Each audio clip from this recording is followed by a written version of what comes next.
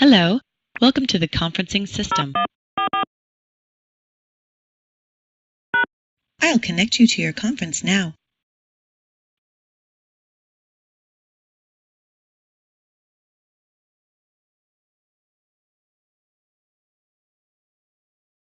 This possible.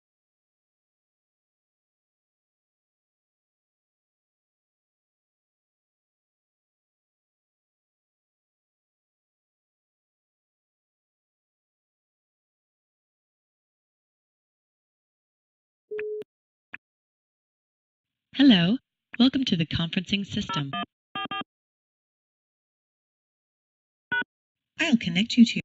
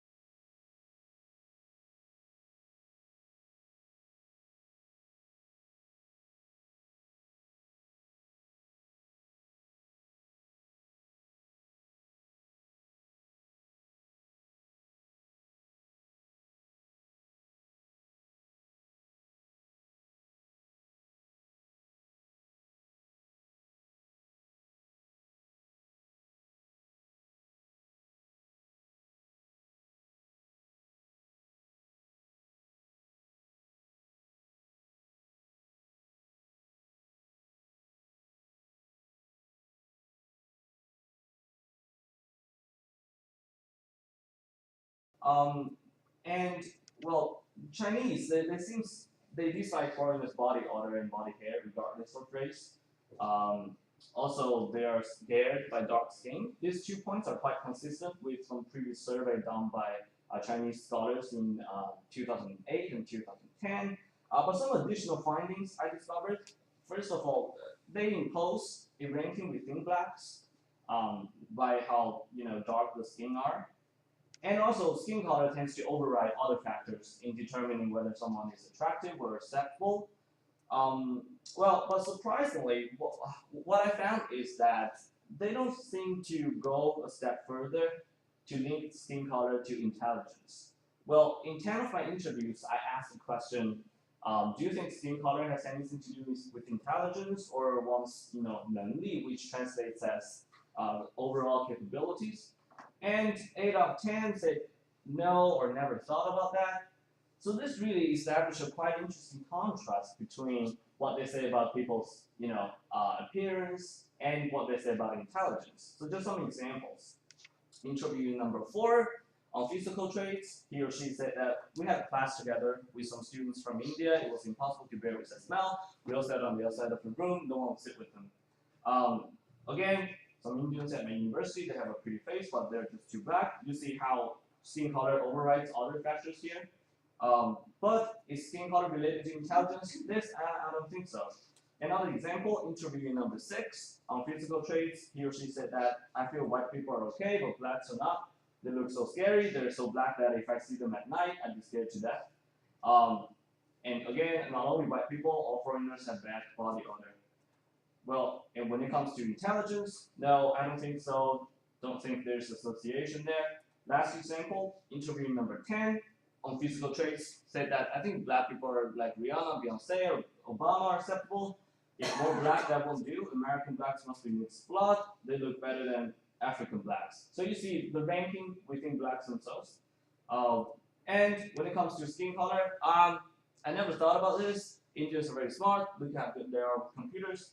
So, well, I got more examples than I can show you, but we don't have time to do that. But my point is that I discovered that Chinese racism is very different from racism in the West, in the sense that racism in the West is usually connected with intelligence, morality, integrity. But in China, all the racism are basically fueled by or based on how one looks, how one smells, those kind of like what I call physical traits. So just to put this in the most provocative way possible, probably not awfully appropriate, but just to give you a sense, Western racists are probably going to say we hate people of X, Y, Z because they're stupid, evil, and immoral, or the other way around. But Chinese racists are probably going to say we hate people of X, Y, Z because they're ugly, smelly, and hairy.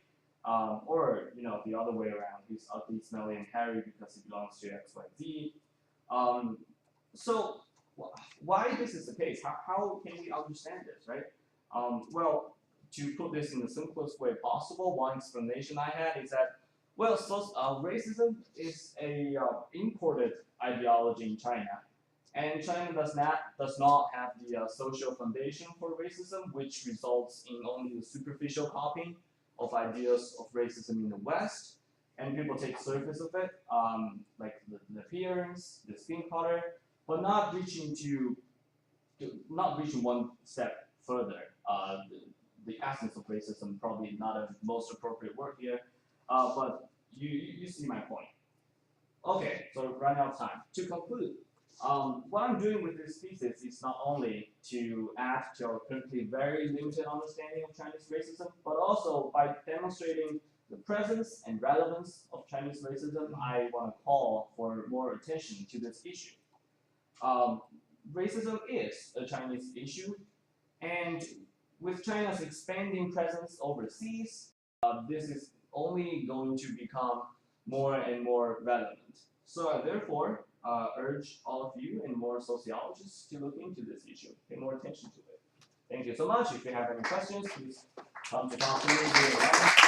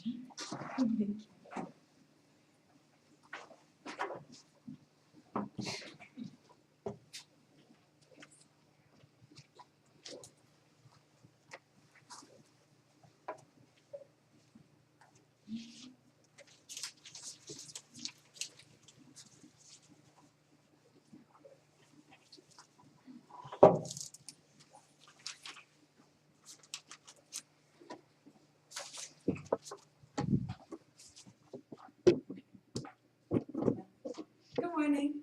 My name is Nealy, and I'm a double concentrated in sociology and Africana. And one of the salient things that kind of directed the orientation of my thesis is that I'm also from Kentucky. So just a brief outline of the different rhetorical techniques that my work used. I was trying to figure out how does social distancing operate at Brown in the period of contestation around cold divestiture, in the period of normalcy that preceded and followed the contest regarding the interactions between the Appalachians and just more of a regionally nebulous population, so essentially Appalachians versus everyone else. So in the periods of normalcy, social distancing techniques were used to create a hierarchical interaction between the regionally nebulous stranger and the Appalachian stranger.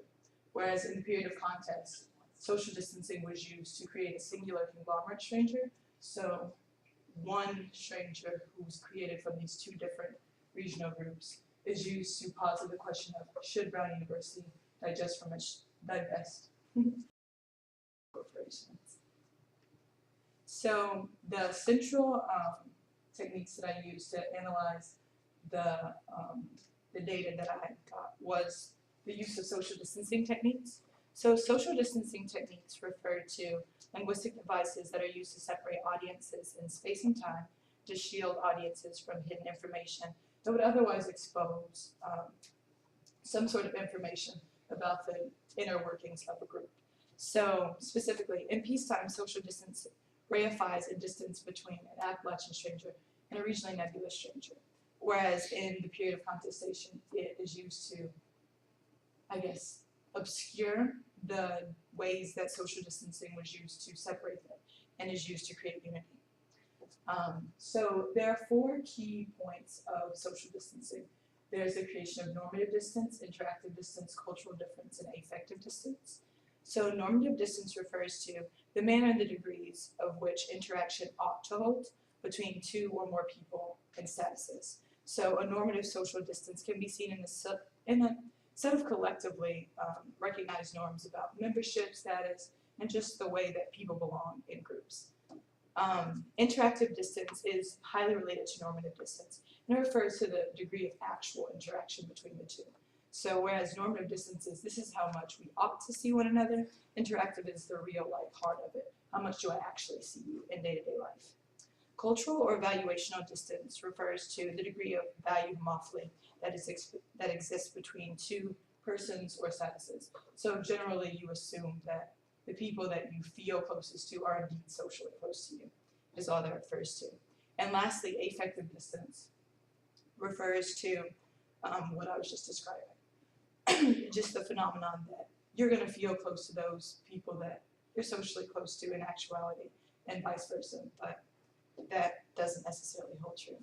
So to operationalize these uses of social distancing, I interviewed a case study in the set of Appalachians. So I conducted in-depth interviews with 7 out of the 18 Kentuckians that are undergraduate students here at Brown. And I used these 4 different techniques of social distancing, coupled with Simmel's explanation of the stranger, to try to understand better how peacetime identities and identities in the period of contest were developed and reified. So my primary conclusions, I found that the 4 dimensions of peacetime social distancing were applicable to the stories that Kentuckians shared within there are discussions of the ways that they interacted with their peers. So normatively, distance was operated by relying on the perceived ignorance of the Appalachian region. So Appalachian students were reified as distinct from people from different regions because they were from a place that was backwards or intellectually stunted.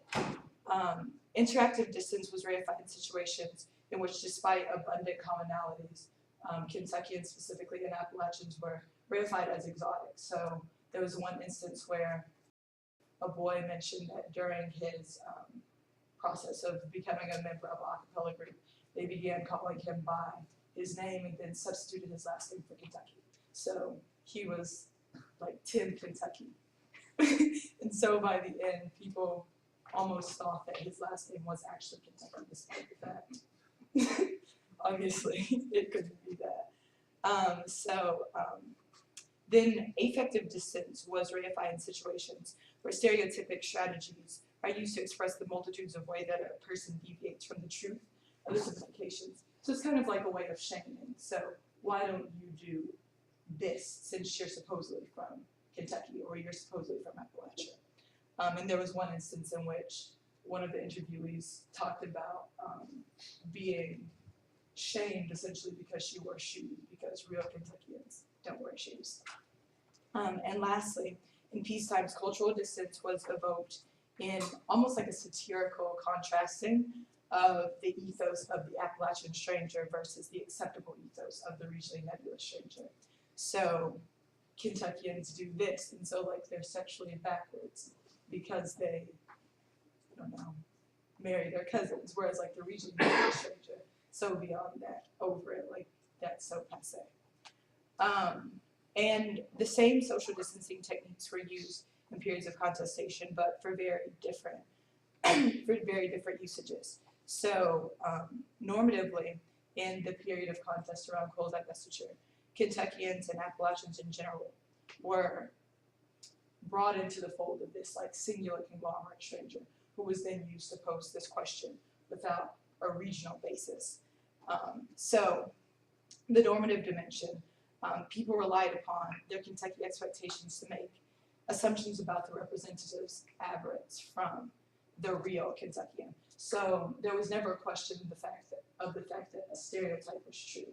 The stereotype still holds true that Kentuckians are backwards, Kentuckians are all these other things, but this person is distinct because they go to Brown. So like their Brown identity cloaks their Kentuckian identity and makes it okay. So interactively, the distance was evoked through similitude.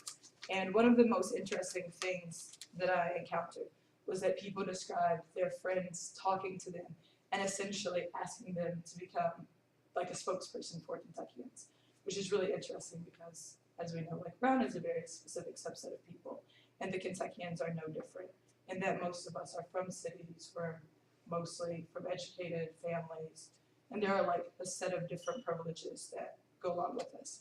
But the Kentuckian that is incorporated into the singular group is kind of conceived of as a person that is so like everyone else in the group that their existence only serves to reify the truth of the group.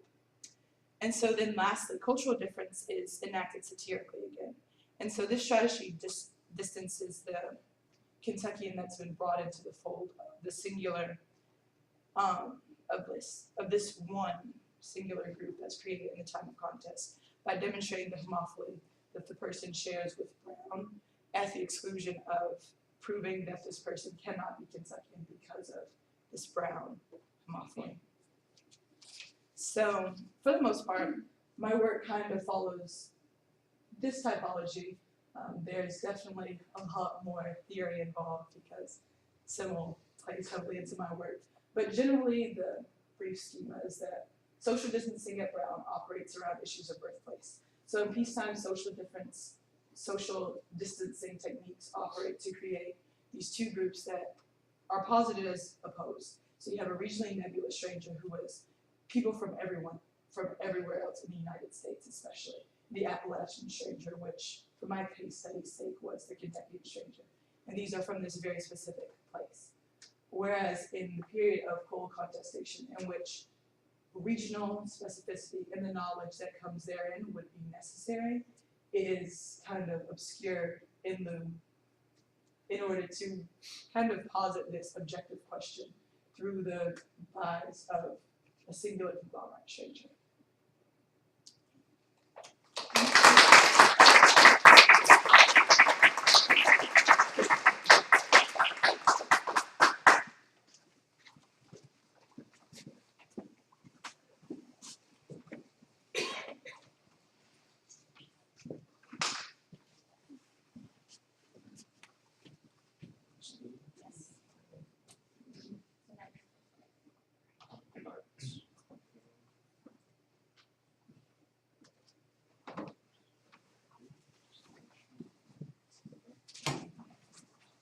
Hi everybody, I'm Christine, and today I'm going to talk a little about objectivity in research and social science.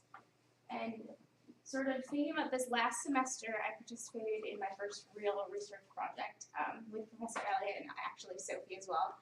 And he's looking at transitions that Brown students have and how sort of sociological factors play into that.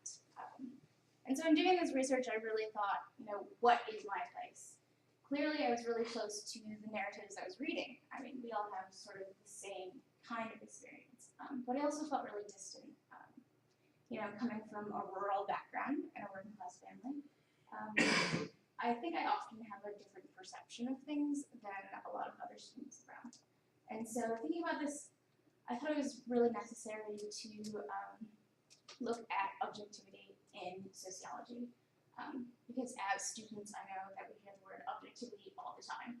And think about really what that means, because it's sort of pushed to the side. We're asked to examine our bias, but we're not really told exactly what that means, I feel. I mean, obviously my experience is so far only undergraduate and very limited, but in general, what I feel is that we're told to be objective, but not really taught to examine what that means. So my two main questions are, how are researchers objective, and sort of how could I do this project well? And so first, I need to talk about objectivity in general in social research and what this means, and then go on to the more personal aspect of my thesis, in which I examine the interaction between my roles as Brown student and as a researcher, and my identities as a female and working class student, to really understand, I guess, my own difficulties in analysis and my personal place in research, and sort of offer a way for other students and other researchers to look at themselves in research and incorporate themselves instead of writing themselves out. So first, I guess objectivity is essential in research, so much that the American Sociological Association says that objectivity is the essence of science, which I think is a very bold statement. And it really reflects how we see objectivity in the discipline. And so I think part of this is that we really feel that we need to establish ourselves as a real science. And so we really need to follow the norms of science. But clearly it's a lot more difficult in sociology to do this because we are in an inherently social environment. And so thinking about this, I think, doesn't really get enough attention. And a lot of researchers will say that, absolute objectivity is impossible as it is. So really thinking about this is a lot more beneficial when we talk about sort of the implications of different approaches. And one thing in particular I found very useful in thinking about my own place in research is standpoint theory, which pretty much critiques the structure of knowledge in the discipline and in general, and looks at the creation of knowledge. And so in standpoint theory, we look at who traditionally has created the knowledge. And just like every other norm in society, it's created by the ruling class. And so it reflects a certain set of views and a certain standard. And in sort of adhering to this objectivity, we're supporting and reinforcing a structure that is unequal. And so just to say, the dominating class is white, male, higher SES. And so voices in sociology and in a lot of other disciplines sort of get pushed away. And so this standpoint theory provides a way to look at your position in society and see if you are coming from an oppressed position, that this actually, is a valid position, first of all, but also really brings new dimension to the work. So primarily this is based on a feminist approach, and it concentrates on women. But I also extend it to sort of my position relative to Brown. And as a working class student, it enables me to see structures, I think, a little differently than if I were from a different background. And so what I really enjoy about this approach comes in this quote at the bottom, is that it works towards sociology that incorporates the everyday. And it doesn't really create the distinction between research in a way that separates and oppresses. Instead of just working together and gives a voice to those who don't always have a voice. And so talking about objectivity, sociology sort of distances the author from the work. Because in a lot of ways, we feel that my personal experience is not connected to the science. So even in terms of ethnographic research, where you do see sort of a necessity to tell the story a little bit, it's always pushed to the back of the books. And there's a little section that says, this is who I am, but it doesn't really have to do with what I did. And in reality, I think who we are and what we bring has a lot to say about how we do research and how we carry out methods and what sort of analysis we do. So in this approach that I take in my thesis, I really want to challenge that and bring a new dimension and say that, incorporating the personal can be used as a tool instead of be written out as a contaminant. And just to say, in my own approach, I felt a lot of difficulty doing this. At times, I really want to incorporate myself, but I feel that I'm pulling back to sort of go back to the norms. And I'm always kind of doubting the knowledge I bring because it's not generalizable. So, I mean, it's a very difficult thing to do, to look inwards.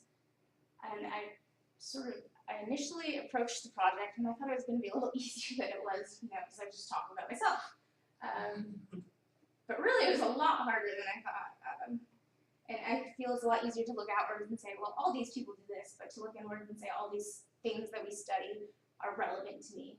And so I can use them and I can see them in my own research. So in my last section of my thesis, I really talk a bit more about my personal journey through research and establishing a good approach. So I talk about my standpoint, which means where I'm coming from, and my experience. And to do this, I need to separate out my identities and my roles. So both are socially constructed and have norms of behavior, but identities are something that you carry into every interaction you have. Regardless of if I'm a Brown student or if I'm a research assistant, my identities are always going to be playing into that. And the two that I examine here are gender and SES. Particularly in the context of Brown, I find that my SES is very, very relevant. Gender, I've had a little more difficulty understanding, just because coming from a rural background, I see gender at home displayed in such a different way than I do here. So here I'm more likely to see, I think, equality, and really not challenge the structure that I see and the unequal gender, even though it really still does exist. So in my thesis, I talk a little bit about the context of Brown as an elite university and what it means to have these identities and how I've experienced it in my own transition, so that I can go forward and look at other students' transitions. And so in my role as research assistant, then I find that that I really had difficulty with gender, I think. And so I really had difficulty divorcing myself from the research, which I guess is expected. But when you talk about objectivity and talk about not having bias, you don't really think I'm going to have an emotional reaction to these things that I'm reading. I was always there as a point of comparison. We can't exist without our identities, and I couldn't exist without my experience. So when I was reading each experience, I had to compare it to myself. This was impossible not to do. And so I really took this as a way to connect with the research instead of a way to write myself off as doing research wrong. And I go through and detail in my thesis the different steps I took to think about first, my place in the research, and then think about what are the emotional reactions I'm having, what do they mean to this research, and then really to find an analysis that is appropriate. And so I guess in conclusion, that objectivity and subjectivity are very complex and something that doesn't get a lot of attention because we just sort of write it off as this easy thing to do when it's really an extremely difficult thing to do and deserves more attention. And also that incorporating yourself can be a way to create better research. And we often distance ourselves from the science, even though we're inherently involved and really examining that and understanding our place in sociology can be helpful in the future. So I don't know if anybody has any questions, because I have about 1 minute left.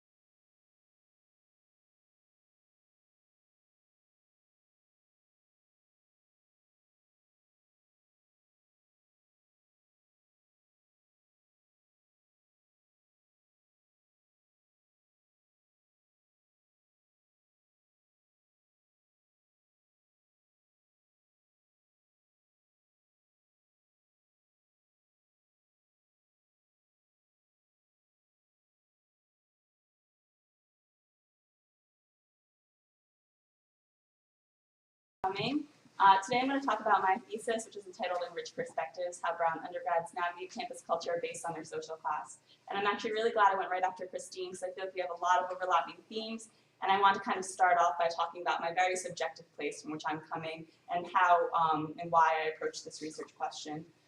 So I always say I'm from Pawtucket, Rhode Island, which I'm sure all of you know is like 10 minutes away. And while it's geographically so close, culturally a lot of times it feels a world away. And I think a lot of those differences have to do with social class. And so I kind of, the past 4 years, have personally been grappling with this issue, and I wanted to take my senior capstone experience kind of more of an academic approach. So now that we have a sense of why this matters to me personally, I kind of wanted to go over why I think it matters to Brown collectively. I think a lot of times Brown as a whole is sort of oblivious to lower class lived experience, and these first two quotes kind of highlight what I'm trying to say. So the first quote is from President Paxson, who says that we're the hands-down, universally recognized, and widely envied Ivy League champions of fun. And the second one is from a Brown University undergrad I interviewed, who identifies as lower class, who says no one in my neighborhood knows what Brown is or what an Ivy is, and no one wants to go to college outside of New York City. So in many ways, I think these two quotes, the tension between them, is kind of the tension that I explore in my research, this idea that a lot of what I found is sort of what lower class students know to be true just based on their experiences on campus, and my research kind of hopes to articulate that in a way. I think it's also especially important to consider this when juxtaposed with the third quote, which comes from Brown's own liberal learning goals, which talks about the need to challenge assumptions and have more inclusive views of the world. So in a lot of ways, my research is attempting to hold Brown accountable to do this themselves. So to start, just briefly some methodological things. When I say social class, I really mean the lived experience of social class, which marks membership within a certain group and connects individuals to shared cultural values. So I did qualitative analysis. I conducted 17 interviews with 9 upper class students and 8 lower class students. It was a comparative study in this sense, but by no means was it like an us versus getting a sense of what the same space looks like to different people. And I really had to simplify these class groupings for the sake of my analysis. Obviously, class is really personal and complex, but based on certain factors such as financial aid status, what their parents do, the neighborhoods from which they come, I kind of grouped them into these 2 categories. And while individual self-identification was certainly more nuanced, it sort of, it definitely aligned with my 2 groupings. And I also think it's important to note that this is not about being representative. This is about getting a sense of these 17 voices and how they kind of contribute to the greater narrative at Brown. So looking at my results, obviously all the stories are very personal, individualized, and complex, so there's no straightforward, this is what I found. But the next 4 themes I'm going to analyze are kind of the general things I saw. So the first one is just how do class differences manifest themselves at Brown in the first place. So I looked at whether class is visible, whether it's invisible, and a lot of my students really talked about how they feel as though class is made invisible physically through specific mechanisms, most notably the campus dress culture. A lot of people talk about being hipster, how like anything goes, you can sort of wear anything and it's acceptable.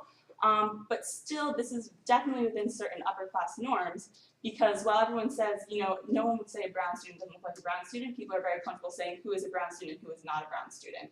And we see this a lot walking down Thayer Street. People just sort of categorize like who goes to Brown, who doesn't, in a way that's very class-based. So within my research, I kind of used Thayer Street as a case study at one point and asked people about their experiences, whether or not a friend from home would blend in walking down Thayer as a brown student.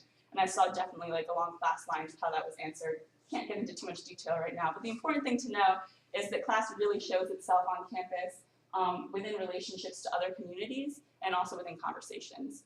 So the question then becomes, people from these other communities, what does their Brown experience look like? So I kind of looked at the idea of Brown student identity and how that intersects with other identities. And for lower class students, in a way that upper class students didn't really verbalize, they said that it was very complex to even have an association with Brown when they're at home. Talking about where they go to school, even if they even say that they go to Brown, they had to really temper how they said this. And it kind of just highlights how it's hard to be both from certain places, from certain class backgrounds, and also go to Brown. A lot of ways, the identities are seen as mutually exclusive. People say, you know, when they say where they're from, people like say, and you go to Brown? Like that doesn't make sense to them.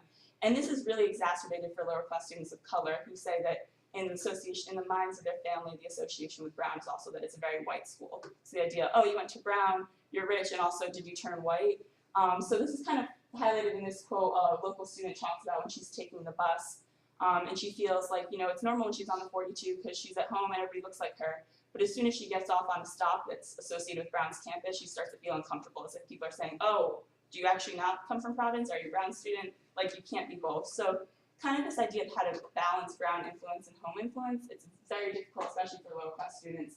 And then the question becomes, where do they see home if they're having difficulty balancing their home identities? Like, ironically, they often see home off campus. In my interviews, every student talked about their relationship to Providence, but only the lower class students really connected their relationship to Providence with their relationship to their homes. They explicitly said, you know, I see my home here, it reminds me of home, in a way that the upper class students didn't necessarily. But then, while seeing home off campus is nice, where do people see home on campus? Finding networks and creating spaces is very important, especially for lower class students, who often talked about their feelings of discouragement in mainstream Brown, especially as it related to advising. They talked about the need for advisors who get it, and specifically having a similar race and or class background. And that's helpful when they approach people and say, you know, where they're from. They don't have to necessarily give their whole story. They feel as if the advisor to some extent has context and understands and is able to like help them in a way that other advisors, they feel like they don't. And there's this idea of understanding the system versus accepting the system. A lot of times students from all different class backgrounds said that they understood the system. You knew you needed to go to office hours and do things like that, but feeling like comfortable doing that was a different story. This was reflected in relationships to faculty versus staff. A lot of lower class students said, you know, they felt more comfortable asking staff for letters of recommendation, and they acknowledged that on campus that's not necessarily considered like, you know, there's not power associated with that, it's not necessarily going to get them a job, and they verbalized frustration with this. Similarly with the idea of networking, I know on campus we're constantly told to expand our professional network, and this is advice that's just thrown out without much thought. But over half of my lower class students explicitly said this is something they're very uncomfortable with.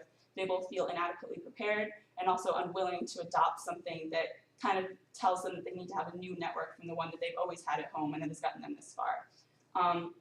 So really this idea of finding safe spaces and embracing group identity was very important for students. And lower class students of color talked about the third world center as a really great space for them to sort of be racially empowered in a way that to some extent mediated class disadvantage, but lower class white students said, you know, it was a little bit frustrating, but they felt they didn't have the same resource, the same entry point, and so there seems to be some room for improvement there. My last section is about this complicated mobility and the idea that a lot of times the narrative is that lower class students can come to a place like Brown, it's going to be great because this is their chance to like escape their situation, you know, they can become wealthier. And a lot of lower class students talked about how this is a very difficult balance because there's all this stress and expectation to earn more money, but earning this money necessarily comes at the expense of further distancing yourself from home in many ways. So there's this paradox of taking advantage of this opportunity and losing their roots. So a lot of times when there's this idea that upward mobility is like the main end goal, a lot of nuance is lost about the downsides of that. And a lot of these students, lower class students, talked about their desires to actually return home. You know, none of them said they really wanted to like be on Wall Street or anything. They wanted to go back home to their communities, but they also had to worry, what will I look like in my community after being around for 4 years? Am I even the same person I was before I left? So overall, I think my research really kind of highlights how some basic assumptions about class are wrong on campus. Resources are often inadequate and the language can be very offensive. So I use these two pictures. These are from the Brown Facebook page in mid-October. One talks about how a woman with 2 Ivy League degrees ends up as a fly fishing guide. And the other talks about how President Obama made an inspired choice by choosing an alumna as to head like a world institution, well, a nationwide institution. And so the idea, like, why is it that a fly fisher ends up this way, but someone in this prestigious position, of course, that's expected of a Brown student. I feel like this really reflects a need for a Brown to sort of validate all class experiences. We need to shift the language we use to talk about class and create more spaces for lower class pride and identity to be valued. And I really think we need to do this all in a way that considers how we all together construct an area of disadvantage and how lower class students aren't inherently disadvantaged, but kind of all of our like conversations and actions sometimes help to make this space more alienating. So I'd also like to thank everyone who's here today, my advisors, Josh and Professor Kennedy, thank you for all your help, and also to my study participants. It is not easy to tell these stories, so I'm so grateful because literally I would have nothing to talk about without all of you. So thank you.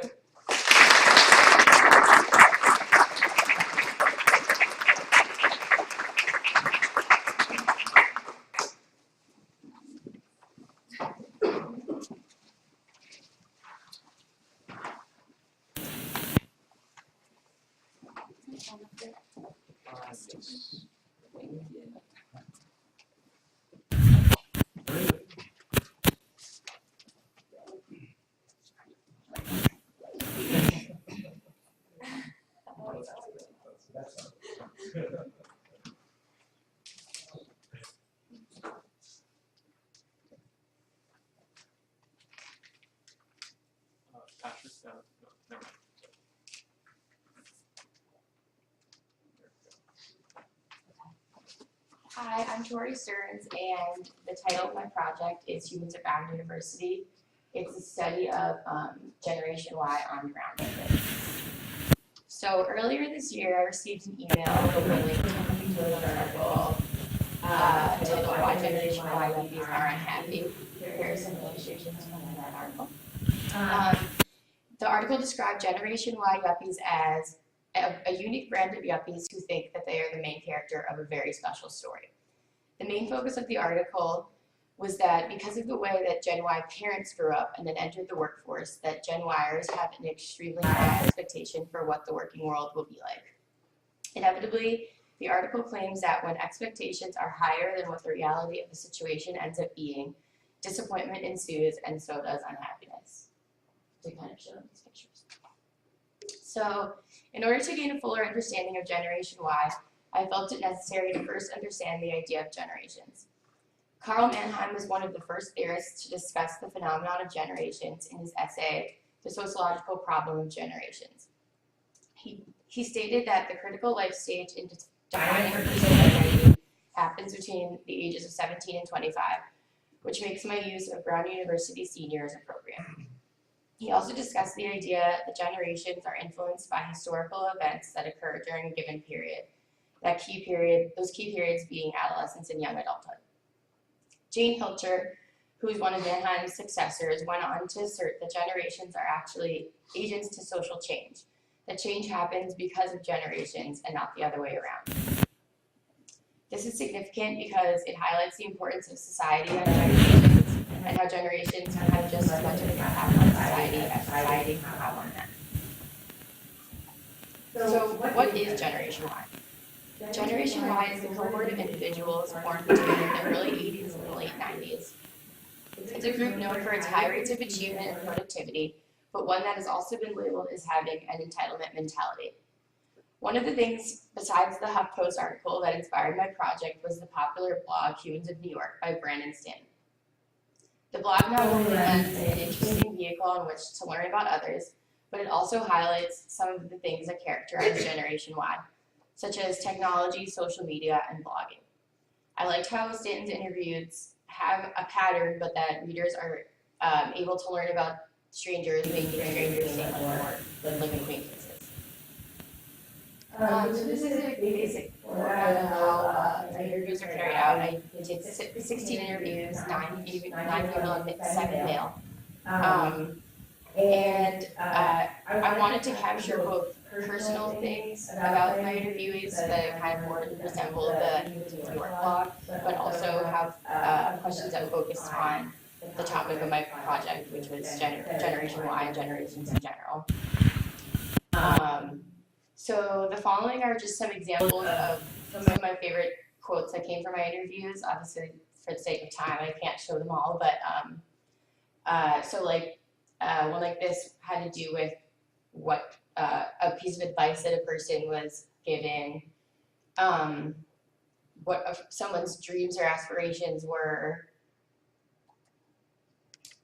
This had to do with just feelings towards Generation Y and future generations that would follow. This quote was actually one of the themes that kind of came up a lot, and one of the greatest findings within my interviews, that kind of Generation Y is split into these 3 groups, and that the group that I interviewed specifically at Brown, which was seniors, kind of found themselves in the middle of these 3 groups, which helped them kind of feel as though they were a bridge between the older side and the younger side, which I thought was really interesting because it kind of negated this idea that a lot of theorists have that Generation Y is entitled. Here's just another one having to do with, again, hopes and dreams for the future. And then this I just thought was a great quote that had to do with how Brown has kind of affected people's outlook towards the world. So, in conclusion, while my own personal research is only representative of a small population of Generation Y, it is relevant to the discussion nonetheless. This population is one that, for the most part, has been given opportunities that many Americans are not so fortunate to experience. On the one hand, this makes their opinions slightly biased. However, it also goes to show that even privileged and highly intelligent Generation Yers are appreciative of the things they are given and tend not to take them for granted. Something that I learned was very important to consider when focusing on this issue is how we actually define the word entitlement. Entitlement literally means the condition of having a right to have, do, or get something. So isn't there a way to look at this word in a more positive light than so many of the theorists and critics have given it? Is everyone not entitled to certain things, to food, to water, to certain rights? As a generation that has been known to strive for high achievement and who has also been known to imagine and create truly incredible things, perhaps it is also a generation that is entitled to more, because it is one that is capable of more. In looking to the future, it might be interesting to continue this of people and topics. The futures we think about now will soon become our reality. Our experiences in the real world will likely temper our old views. Events in our lifetime change our experiences and therefore our perspective of our place in the world, how we might make an impact or attain success. Not only would it be beneficial to do a study of non-Brown students, but it would also be interesting to do a follow-up study of the interviews in 5 or 10 years to see how changes in our economy and the world economy have affected Generation Yers' attitudes and the way they are able to take advantage of the entitled tradition they once held. Because of the way the historical process works, our perspectives are constantly changing. Perhaps Generation Y will be viewed in a different light 10 years down the road. In that same vein, to take this full circle, it will be interesting to see if the Huffington Post article was right. Will these expectations and positive feelings towards the future in any way diminish the happiness and overall outlooks of Generation Yers? Throughout the process of this study, I have come to learn that Generation Y is a special generation. It is a generation that has the ability to connect old and new generations with its understanding of today's technology, as well as an appreciation for the simpler things in life. Moreover, it is a generation that has the ability to make a huge impact on the world because it is entitled to a bigger and brighter future. My advice to Generation Y, therefore, is to keep striving for the top, keep seeking success, and always take criticism with a grain of salt and turn it into something positive and inspired. Thank you.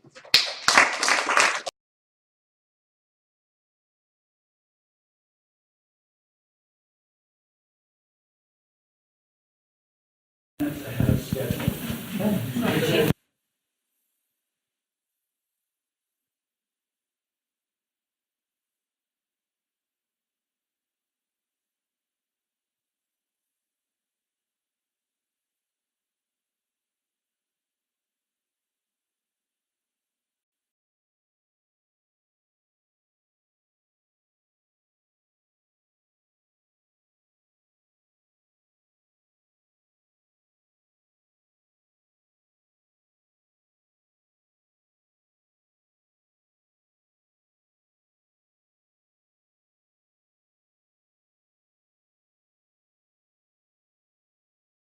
Have given, and I think one of the things that the university could take terrific advantage of.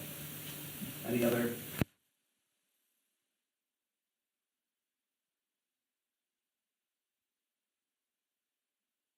So, with WOW as preface, Leah. Hi, I'm Leah.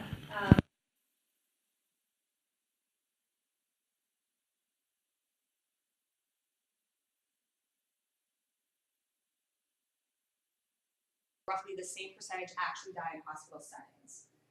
Moreover, 80% say that it's very important to write down such wishes, but only 44% have communicated them, and only 36% of them have actually written.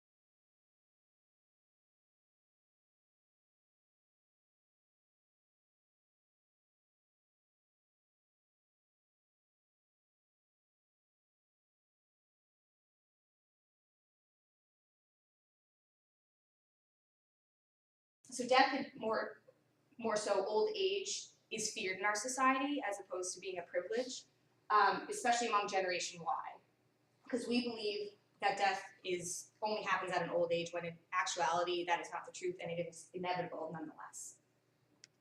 So this is kind of my mission for my capstone project. If our society was more comfortable engaging in honest, communicative, and non-judgmental dialogue regarding one's death, not only would more people begin to contemplate and discuss their own end-of-life wishes, but those wishes would be fulfilled more often. So the goal of my capstone project is to make this conversation more comfortable among Generation Y specifically, in hopes that their interest and feedback can prompt a greater and cooler conversation movement. I conducted a total of 15 interviews, 6 with Brown University veterans, asking 8 questions pertaining to the barriers and stigmatization around having this conversation with family, friends, and even with yourself. So these are the 8 questions. You can read them. I won't read them out loud, but they discuss, how would you ideally like to die, at what age, and how often should you reconsider these, because I made sure to define terminology such as do not resuscitate DNR, do not intubate DNI, and what a living will is, a power of attorney is. And so other questions pertain to what does hope mean, how long should that last, and what does it mean to be a burden to your family and friends if you are unfortunately in an end-of-life situation. My major findings, which retrospectively I guess I expected, was overwhelming desire to die with a few, if not all, of these wishes. At an old age, painlessly, comfortably, happily, in their sleep, at home, and surrounded by family and friends. 2 actually even said on a full stomach.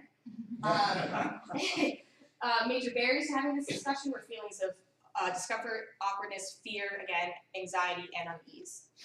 So other findings or interesting variables that I found was the variable of occupation, which I kind of mentioned already. I interviewed veterans and non-veterans, and veterans because of their occupation, have thought about this conversation more, have written it down more than their counterparts. As well, I wasn't expecting this one, but of the 15 people I interviewed, a good amount of them had parents within the medical field, whether a doctor or a psychologist or whatnot, and they've had this kind of conversation more than their counterparts as well.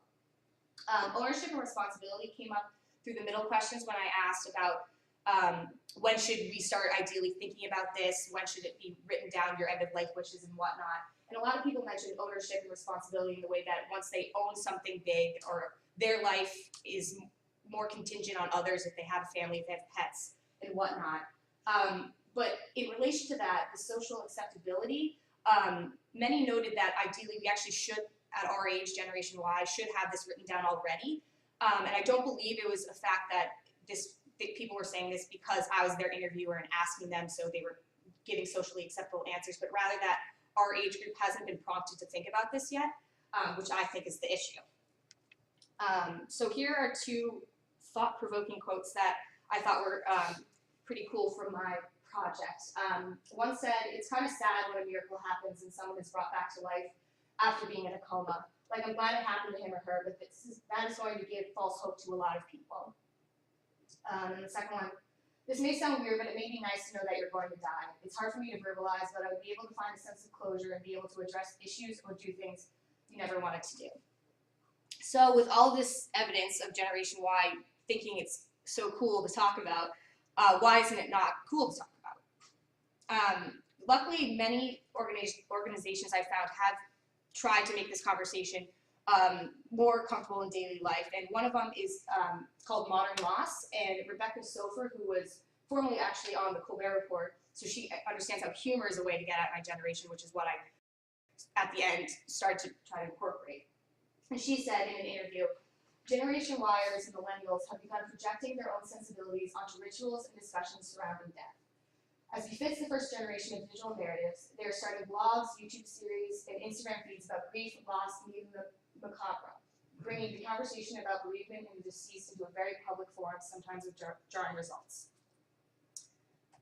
So I decided to use memes to get at my generation through Twitter specifically. So there's a definition of memes and the effect of it. But so I applied the information gathered from my interviews regarding the stigmatization surrounding this topic to the use of Twitter to publicize personalized memes, as well as retweet relevant articles in hopes to entice my generation to think about this and proudly have a conversation with themselves, family, and friends. So I'm going to show a few of the ones I created. This was my first one. So it kind of goes through like what my generation says, "Sorry, not now, God wishes I party." What our parents say, that says, "Pop helps from the cloud now, sweetheart." What society says about talking about death, "I don't have time." What the healthcare system says, "Whoa, whoa, way too much information." What the government says, "I'm putting you on my to-do list." And then what we should say, "Let's have dinner and talk about death." And this was specifically at an organization called Death Over Dinner. Another one is using the Dos Equis man for something called Death Cafe, which same kind of message, but they provide tea and cake. So that's what I said there. For some Breaking Bad fans, as opposed to "I'm the one who knocks, I'm the one who talks." This was at Modern Loss too. And then for Lord of the Rings fan, "One does not simply die. Oh wait, yes one does. Let's talk about it." So of course my goal was to make one of my memes or even this "so cool" hashtag become viral. That didn't happen, but I did have a lot of good feedback. I did mention that up below. I got significant followers, a few retweets. I actually got a reply from one organization with a meme itself. I don't know if they created it, but it had Ryan Gosling and it said like, "Let's talk about death, baby," or something like that.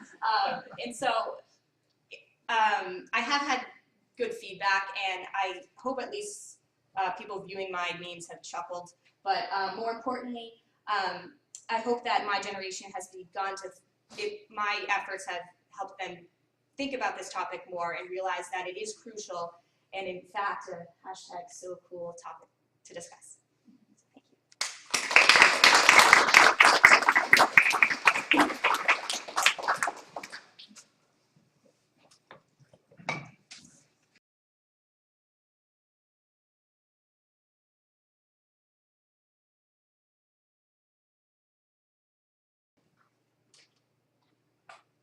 shall we?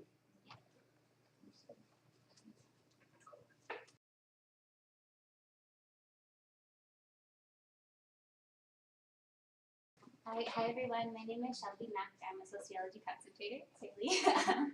And I just wanted to start by, I find there's not a lot of opportunities to publicly acknowledge people, so I wanted to just really quickly express my deep appreciation for my parents and my sisters, my friends, my professors who have been supportive, especially Dr. Kennedy, Dr. White, and Dr.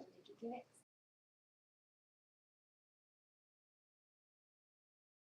Student Farm Worker Alliance, and my faith communities. So I'll be sharing very briefly about my senior capstone project, which is a reflection on my work with the Student Farm Worker Alliance. I'm wearing a shirt to represent them today. And National Network of Students and Youth who are organizing an allyship with the Coalition of Immokalee Workers, which is a farm worker-led movement in Immokalee, Florida, that has transformed exploitative conditions in Florida farm fields over the past 2 decades. And I'll talk more about them in a second. But I just wanted to explore the impact of SFA's nonprofit structure and its ability to create the kind of social change that they're envisioning. So,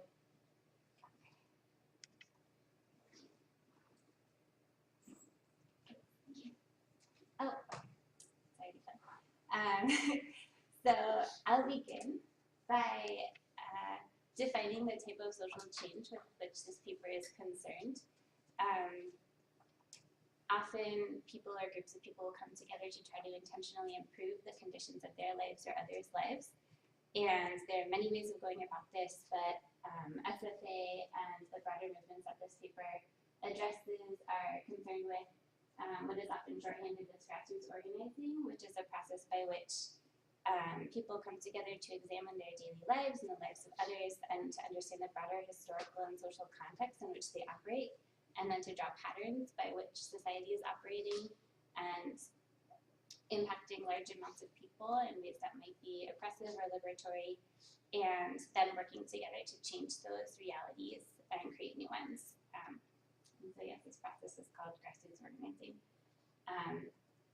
So as I said, SFA is one such group, and they work in solidarity with the Coalition of Immokalee Workers, which is a movement of Latino, Latina, Mayan Indian, and Haitian farm workers in Southwest Florida who have come together over the past 20 years to change the conditions that have historically affected people of color working in the agricultural industry since the enslavement of African Native peoples, and to change those conditions, which have historically included sexual harassment in the fields, sub-poverty wages, and in most extreme cases, modern-day slavery.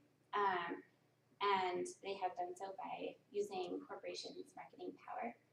And the Student Farm Worker Alliance applies a similar analysis to show that students have also been impacted by the power relations of the agricultural industry, and to create student power to act in allyship with the Coalition of Immokalee Workers, but also to educate youth and develop youth leadership to change these long-standing systems of exploitation.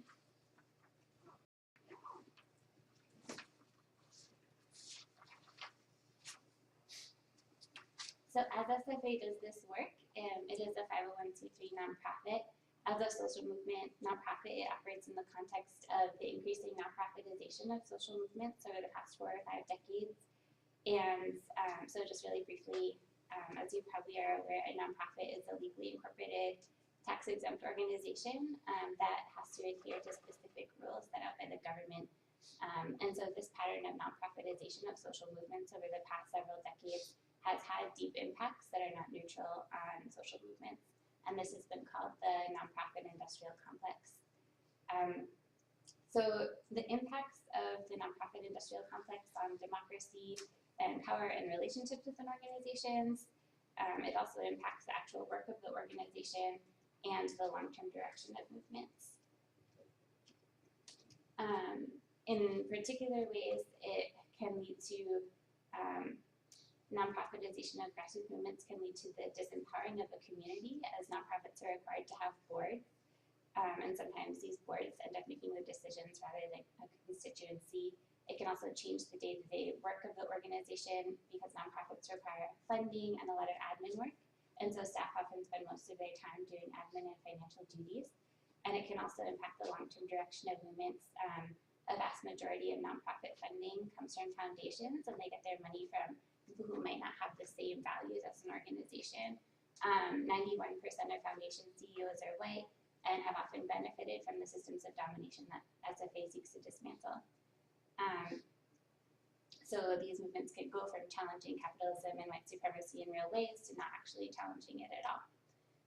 And then specifically concerning the impact on SFA, I found through my observations that, and also through research and conversations with people within the movement, that on the day-to-day life of the organization, staff do end up doing a lot of admin work and spend most of their time doing that rather than the work that SFA states in its mission.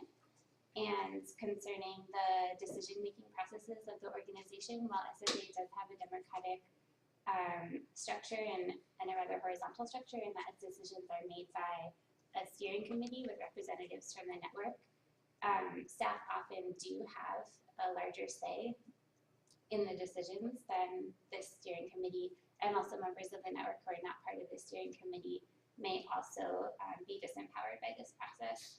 And this is in a way linked to the nonprofit structure because SFA is required to have a board and the steering committee is officially that board. Regarding the long-term direction of movements, SFA receives more than half of its funding from 2 large grants, which it could lose at any moment at the will of the foundation boards. And that clearly has big impacts on the day-to-day life of the organization because the work could be drastically changed if we lost the grant. Okay, so moving forward, from my findings, I found a few recommendations that SFA begin shifting its funding sources from these large grants towards membership-based donations, which are difficult to gather often, but this is a more sustainable way going forward and also reflects SFA's visions for democratic participation. And then broadly, some implications of this study for theories around the nonprofit industrial complex. Often these theories simply address the role of foundations, but also SFA shows that universities also have an important role in social movements, particularly student movements. SFA receives a lot of funding from universities indirectly, and this does impact the work of SFA in large ways. And finally, I can't get into this due to time very much, but the CIW puts power in the hands of farm workers using a tool of capitalism, market power. And I think it's important as we study the nonprofit industrial complex to examine how using this tool will impact the long-term work of SFA and its ability to realize its visions to dismantle economic structures that exploit people. So thank you so much for listening.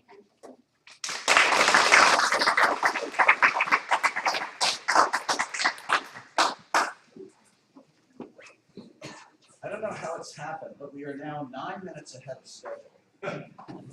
So, and given that some people are coming in to hear talks and some people are tuning in at particular times in order to hear talks, why don't we begin again right on the button at 10:26 with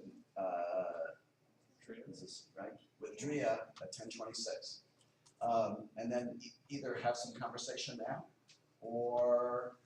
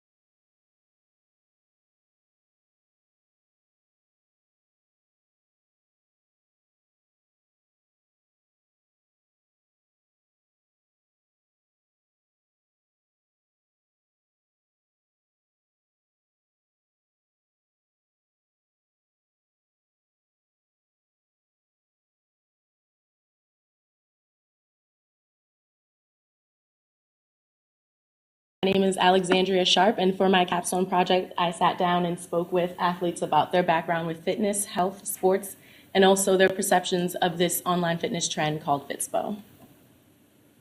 So about a year ago, I learned about Fitspo, and at first I was really inspired. I saw images of women deadlifting and doing things with their body that I hadn't thought about doing with my own. And there was a lot of focus on clean eating, exercise, water consumption, mental well-being. But soon after, I started to be a little concerned because I felt like there was this huge focus on the body and that might take away from, particularly a homogeneous body type, and what that might take away from understandings of fitness and health. Throughout my project, you're going to see some images that I found under Fitspo so that you can get a better idea of what audiences are seeing when they look at this. And I sat down and spoke with 10 athletes in total. They were on various different teams: hockey, soccer, tennis, a bunch of different sports. And I also sat down and spoke with one Fitspired respondent. So this is a person, he was a non-athlete, and Fitspired means that he is inspired by Fitspo. And the reason I wanted to speak with this person in particular is because a lot of my literature, I felt like it had the female voice in it. It was very strong. And there were some statistics as well about males, but even though he can't represent the entire male voice, I wanted to get a little bit more of an insight. I wanted to know what healthy meant to our society, and so I asked athletes about that specifically, and also what fitness trends such as Fitspo took away from our understandings of health, or maybe gave to our understandings of health. As I said, Fitspo is largely seen in social media, particularly Tumblr, but also you'll see it sometimes on Twitter and Pinterest. And there's a lot of consumerism in Fitspo. So in this image, you see this female is wearing Nike Pro shorts, which happen to be really popular in Fitspo images. And in my literature review, I found that in the 90s, sportswear companies really started marketing towards women, and Nike emerged as one of the most successful companies in this. And then, as I said, there's this large focus on homogeneous body types. Sometimes you will see a larger size body that's maybe doing a split, or they're showing someone running and they're sweating and it says you have to start from somewhere. But for the most part, you see these similar body types. I sent out an email template to male athletes and female athletes that I knew. 5 females responded, 2 males responded, and then one of them then pointed me to 3 other male athletes that he knew would be comfortable speaking with me. And so that was a little bit of snowball sampling. The male Fitspired respondent I knew beforehand, and all of my interviews were in person, one-on-one, usually in a private room, and if not, we were in a public space that we were off to the side where people wouldn't hear us. So all of the male athletes that I asked, do you think any of your teammates may struggle with body image issues? All of them said no.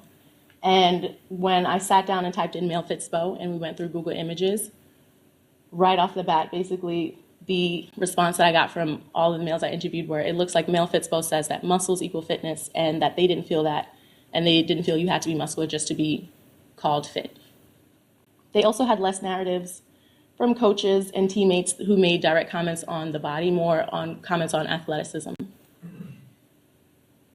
One male golfer, he was the only person who thought people were going to look at Fitspo rather, and weren't going to think that they had to look like the person in the image in order to be considered fit, whereas other people questioned that a lot of people might battle with that.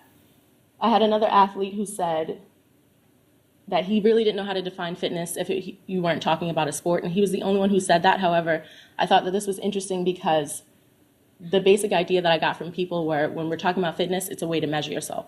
And one response that I got commonly was, can you make it through your day without feeling tired? And that was the way that people define fitness.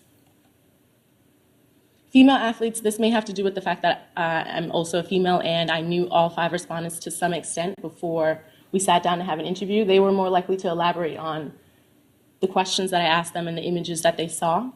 And then they also had more narratives from teammates and coaches that made direct comments on the body. This entire slide comes from one respondent, and it's titled Bagel, Boys, and Booze, because she knew of a coach, a collegiate coach, who told her female athletes that they were to stay away from these 3 things and focus on their sport instead. She equated the relationship between a coach and an athlete to that of a boss and an employee, that you want to like the person you work for, and that they're your mentor and your leader. She also told me about a coach she had in high school that would say to the athletes, "Fat don't fly." And that was one of the most shocking comments that I got, but that was a comment that was directly related to body image that I didn't get in interviews from male athletes. She told me about people who stopped eating meat or changed their diet or exercise regimen because they were told to by coaches, and her quote on that was, "Coaches are allowed to say that. In collegiate athletics, you can't just be like, love everybody. They are paid to do it. Once you become their athlete, they are allowed to tell you how you should change your body." Overall, I still felt that the athletes I spoke with had a resistance against notions of fitness in the media, also notions of fitness in Fitspo, because they had a sort of measurement, and for most of them it was the sport that they played. So again, I still have this concern when we're talking about people who have no background in fitness, or perhaps don't have a fleshed out understanding of what health is. They may look at images in Fitspo and say, I don't look like that, therefore I can't be healthy or I must not be fit. And when I asked athletes to explain what they thought fitness was, a lot of times the word health came up. And then I would ask them to define health. And after that, I saw that they saw the two terms as differently, but unless prompted to pick them apart, would often conflate the terms. Gender norms add pressures within Fitspo and fitness in general. So if you think about men's magazines, there's an emphasis on eating protein and gaining muscle, whereas in female magazines, you'll see restricting yourself, cutting down when you eat, and losing weight. And then for race, there's far more to be explored.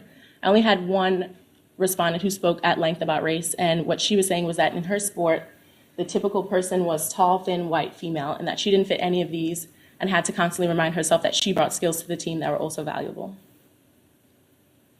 Body Panic, Gender, Health, and the Selling of Fitness is a book that I used to inform a lot of the conversation that I had with the male Fitspire respondent. And basically this book was saying that male body panic was becoming similar to female body panic in our society, especially in comparison to research from just a few decades ago, and that men were increasingly dissatisfied with their bodies and experiencing body dysmorphia.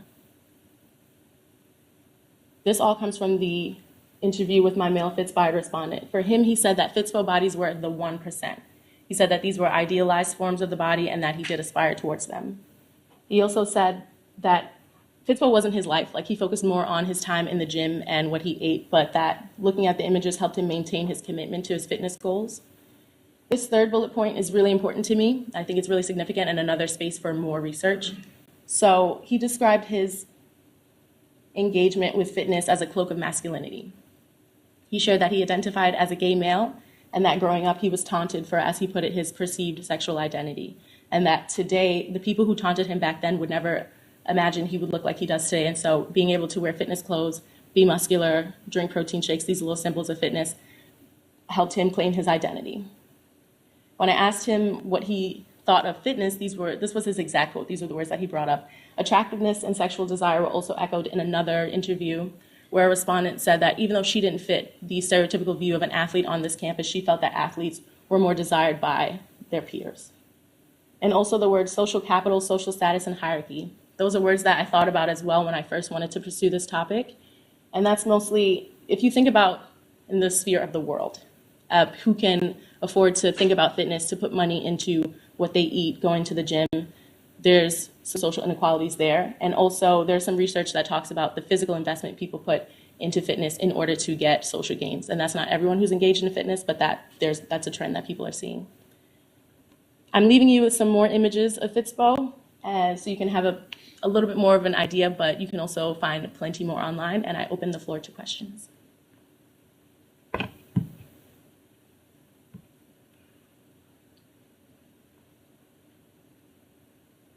So can I ask, how prominent is Fitspo on grounds? I would say for all of the athletes that I interviewed, none of them knew of it before, but when you show people images, they're like, oh yeah, I've seen things like that. So it's definitely a specific group of people who know the tag of Fitspo.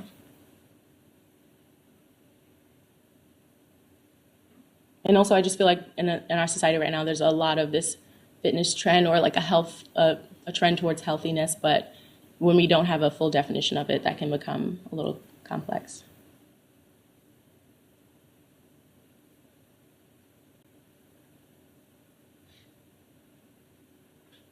How would you compare Fitspo to like other online like eating or like health foods, like I guess like Anna?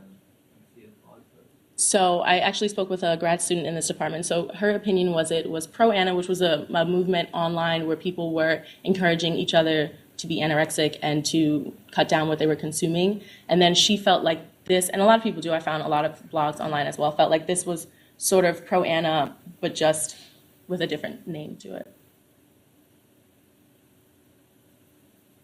Is this thing becoming popular internationally? Because I can imagine this project the image of sort of the masculinity or the concept of the body to some other cultures where probably masculinity and the image of the body is perceived differently. So, yeah.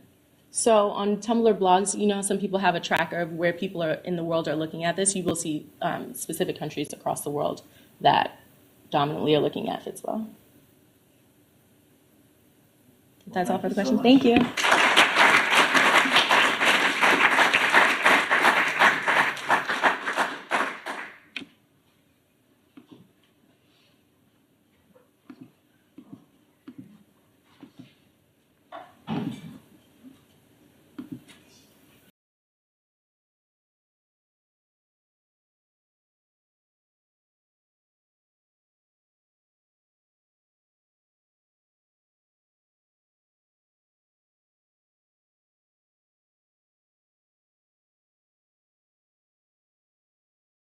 you hear a really loud rumbling, that's my stomach.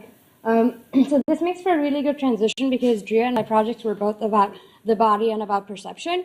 And with my project, I mainly wanted to see the way within Brown's campus, female undergraduates evaluated each other, male and female subjects based on the type of clothing they were wearing, specifically sexual versus non-sexual clothing. So to start off with, there are two main theories that go into this. One is attribution theory, which is how we make sense of our environment. It's the way we evaluate what's happening around us. And a subset of that is person perception, through which we evaluate other people. One of the ways we do this is social categorization, which is basically stereotyping. And we do this by use of schemas, which are cognitive tools that help us filter and sort information that's coming at us. And it usually consists of simplifying information. So with people, we tend to see them as social groups. We have seniors, we have sociology concentrators, things that simplify the stimuli that's coming at us each and every day. One stereotype that's prevalent is gender stereotype. And aside from just traits and roles, one thing that's prevalent about gender stereotypes is physical features, and we carry the most associations with the way people look, especially when it comes to male versus female. With my thesis, I wanted to explore two main questions. One, is there a difference when women judge men versus when they judge women? Intuitively, the answer is a yes. I wanted to see specifically with which traits. The second one was, do women judge other women even more harshly than men, especially with provocative attire?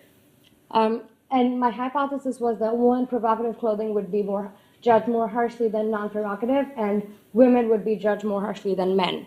So I did this by sending out a survey. So there were 4 surveys with 4 sets of images with people dressed in 4 different ways. It was sent to 80 female undergraduates, so it's 20 students per survey. And then the participants were asked to rate people on 20 traits on a scale of 0 to 100. And it's supposed to be pretty expansive, and it covers everything from intelligence to the person's family background.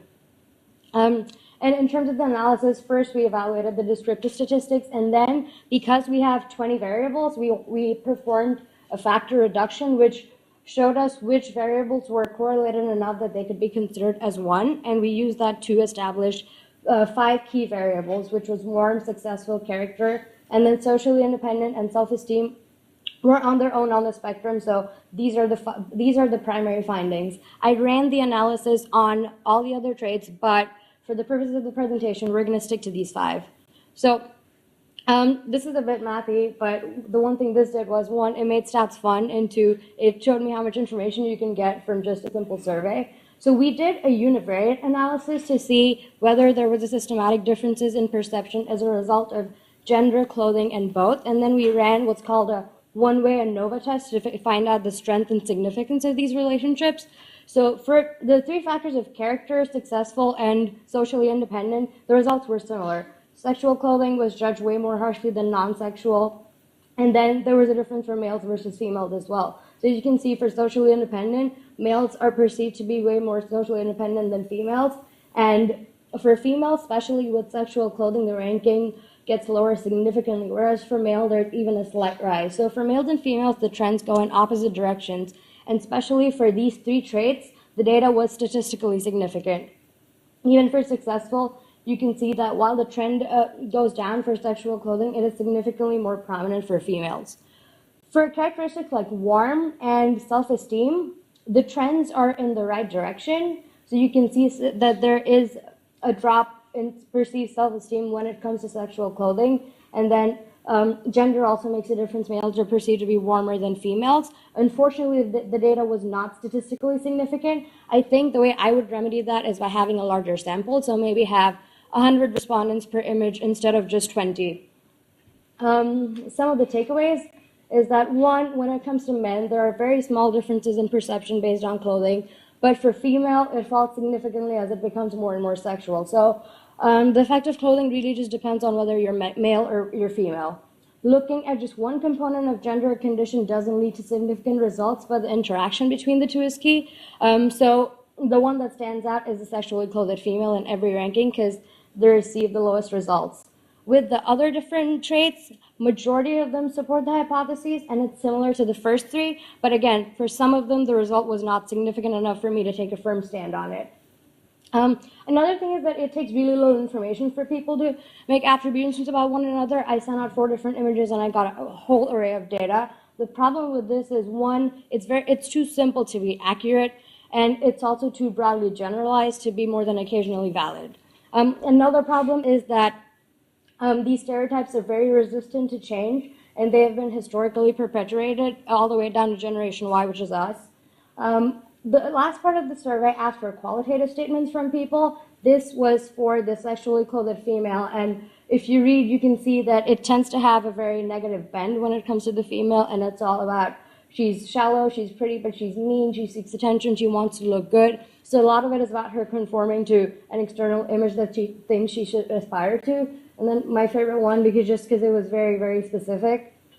For men, it was largely positive, because people kept saying that he's hardworking, he's interested in working out, he's dependable, he can follow a strict schedule, he's good about dieting and staying fit.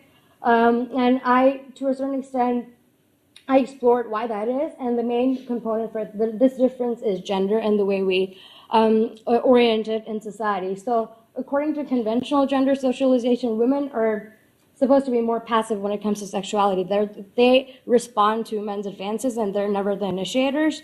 So when it comes to traditional female sexuality, this idea of the confident female is largely new, and it's not congruent with traditional ideas that we have about femininity. Whereas with men, sexual clothing makes very little difference, precisely because we think that sexual behavior for men implies masculinity, virility, it's a sign of strength, it has largely positive connotations. Takeaways from this, implications of this kind of research, it could be useful for research about victim blaming, because especially when it comes to victim blaming with regard to clothing, and it has implications for research about rewiring our ideas and about gender in society. So yeah, we have some time for questions.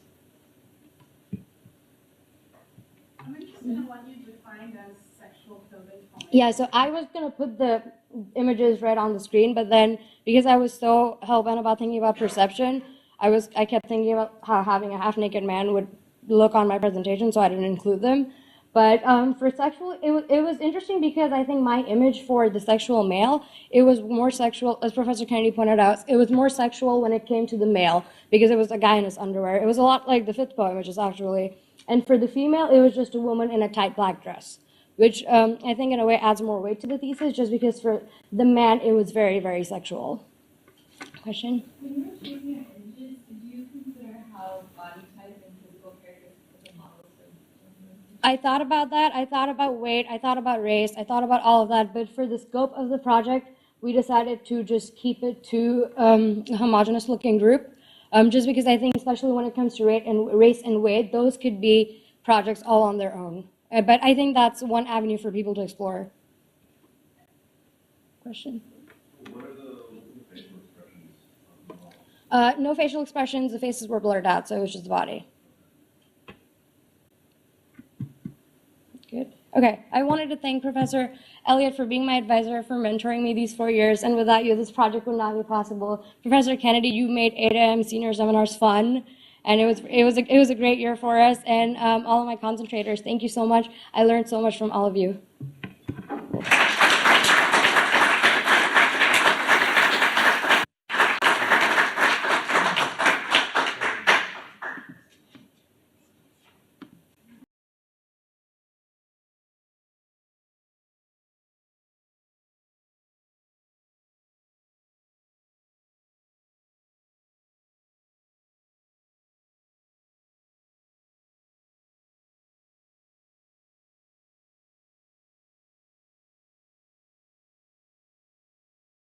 Hi, my name is Aniqa Fiona. I'm an international student from Poland, and it just so happens that my thesis is in Poland as well. I'm focusing on the attitudes of young Polish women towards contraception and sexual education in the context of institutionalized Catholicism and regional differences.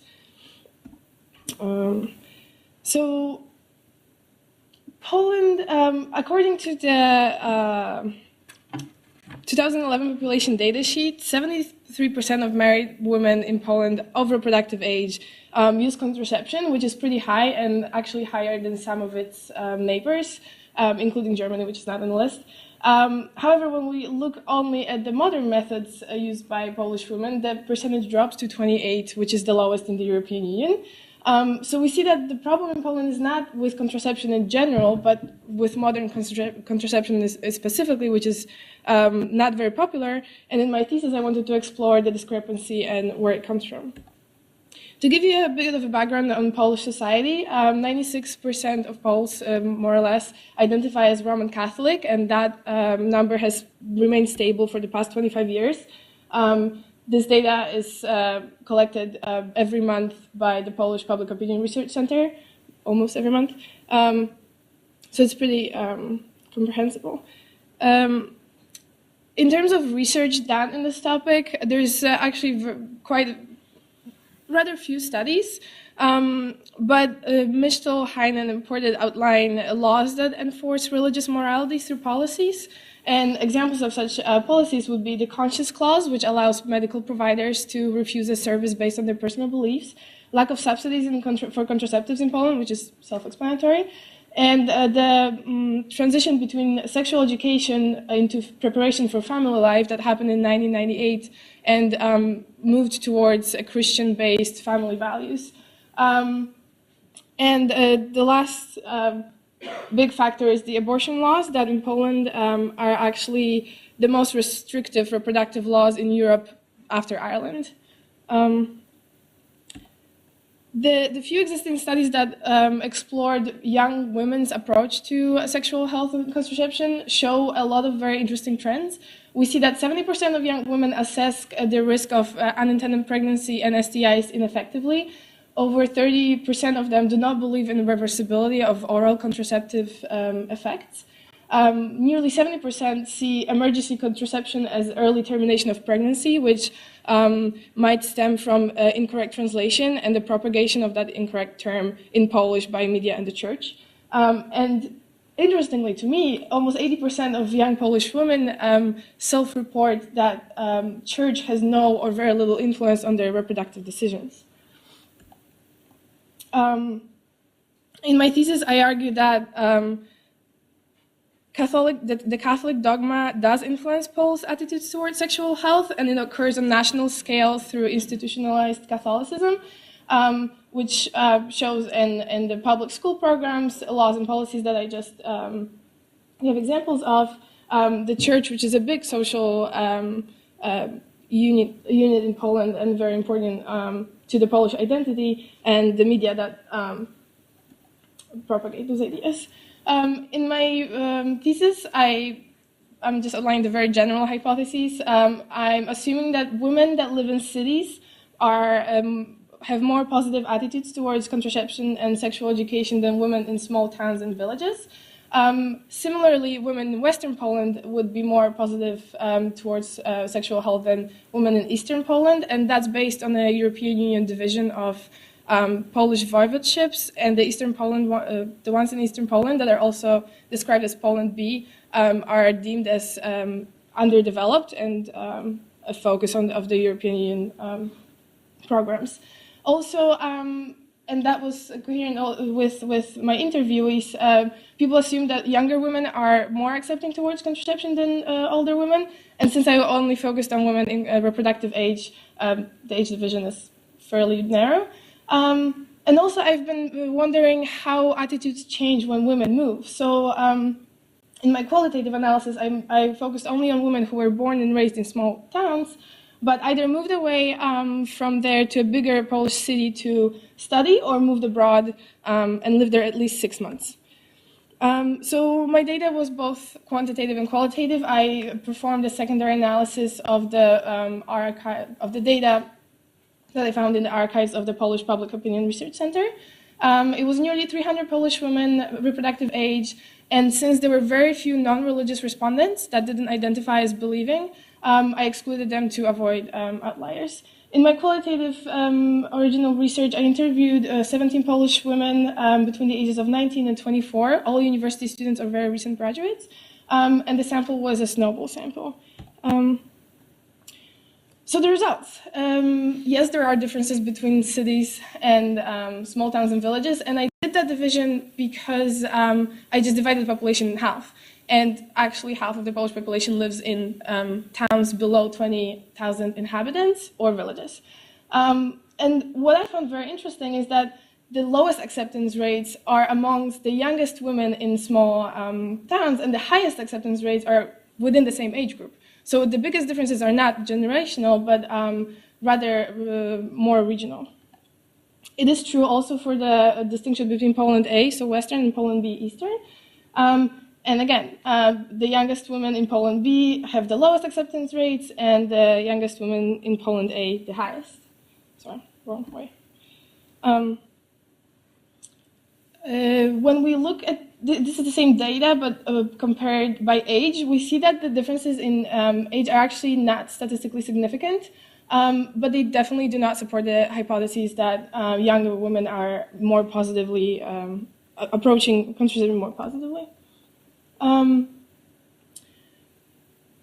The biggest difference appeared in the regional division, where in Poland A, it doesn't matter what age you are, the acceptance rates were pretty much the same, but in Poland B, the differences were significant not only in relation to Poland A, but also in relation to the age groups within the region. Very interestingly, perceived availability of contraceptives was not very different for women in age groups 18 to 34. That's why I just looked very quickly at a smaller age group and found that that's where the differences are the highest. And as you can see, 25% of women in small towns and villages see contraceptives as too difficult to obtain, and 55% see them as available enough. While for larger cities, 75% of women see contraceptives as available enough. What created a paradox is looking at Poland B, where 20% of women find contraceptives too easily available and at the same time too difficult to obtain. Through my interviews, I learned that might be because societal stigma might see availability of contraceptives as encouraging of sexual activity prior to marriage, which might evoke negative attitudes towards promiscuity and sexual activity at a young age. Another difference would be in how women see sexual education. And interestingly, there is differences in who should be the educator. In cities, women think that it's the parents' responsibility, while in towns and villages, it's less of parents' responsibility. People should think it should be more equally distributed between parents and schools. But no one thinks schools are primarily responsible for it, even though we have sexual education programs in public schools. Within the regional differences, we see that women in Poland B they are accepting of sexual education in public schools, but they're not accepting of lessons outlining methods of preventing pregnancy, which I think echoes what I previously mentioned about the social stigma surrounding contraception. In terms of sexual education classes that are functioning in public schools right now, they are called Preparation for Family Life, and they are focused on family relationships in life. They're not mandatory. A lot of students, it's enough to bring a parent's note saying you shouldn't attend, and sometimes a group of students organize to do it, so they have 1 hour less during the week. There's no separate teacher, and in my interviews, it was outlined, it was reported quite often that the substitute teacher, it might be a physicist or a librarian or a biologist or a nurse, but students didn't feel like that didn't make the subject important to them. And interestingly, a lot of interviews reported that even the teachers were embarrassed to talk about some topics, and even though you could give anonymous questions, through a box, some teachers would just ignore them and not answer. So we see that some topics are not discussed, and a lot of interviews also said that topics such as methods of contraception and STI prevention were just not addressed, and if asked, teachers would refer students to premarital teachings, which are mandatory for, if you want to get married in a church, you have to go through premarital teachings, and those do address family planning, but only from a Christian perspective. A very common theme in the interviews was also anonymity, and I found that women that moved to larger cities or abroad found it much easier to seek knowledge from sources other than their peers and internet, such as gynecologists, because they had larger availability, and also felt that the doctor might not know their parents, and that's easier to address as well. But what about parents? It also showed that women don't rely on their family ties for knowledge, and more often than not address issues of contraception and sexual health through internet or their peer groups, which might, as one of my respondents said, be like the blind leading the blind. So in general, contraception and sexual health is still a very large taboo in Poland, and young women cannot address it through school because of the Catholic framework employed in sexual education. They cannot bring it up in their family because it's not very common to talk about these issues, and women find it very awkward. And they obviously cannot bring it through church because church propagates abstinence. So I think that would be it for now, and I don't know how we're on time. Okay, any questions? Thank you.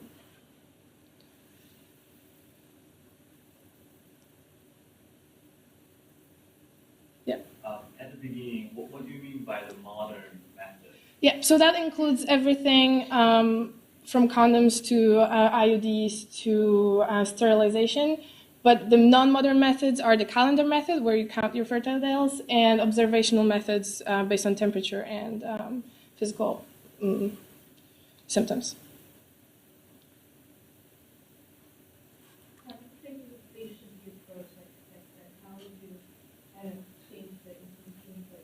I think it should be fact-based and neutral. I'm not sure about the non-mandatory part of it. In my interviews, it also was brought up that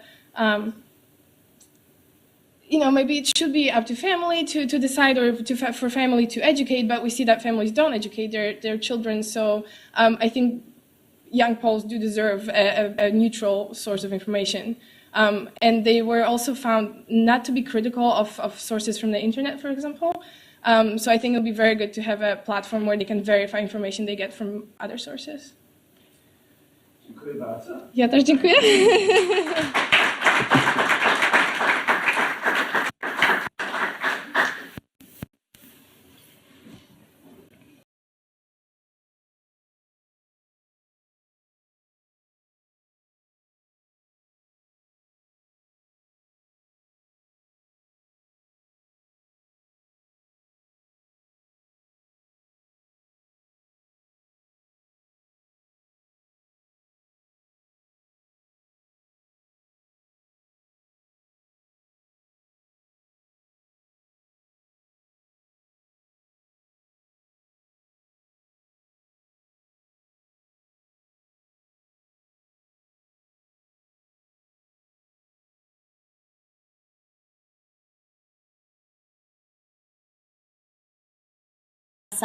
How the media and the environment affect Latina's body image.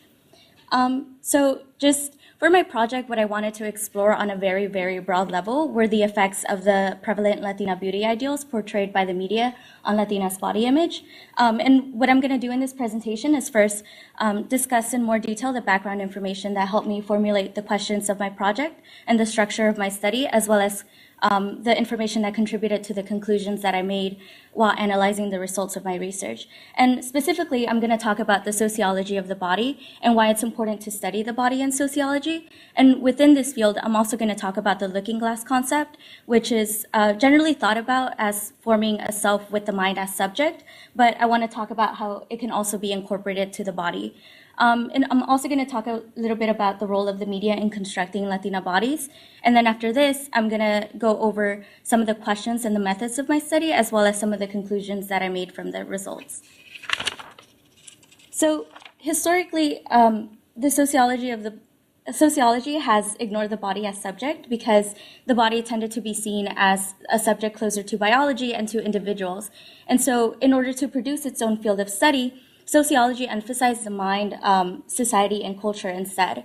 However, there has been growing recognition for the body as subject in sociology, and as Nick Crossley states, agents recognize and become conscious of themselves as bodies and work upon their bodies both as decorative objects and behavioral systems in an effort to secure recognition for their identity from others. So what all this means is that it's important to analyze the body because bodies are both an individual creation as well as a cultural product. So bodies are more than just physical objects. We don't just have bodies, we perform bodies to express or deny social norms and conventions.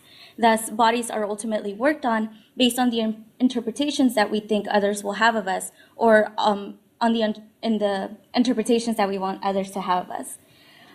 So this last point is what kind of talks about the looking glass self a little bit, but I want to go into more detail about what I mean by the looking glass self. This concept was introduced by Charles Horne Cooley in 1902, and it basically states that we build a sense of self through interactions with others that involves three main sequences. And one is that the imagination of our appearance to others, the second is the imagination of others' judgment, and the third is a self-feeling in response to this imagined judgment. So it's either a self-feeling of pride or mortification. And although this concept focuses on the mind, I want to explain how it can also be applied to the body in sociology.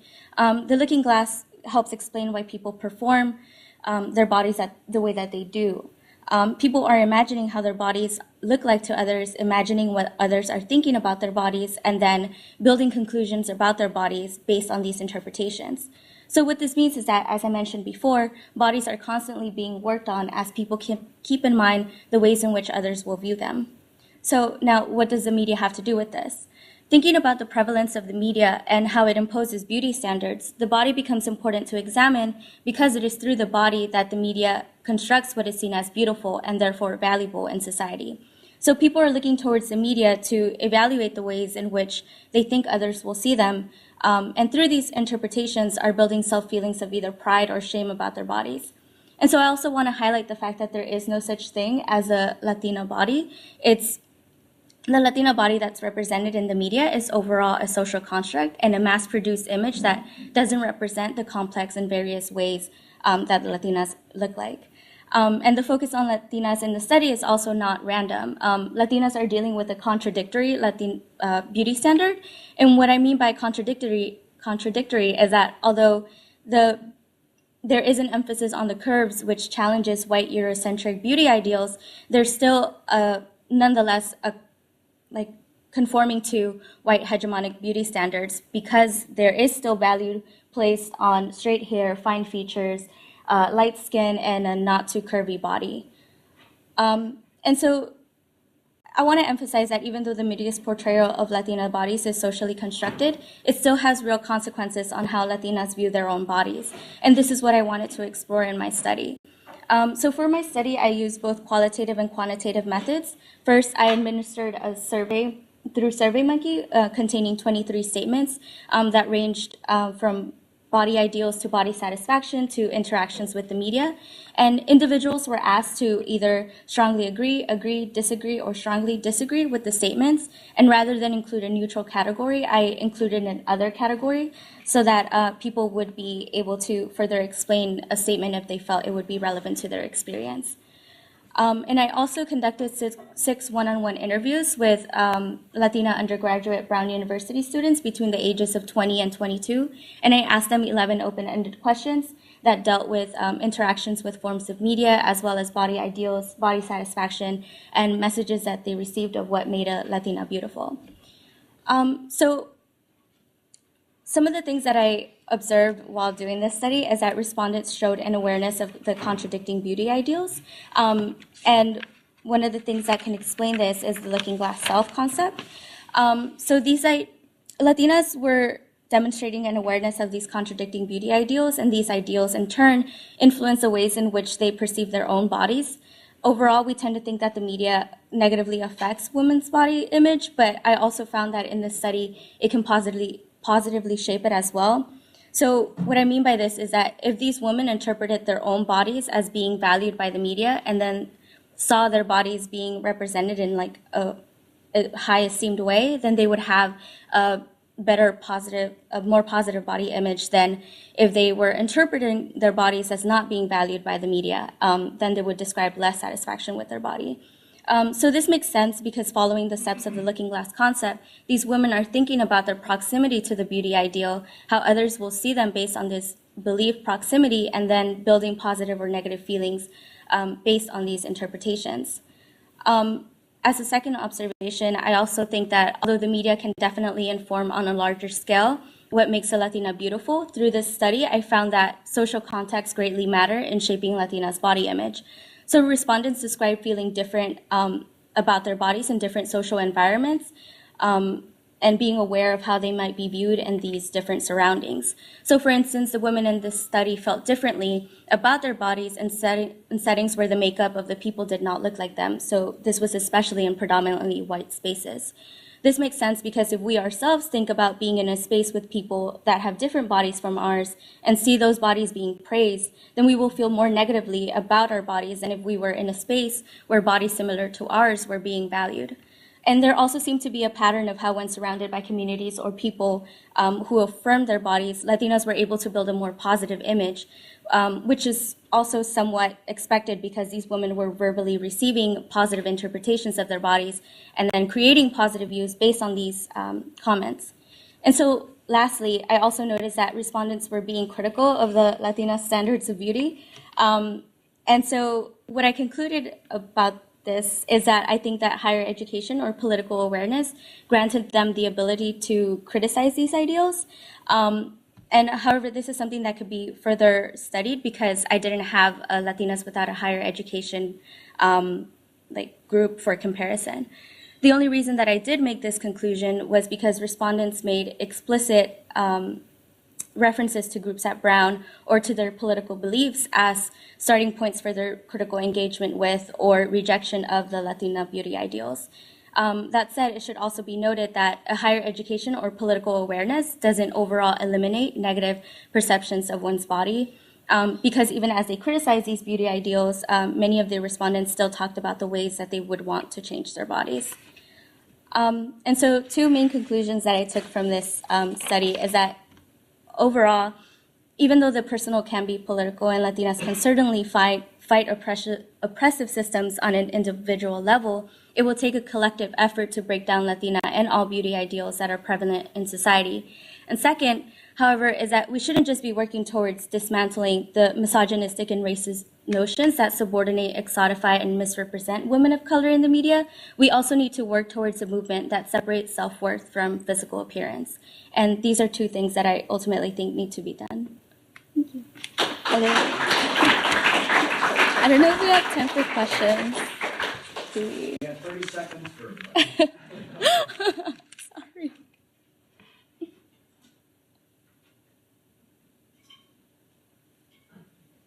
or for transition.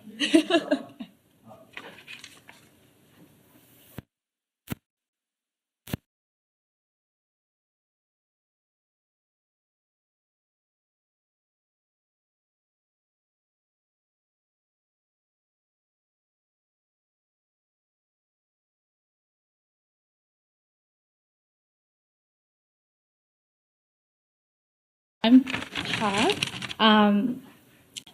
and my project is actually a little bit different from what you guys have seen, because a lot of the individuals who have gone did original research, whereas the research that I did was basically collecting secondary sources and trying to construct an understanding of this particular topic. So the reason why I decided to do an annotated bibliography on masculinity in Japan and China is because I came upon this article that with the title "China is masculine, Japan is feminine," and that really intrigued me because, you know, despite not having like a large information base on what masculinity looked like in Japan and what it looks like in China, I felt that this was like a very interesting comparison. So this particular scholar, who is Japanese but living in China, this quote, at the time of the Kamakura shogunate, came to be in 1192, the traditional notion of the samurai was spearheaded for Japan as a military nation. Then after the Meiji Restoration, the samurai was superseded by the notion of the gentleman, which itself was then replaced following the end of the Second World War. by the corporate war, and then after the collapse of the bubble economy, there was the period of the lost decades, then the Tohoku earthquake, and these corporate warriors became herbivore men. I think this really highlights my train of thought when I first started this project, in that I really wanted to see what masculinity looks like throughout history, and kind of like understanding how history played into the construction of masculinity today. So the herbivore men, which are mentioned at the end of this quote, are basically men who are understood to be heterosexual but take very good care of themselves appearance-wise, and who are not interested in pursuing sexual relationships with women. So, clearly over the years, there have been images of masculinity that have dominated social life in Japan. And what is interesting about this is that the herbivore men in this quote are kind of listed as like part of like this line of men who have demonstrated like great significance and have left lasting impacts on masculinity discourse in Japan. But while I was going through the sources, something I realized was that these herbivorous men were not a huge, there's not like a huge number of them. In fact, they're a great minority. So it's interesting that they've come as a great source of discussion in masculinity discourse in Japan.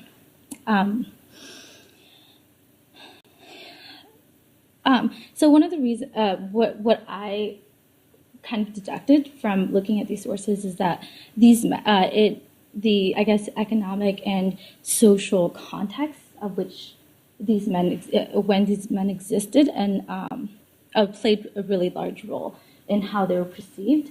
I think, of course, the body is a large part of it, in that, these men, these herbivorous men taking really good care of themselves. It's not so different from, say, like the samurai, which was really dominated the Edo period. It was not unusual for them to apply makeup as well. But I guess those things meant had different social meanings. Applying blush meant that they were ready to die because they wanted to look lively even in death.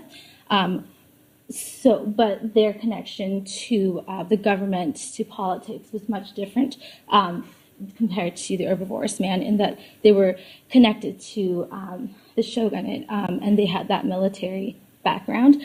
And even if we look at the corporate warriors or the salarymen, there is definitely certain social etiquettes in terms of the way that they should look and the way that they should act around each other.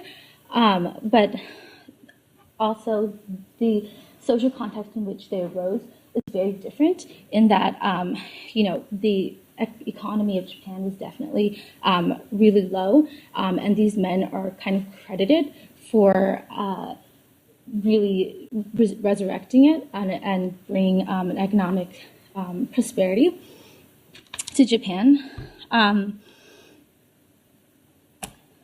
So moving forward, I also looked at masculinity in China, which was actually a bit ambitious, because this history of China is so large, and so it kind of made the analysis, or just the look at it, a little bit superficial. But it definitely moved the topics into different places, in that a lot of the focus of the sources that I found on masculinity in China were focused on interpreting literature from imperial China. So a lot of earlier works. The particular picture that I have up here is a drawing from a Qing Dynasty story titled Dream of the Red Chamber. And it's a picture of the protagonist.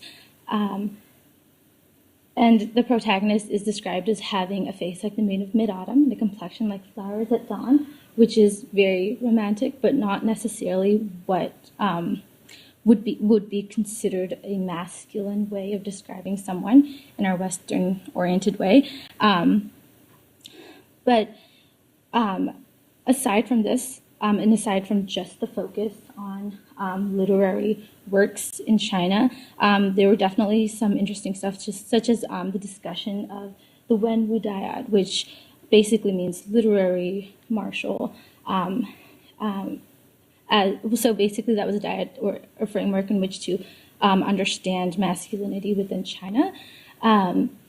Basically what it meant was that there were more components to masculinity than just like the macho masculinity that we kind of think of, but rather like this literary aspect in which if you excelled in literary arts, if you were a scholar, then that was like a very masculine thing. So instead of conclusions, I guess, I have reflections. So coming out of this project, I definitely have a lot more questions than I had probably going in, only because I had never studied this before, and so my questions were not as informed, I think, as coming out of it. So one thing that I was really, that made me really curious was why the literature on Chinese masculinity is so focused on the literature from a certain period of time.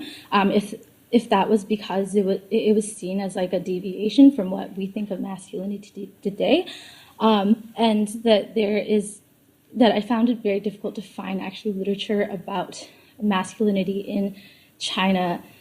You know, after like modernization, it just became like a very like normalized thing. And then secondly, discourse on Japanese masculinity was definitely presented in a lot of varying types, and that it wasn't just like, you know, masculinity in this kind of time period, but there were all these different things like the samurai and the Meiji soldier and the salaryman, and even in contemporary like masculinity types, it's not just like the herbivorous man, but there's like the otaku, which is a man, the men who are like really into technology, who are into anime, who are seen as kind of social, really socially awkward or like outside of the hegemonic norm. And also just realizing coming out that kind of not delving into femininity as well made the study a little bit less informed, because there were definitely aspects of femininity that would really have informed my discussion of masculinity. And then also going in, I really was hoping to kind of like get out of like this Western conception of masculinity, but I found that relying on sources that were all in English, it was very difficult to do that, and that it really was that Western constructions of masculinity was kind of like a structure in which to understand and to have like a common ground with the writers, and like the readers were definitely meant to be English readers and have like this specific understanding of masculinity. So.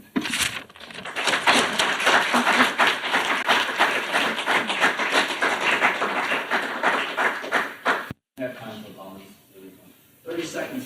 Okay, I just want to have a comment. I think you're absolutely right. I also wrote about masculinity in my Chinese racism thesis. And the difference between the Chinese masculinity and Western masculinity is that in traditional Chinese values, masculinity is not defined by the body. If you look at the traditional Chinese art versus the Western art, the male body itself is never of a focus, of an aesthetic focus. The male body is considered as something passed down by the ancestry and should be protected and concealed. So the muscle, the body itself, had nothing to do with masculinity in China until modern times when Western values coming in. And today, because of the change of masculinity concept in China, that sort of, in my thesis, I argue that it contributed a little bit to Chinese racism. So just a comment. I mean, I think that is definitely true. It's something that I definitely came upon while going through this, in that the body, like the photo that I showed, the body was not like the important aspect of it, but rather like the essence. You never see in Chinese traditional art someone who's naked or something like that. It's always concealed the body itself. Thank you very much.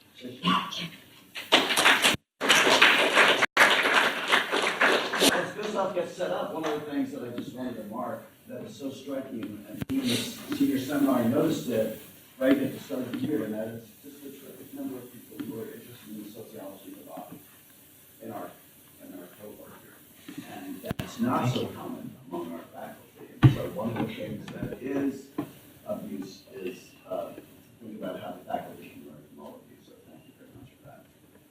Thank you, Professor Kennedy. My name is Gustav Walczewski, and I am from Sweden, which might have something to do with why I did a comparative study between Sweden and the United States. It's on parental leave and gender roles in the relationship. I've worked both in the US and in Sweden and found that there's greater work ethics here in the US, and it's a bit more competitive, was what I noticed. And this, in addition to this, also there's huge differences in parental leave policies in Sweden and the US, with Sweden being much more generous. And I think that, or I was interested in finding how these two together could affect people's views on parental leave taking in both countries.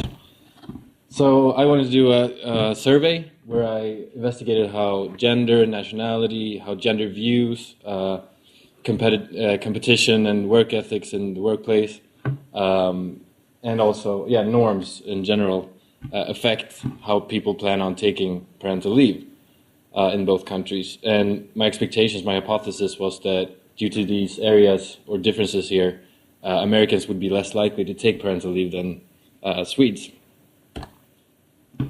So just some research about it before going into what I found is that parental leaves policies per se has made, or more generous parental leave policies has made women increasingly take parental leave, but not men. They're more affected by campaigns giving them the message that they are entitled to parental leave, and so increasing their awareness about parental leave benefits, and also shifting norms to make it more acceptable for men to take parental leave, which is more common for females. And this has been done in Sweden over the past decades, and it has increased parental leave taking by men.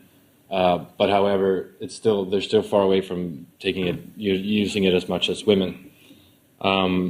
And adding to this theory that awareness is really important, research in the U.S. showed that when unions have educated employees about what they're entitled to and their benefits, it really increased parental leave taking in these offices. And also, when policymakers have been trying to increase female participation in the workforce by making policies more generous towards men, it hasn't really changed much. Saying that policies aren't really sufficient only changing the policies, I should say, aren't really efficient in making people take more, especially men, take more parental leave. But really key to this seems to be awareness about it, just increasing awareness about it and shifting these norms that exist. So my survey, I asked as many people as I could via Facebook mostly in the US, growing up in the US and growing up in Sweden. And I think I got around 140 participants. And the objective of this survey was to, as I mentioned, to find how these different areas have affected participants and their views and plans on utilizing their parental leave benefits. And the main results in these, I'll pick 3 areas here. And the first one is awareness. When Swedes, they really claimed that they knew more than Americans about parental leave policies and what they're entitled to. But when asked how many months they actually got, Americans were much more aware and much more accurate in how many months they really got. There can be several factors that contribute to this, but what's really important here is that it makes it hard to draw any conclusions about how aware people are and what the differences are between the two countries, which was not the best for me. Moving on to gender and norms, American men were, or the most interesting finding here, just to keep it short, was that American women said that they thought that distribution of parental leave taking should be equal between men and women. But when asked what they anticipate for their future when they get a kid, they said that they anticipate taking much more responsibility than the father. And I think this shows that, or points at the fact that I think the norms here in the U.S. are stronger than in Sweden, that women are supposed to take greater care of their children and take more parental leave than men. So I could draw some conclusions about norms here and gender views. And moving on, we have the work-life balance part and work ethics, where American men were the least likely to take parental leave in the first 5 years of their careers. And when asked what the main reason for this was, almost all of them answered that career reasons, that they thought they would harm their careers if they did take leave. In other groups, other reasons such as financial reasons or just not wanting to take leave from work, wanting to spend time both at home and at work were more frequent. But in this group, it was almost only career reasons. So this indicates stronger or more fierce competition in the U.S. and greater work ethics than in Sweden, which I thought would be apparent. So the results, summing up all these, I think the main conclusion is that the normative and especially the cultural part of this has had an impact on parental leave taking. Greater competition in the workforce, more concerns about how their careers would be affected, greater work ethics, and just norms in general of what women and men are expected to do when they get children have made American people, and especially American men, least likely to take parental leave. And as I said, awareness about the policies were hard to really evaluate, but I'm sure there's a relationship there too. So yeah, it did support my hypothesis in the cultural part of it. And for the future, I think that the main objective seems to be and should be to increase equality in the workforce and at home, in families. And in the US, I think the main objective, since people seem to be very afraid of harming their careers, I think the main objective should be to ensure for the employees that they wouldn't lose their jobs or they wouldn't harm their careers if they did take parental leave. So that should be the main objective in the US. But in Sweden, where the policies are so generous, but they don't really focus on distributing it equally between mothers and fathers. So steps should be taken to focus more on not just giving a lot of months to take parental leave, but distributing these equally. And there should be a system for this, I think, for the future. And these two in both countries will probably lead to more equality in the workplace and at home. And that's it.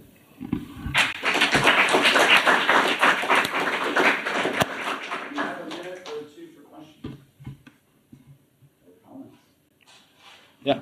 Did you look at any employers' perceptions on men and women? I didn't on this. This was focused on employees and their. I'm sure the results would be a little bit different if.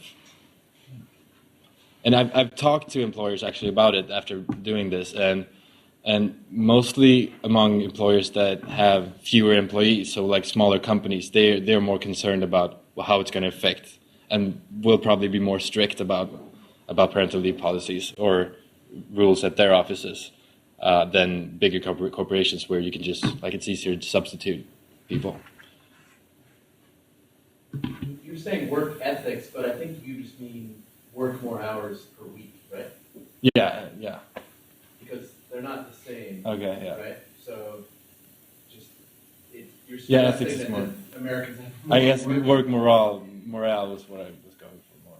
Just like how much you're willing to work and how much of your time you want to spend. Right, like Americans work more than anyone else in the world, but they actually have lower morale. Okay, yeah. So Lost in translation, I yeah, guess. be careful with that. Okay, thank you.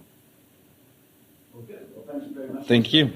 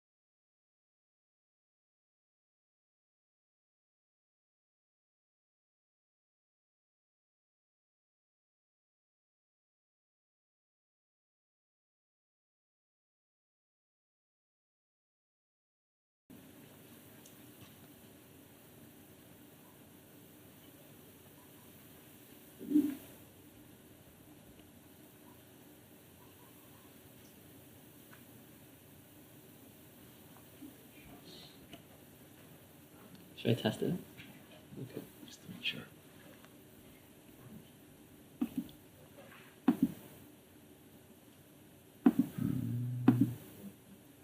No. It's a spoiler. Not supposed to be saying this yet.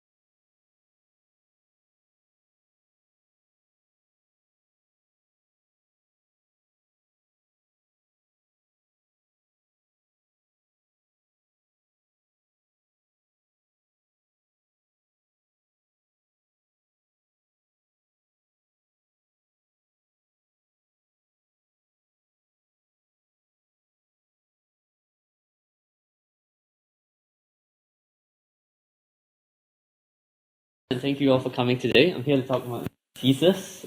Whose rank is it anyway? An analysis of upward and downward influence in the military. And so first I'd like to start with a scene from the movie Full Metal Jacket. It shows an extreme extent to which military superiors have power and authority over the subordinates. The scene takes place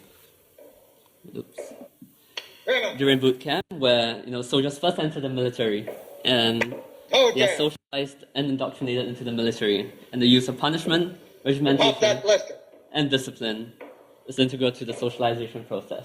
So here you have a sergeant inspecting the toenails and fingernails of the new recruits, amongst other things. Jesus H. Rocket. Private Pyle, why is your footlocker unlocked? Sir, I don't know, sir. Private Pyle, if there is one thing in this world that I hate, it is an unlocked footlocker. You know that, don't you? Sir, yes, sir. If it wasn't for dickheads like there wouldn't be any thievery in this world, would there? Sir, no, sir. Get down! Well, now, let's just see if there's anything missing. Holy Jesus. What is that? What the fuck is that? What is that, Private Pyle? Sir, jelly donut, sir. A jelly donut? Sir, yes, sir. How did it get here? Sir, I took it from the mess hall, sir. Is chow allowed in the barracks, Private Pyle? Sir, no, sir. Are you allowed to eat jelly donuts, Private Pyle? Sir, no, sir. And why not, Private Pyle? Sir, because I'm too heavy, sir. Because you are a disgusting fat body, Private Pyle. Sir, yes, sir. And why did you... And so, of course, this is an exaggeration. It's of course not representative of social interactions in the military. But, what you have just seen is, a video of an almost absolute exercise of downward influence from the sergeant, the guy wearing the hat, and to the private, the one with the jelly donut. And so this diagram shows, the superior and the subordinate in interaction, where theoretically, both of them have the power to influence one another, both upwards and downwards, in the pursuit of personal and organizational goals. However, in the video, this sergeant, he had almost absolute formal power, And by formal power, I mean that, such power is assigned to the sergeant by the military organization. It is formal and completely dependent on his rank and position in the formal hierarchy. And thus, this sergeant, had the legitimate position power to do what he did to the poor little private, because, he was a superior with a higher rank in the military organization. And so, borrowing from a symbolic interactionist perspective, this configuration is routine. It is well-defined. It is perfectly normal and intended by the former organization for that sergeant to have all that power over his subordinate. And this also coincides with popular depictions and almost stereotypes of how social interactions are like in the military. However, my thesis actually aims to go against this stereotype. I actually look at the converse, at problematic situations where military subordinates actually have more power and influence than their superiors. And these situations are problematic in the symbolic interactionist sense because they are not supposed to be how things work in the military. And so there is this distinction between formal and informal power. So while formal power is assigned by the organization to the individual based on his formal position and rank, informal powers are based on an individual's attributes and personal characteristics. So for example, his age, education, experience, socioeconomic status, gender, how good he looks, and whatnot. And so if you recall the jelly donut scene, it would have been weird and awkward almost if the private actually had the power to stand up to that really fierce and scary sergeant, you know? So well, in reality, what I found was that, you know, such problematic situations actually do happen, but in qualitatively different ways, of course. And so very briefly, I used a qualitative approach. I interviewed 15 military personnel across different ranks and specialties in the military.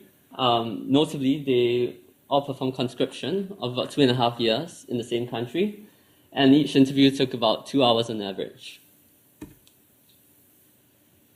And so my main question was to find out what causes a problematic situation in the military. And problematic subordinates. So through my interviews, you know, my respondents identified 3 different categories of such problematic subordinates. You know, those who have significant informal power over the superiors. But due to time constraints today, I'll only talk about 2. And so first, my respondents colloquially identified a category of subordinates who are the experts, you know.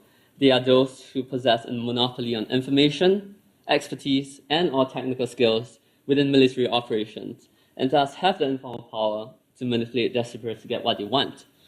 So here's an example to show maybe, make it a little clearer. So here we have a quote from Douglas, a lieutenant, who was in charge of several technicians who are tasked with the servicing and maintaining of various military vehicles. So there's this once where there was an emergency and a vehicle needed to be fixed ASAP. So Douglas, he had this really skilled and proficient technician. And so he went over to the technician and kind of ordered him, you know, or commanded him to say, hey, I need to fix this vehicle ASAP. I need it now. And surprisingly, this subordinate said, no, I can fix it, no problem. But you must give me another day off, you know. If not, maybe I wouldn't do it. And so this goes completely against how one would expect subordinates to interact with their superiors in the military. You know, it's awkward, it's problematic, you know, but it happens. And the next category of subordinates are the so-called troublemakers, you know. So these guys, they're the bad boys, you know. They're the ones that, you know, are willing to break the rules. They have little regard for formal authority, and they're not deterred by punishment. And such subordinates are willing to use, you know, informal coercion onto their superiors to exert upward influence on them and to get what they want. So here are 2 quotes I got from my respondents. I apologize for the language, but so, you know, these troublemakers, you know, they tend to be portrayed as getting their way around things, you know, even though they have a lower rank in their subordinates. And it seems as if, you know, these men were on top of the superiors. And ultimately, their informal power, you know, their willingness to threaten, to coerce, and to do what they wanted to their superiors, allowed them to, you know, get what they want. And ultimately, they had greater informal power than the superiors had downward formal power over them. So in light of this, you know, what's a superior to do in the military? You know, my first reaction would be, why not just punish them? You know, because here I am as a superior, I have the vested authority and power in me to give out such punishments. Why not just do that? So, well, it's not so simple after all on the ground, because it's often the case in the military where you are stuck with a certain subordinate for, say, 6 months. You might even be deployed to a foreign country, and you'll be facing him every single day. And so focusing solely on, you know, punishments and negative reinforcement, you know, to get his compliance would tend to sour the working relationship and make things even harder in the future between the superior and the subordinate. And also often to a certain extent, you know, punishments tend to lose its effectiveness as a deterrent. And so what's the superior to do, you know, when you have subordinates who, you know, are more powerful than you in that sense? You know, they have more technical expertise than you, they have more information, they have more experience, and they could even be fiercer and much scarier than, you know, the sergeant in the jelly donut scene. So from my interviews, I found that, you know, there are several informal strategies that superiors can use to seek the compliance of their more powerful subordinates. So firstly, it's this notion of equality, where as a superior, you consciously downplay the formal rank differential between you and your subordinate.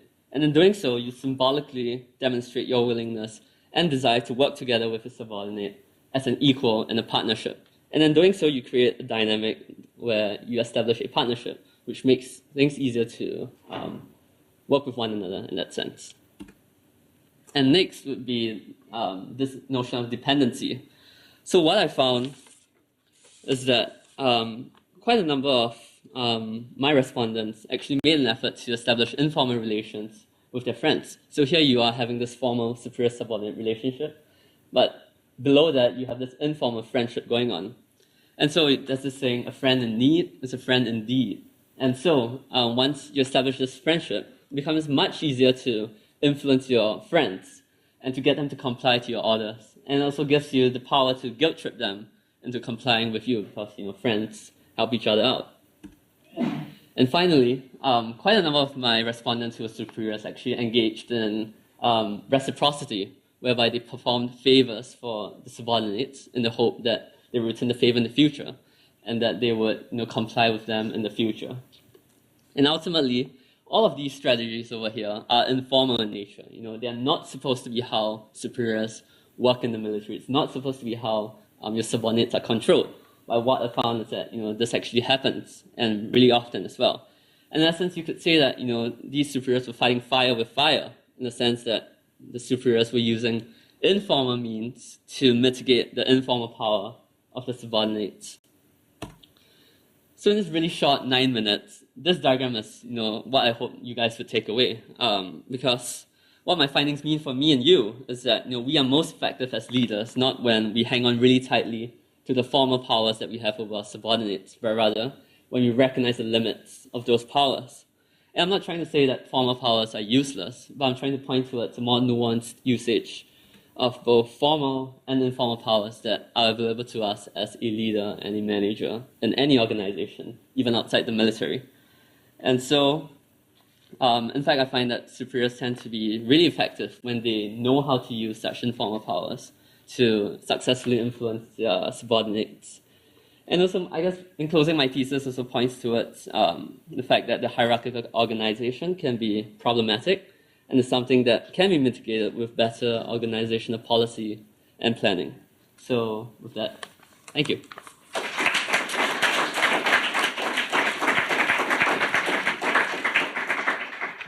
Time only for transition, but thank you.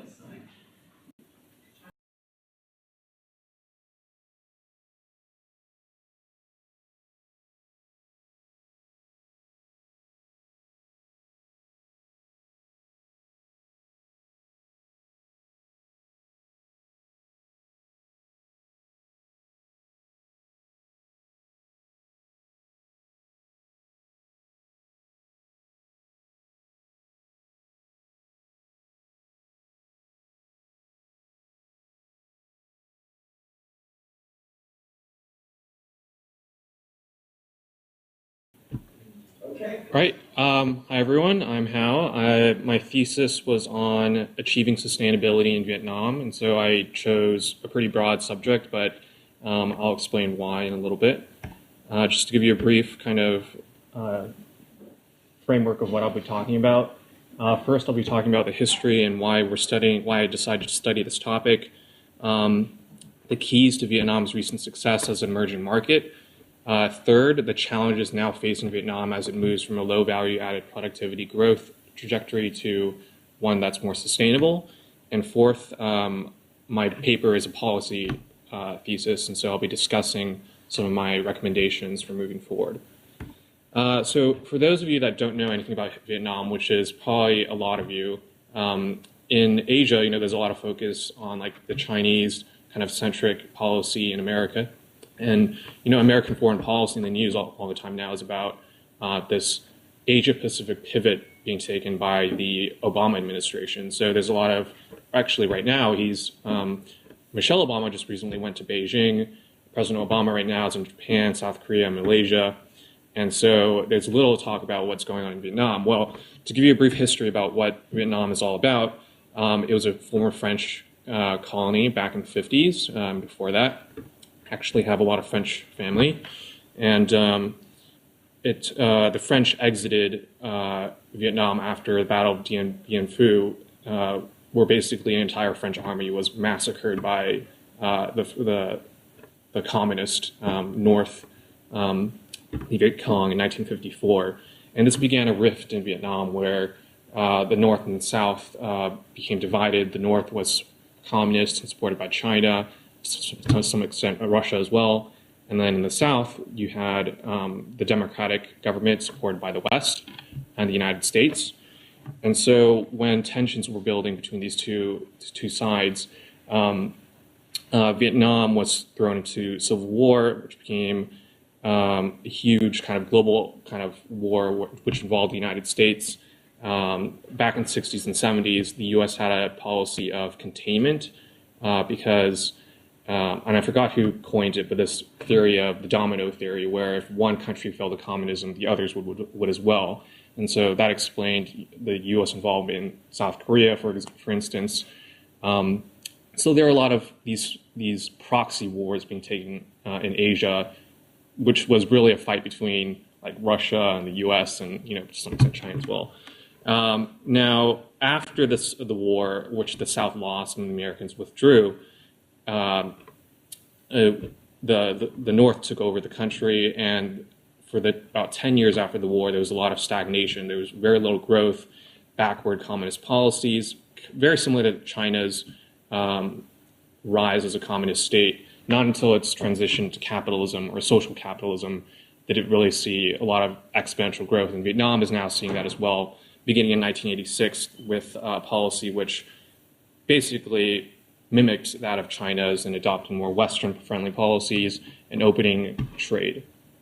So why are we studying this today? Well, Vietnam's economy has grown really fast since the 1980s. It's probably one of the last markets in Asia with little Western penetration. So for instance, McDonald's and Starbucks just opened their first stores in Vietnam in 2013, which came to a lot of huge fanfare.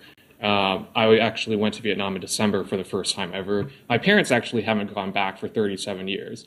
And that's because, there's a lot of, when I was growing up, my parents were political refugees. So they were really resentful of being kicked out of Vietnam. And they're very pro-American for that reason. So my perception of Vietnam growing up was very narrow.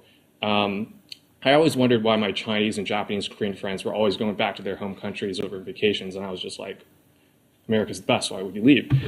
So that was kind of my motivation for studying this. But today, there's a lot of talk about Vietnam reaching a critical peak, critical mass, where it's really known for making a lot of stuff like textiles.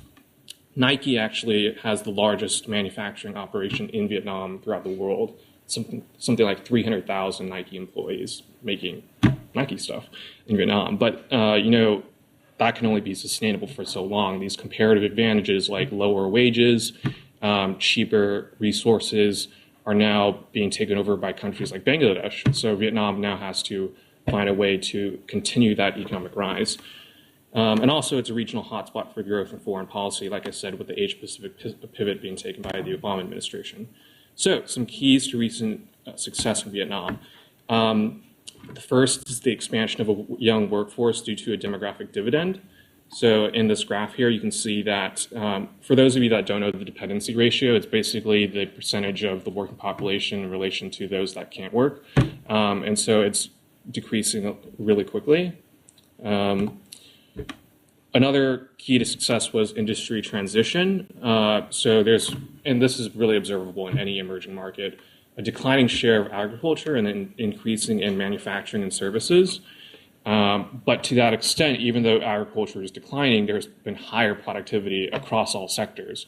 So in like manufacturing, for instance, or like in textiles, agriculture, it's like the marginal, for every unit of labor you put in, you're receiving more, basically, for those of you taking intro to econ. Foreign policy, that's the third kind of step of why Vietnam has been successful. It's been, so since 1986, it's really taken to aligning itself with Western policy, really opening its markets, allowing companies like Nike to really grow the country. Also, the U.S. has moved to counterbalance China, so Vietnam has played a really big role in that. Just recently, actually, John Kerry visited Vietnam and signed like a nuclear agreement with to share technology. So that's kind of an indicator of how Vietnam is becoming more pro-U.S. rather than Chinese-centric. And China and Vietnam actually has its very violent past. They've had wars, and Vietnam and China are not always that friendly to that for that reason. Other foreign policy, by aligning with the U.S., this has allowed Vietnam to move away its spending on military and then to shift it to other sectors, thus increasing its growth. So, for example, here, there are a lot of territorial claims being made by China in an area called the South China Sea, here in this map. And as you can see, the entire eastern border of Vietnam is on that South China Sea, and there's a lot of reasons why they're making a lot of claims over the sea. It's primarily because they just discovered oil. So yeah, there you go. The third kind of chapter in my thesis is the challenges to growth. So what's next? The first is involuntary immigration. So there's this kind of like brain drain being happening in Vietnam. Nobody, if you're well off, you're not going to want to stay there unless, unless you're like really well connected in Vietnam and, for that reason to make a lot of money or whatever. And here at Brown, for instance, there are a lot of Vietnamese international students, but why are they coming to Brown? It's because there's no university infrastructure in Vietnam, or Asia for that matter, or that's comparable to the US. So for that reason, Vietnam is losing a lot of its talent. And I guess this is safe to say as well, but a lot of international students that come to Brown, they want to stay in America. And they find jobs here, and they stay here for a long time, and that's an indicator of how just international students they want to move away and come to America for whatever reason, and Vietnam is no exception. Let's see, growing pains and competition arising from manufacturing to productivity-led growth. So that goes back to Vietnam's comparative advantages. So that very low wages.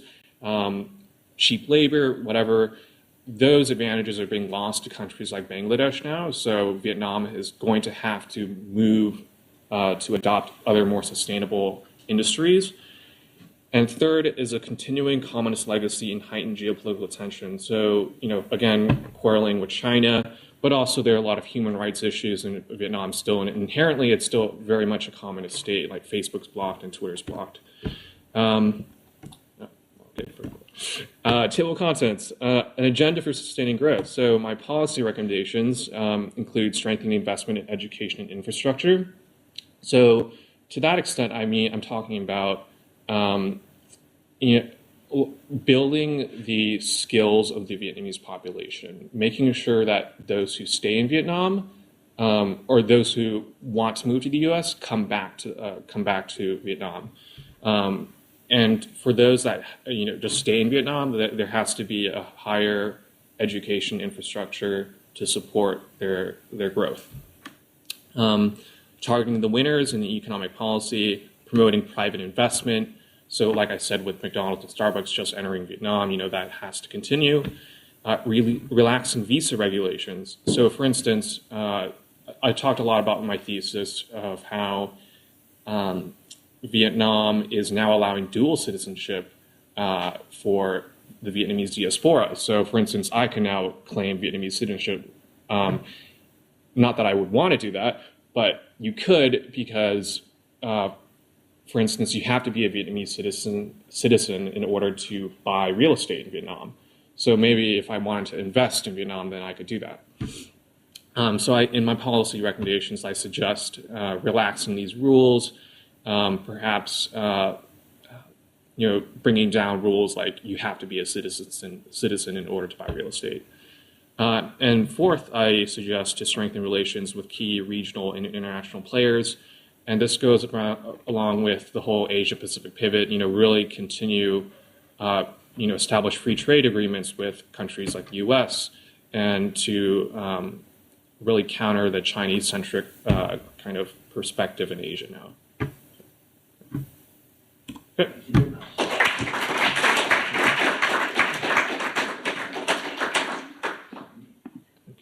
We have time for like 30 seconds of questions. I know you say that, I also agree that it's important to open up free trade to developing countries. Yeah. I think that allowing an influx of globalized companies Right. kind of deters domestic investment and also spurring growth from foreign. Yeah, I mean, I made a very broad generalization, of course, just because of time constraints. But yeah, there's this problem in China as well. Vietnam and China are very correlated. There's a huge, very high savings rate among the domestic population, just maybe because of cultural reasons. Asians like to save money. I don't know, but there has to be a lot done in order to spur domestic investment and kind of consumption as well. And I realized that by opening so many free trade agreements, that it might harm domestic industries or whatever. So there has to be a lot of nuance being taken in these, but a generalization, yes, free trade agreements are good. So alas, we have to continue along just because we have so many great presentations. But thank you so much, Hal.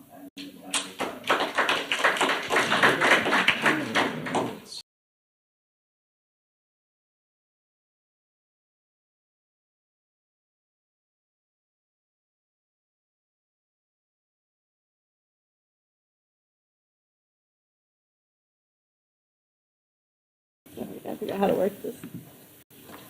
All right, so my name is Rachel Karen, and my thesis aimed to understand how the OECD has responded to the global economic crisis of 2008 and the implications of this response for the global economy.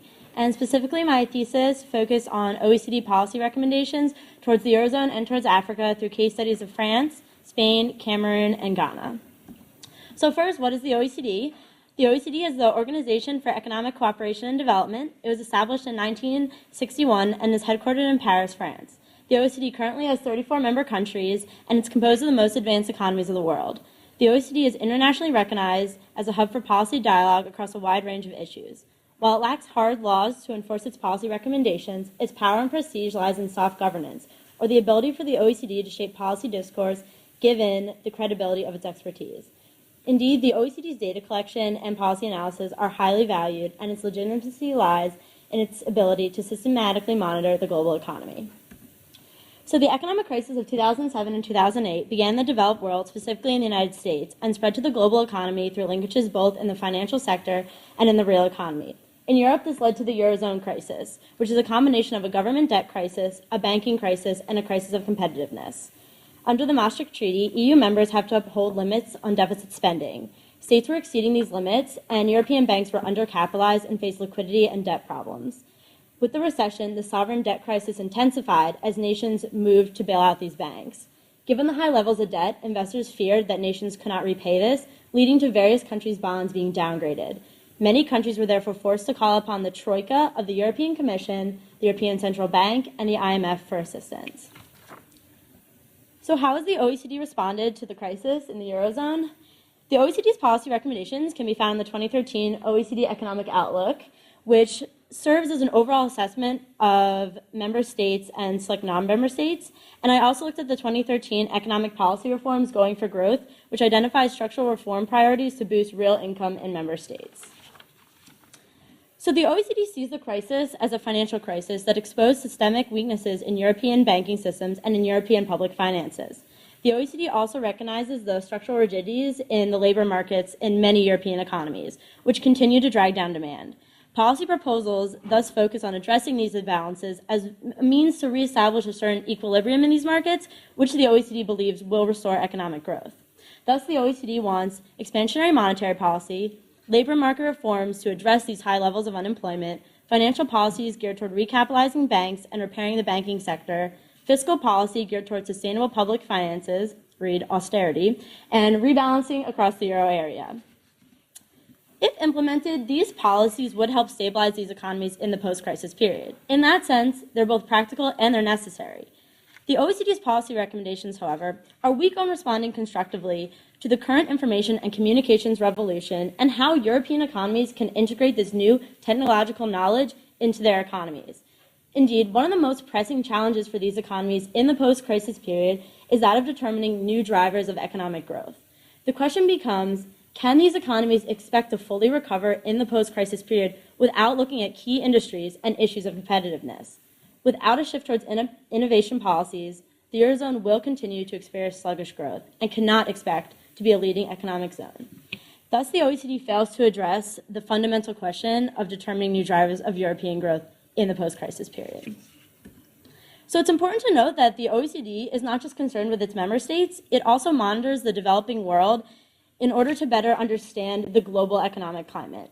I was therefore also able to look at the OECD's response to the crisis in regards to Africa. So I looked at the 2013 African Economic Outlook, which provides an overall assessment of the macroeconomic situation and developments in Africa, followed by individual country reports. Each edition has a theme, and the theme of 2013 was that of structural transformation and natural resources. So this report argues that since natural resources such as energy, minerals, agriculture will remain the continent's comparative advantage for the foreseeable future, the priority of an active transformation strategy should be to establish a strong, diversified, resource-based economy. The OECD acknowledges that Africa faces a development challenge, which is transforming renewable and non-renewable natural capital into natural wealth. With a vast youth labor force and large agricultural sectors and abundant natural resources, Africa has a large potential to develop labor-intensive manufacturing, notably in subsectors that could have linkages to agriculture and extractive energies that could provide low-skill jobs. So the OECD thus recommends that countries should focus on these sectors that hold promise for low-skill job creation, which will provide opportunities for both sustainable job and wealth creation. The outlook then lays out a four-layer approach that presents various policy steps to implement the desired natural resource-based structural transformation. So African economies must break a cycle of external dependency. Does natural resource-based structural transformation actually accomplish this? To break dependency, countries need to expand their internal markets and generate internal demand. The economy must also be diversified, and countries must have a stable, independent finances so that other nations have confidence in the local currency. If implemented correctly, natural resource-based structural transformation would address the need for African economies to diversify and expand their internal markets through increased employment opportunities. Yet the report is not concerned with longer-term cycles of dependence, and the OECD is not concerned with changing the structural realities of the world system. Further, the assumptions in the basic framework render the implementation of these policies unrealistic. The OECD uses an abstract model of the African economy and fails to address who would spearhead the suggested natural resource-based structural transformation. In other words, the OECD fails to include ways to increase the local indigenous bourgeois class or ways to increase the entrepreneurial capacity of the state, which would be the chief actor in many of these countries given the underdevelopment of their local bourgeois class, which is a legacy of colonialism. By failing to include this, the OECD model is not grounded in the realities of these economies. Why is this not addressed? The OECD is assuming that the West will take the lead in this investment, reflecting post-war thinking regarding the development of the Third World. Thus, their analysis is constrained by post-war assumptions regarding economic development. So, in summary, the OECD sees the crisis as a financial crisis that exposed systemic weaknesses in European banking systems and in European public finances. The OECD also recognizes structural rigidities in labor markets in many European economies, which continue to drag down demand. So their policy proposals focus on addressing these imbalances as means to reestablish an equilibrium in the markets, which will restore growth.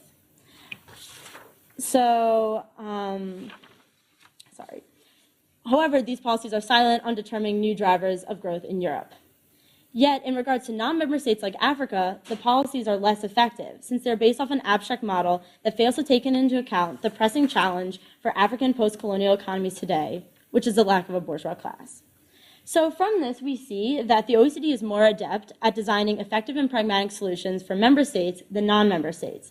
It's important to understand this difference, given that the OECD has a powerful role in the political and economic development of the world, because it can shape the global discussion of such work through its robust data collection and its esteemed and broadly used publications. For example, its work is referenced by both the World Bank and the IMF is represented on the Development Assistance Committee of the OECD. So indeed, the OECD is influential enough to dictate which issues are important through their data collection and their publications. If there are issues that states want to deal with and the OECD is not collecting data, there is not a way to evaluate these concerns. So thus the treatment of data works to the benefit of member states by helping to define and promote their own interests, which illustrates Bachrach's and Barrett's concept of the mobilization of bias. And the OECD's power can also be explained using Luke's theory of the 3 dimensions of power, and here, in the case of the OECD, power is of the 2nd dimension, meaning that the OECD exercises power over non-member states by preventing such states from actively opposing the OECD. By not including Africa in the discussion, Africa has no voice. So in all, the OECD recommends sound macroeconomic policies for member states that, for the most part, are practically attainable, yet it falls short of providing such policies for non-member states. And specifically, long-term sustainable growth for non-member states is still conceived to be dependent on the West or other more powerful economic actors. That's it.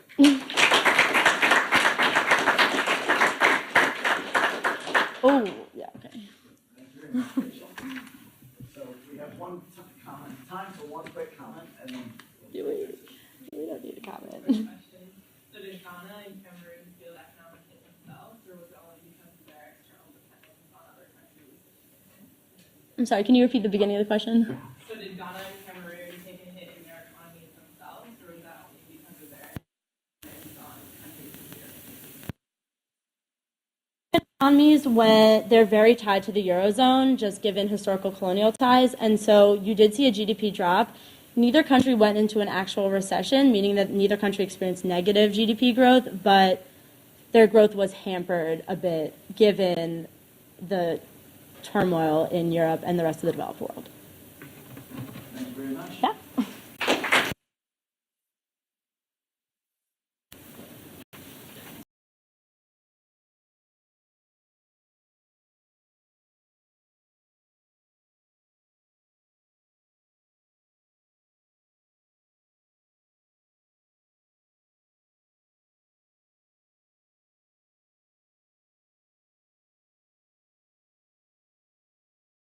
I worked on new development policies in Brazil and how the state has worked in creating sustainable development and how this development is really rooted in the history of the Brazilian state.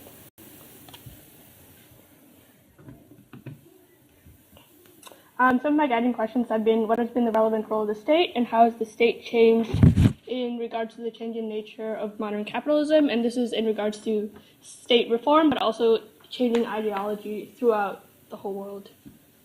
And so my theoretical and literary context are rooted in Polanyi's idea of the free market and how the free market, it does not exist without the state because it requires the state to give it institutional legitimacy.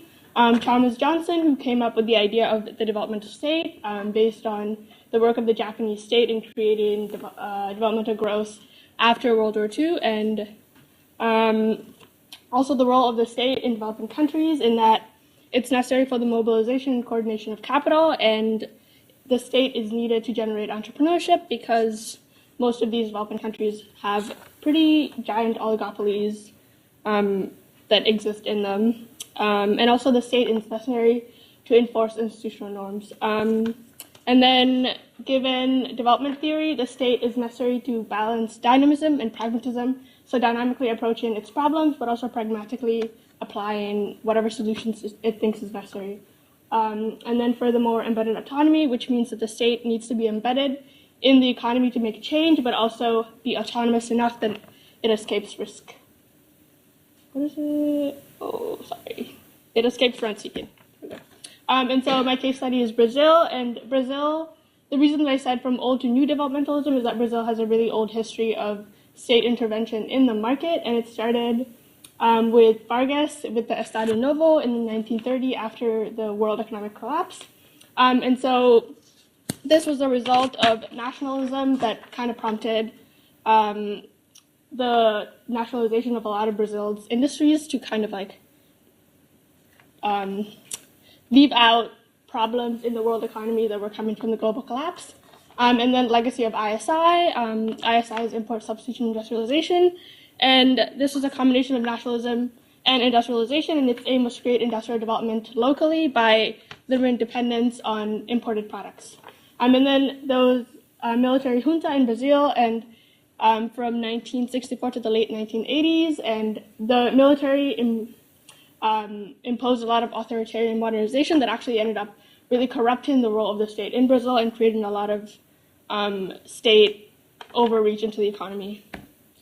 And then post-crisis and reform, so Brazil experienced a collapse in the late 1980s as a result of a fiscal crisis. And so the IMF came in and imposed neoliberal ideals and structural adjustment. And this was working to weaken the role of the state because it believed that the state was responsible for the economic collapse. And so then Cardoso, who is the third to last president of Brazil, comes in 1995 and he imposes a Real Plan. And this was in regards to rising hyperinflation, which reached 3,000% in the mid-90s. And so the Real Plan created a new currency that kind of also allowed Cardoso to control the financial institutions in Brazil and limit outside capital. And with this Real Plan, Cardoso also implemented macroeconomic reform that allowed for industries to be able to invest without being able to speculate. And this is also part of his countercyclical policies that allowed Brazil to be able to grow without experiencing many of the economic shifts that come from allowing outside capital into a country. And so this is also a reaction to developing in a globalizing world economy, because Cardoso recognized that the changing ideals of the world economy coming with neoliberalism would not allow for very sustainable growth in a developing country. And so this is kind of adjusting to economic opening while at the same time maintaining development ideals. And so another part of countercyclical reforms that had been implemented in Brazil is a social developmentalism, and this came with Lula, who is the second to last president of Brazil. And Lula actually implemented institutional continuity, which is really important in Brazil's economy, because a lot of what has happened now is as a result of the changes that were implemented in the early 1930s. And so these institutions have gone on to basically cement the role of the state in the economy. And so Lula has implemented a lot of social reform, and these have been tied to basically bringing up the bottom and raising the standard of living, and also allowing the poor to spend so that industries in Brazil can have a domestic market that they can sell their things to. And so this has been tied to Bolsa Familia, which was first called Bolsa Escola, and it was basically that families would get money if their children went to school instead of sending their children to work. And then this kind of transformed into a conditional cash transfer, which has been implemented in other parts of Latin America, but Brazil is the largest spender of conditional cash transfers and has expanded pensions to larger and larger groups of people. In fact, Brazil spends just as much on pensions as Western European countries. And this has also been tied to health and education reform. And so Brazil is trying to create this demographic transition so that in the next 30 years or so, its labor market is more competitive and is at the same level as developed countries. But the problem with education reform is that the effects are not seen for many decades, and so this has kind of hindered its ability to develop in the moment. But at the same time, this program has a lot of accessibility issues. In fact, the people who most access it are the people in the more central states, as opposed to the Amazon and the more rural states. And so the problem is that if you're really well organized and educated, you can access these programs, but it's not really as open to the people who need it the most. And so this project is really interesting for me because it's interesting to see a case study that's looking at development in a developing country within the changing context of the world and in terms of globalization. So my question is, do we now need to look at personalized development plans instead of kind of looking at development as this thing that can be imposed upon countries? And it definitely goes on, because the idea of the developmental state is that any state in any country can go into the economy and implement change and grow, but it's not necessarily the truth. And so states definitely need to be a lot more pragmatic about their approach to the economy. My second point is growth for who? Development in international institutions. And it's looking at how despite states' personal own plans for their countries, there's a lot of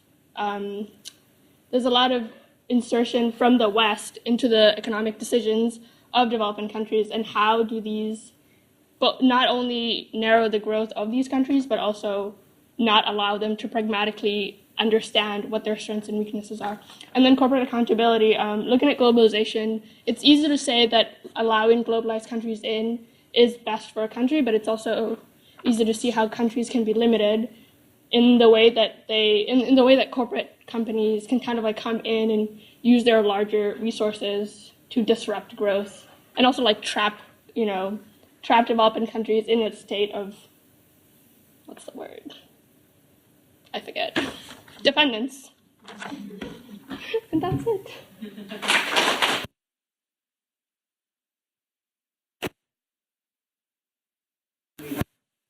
Last presentation before lunch.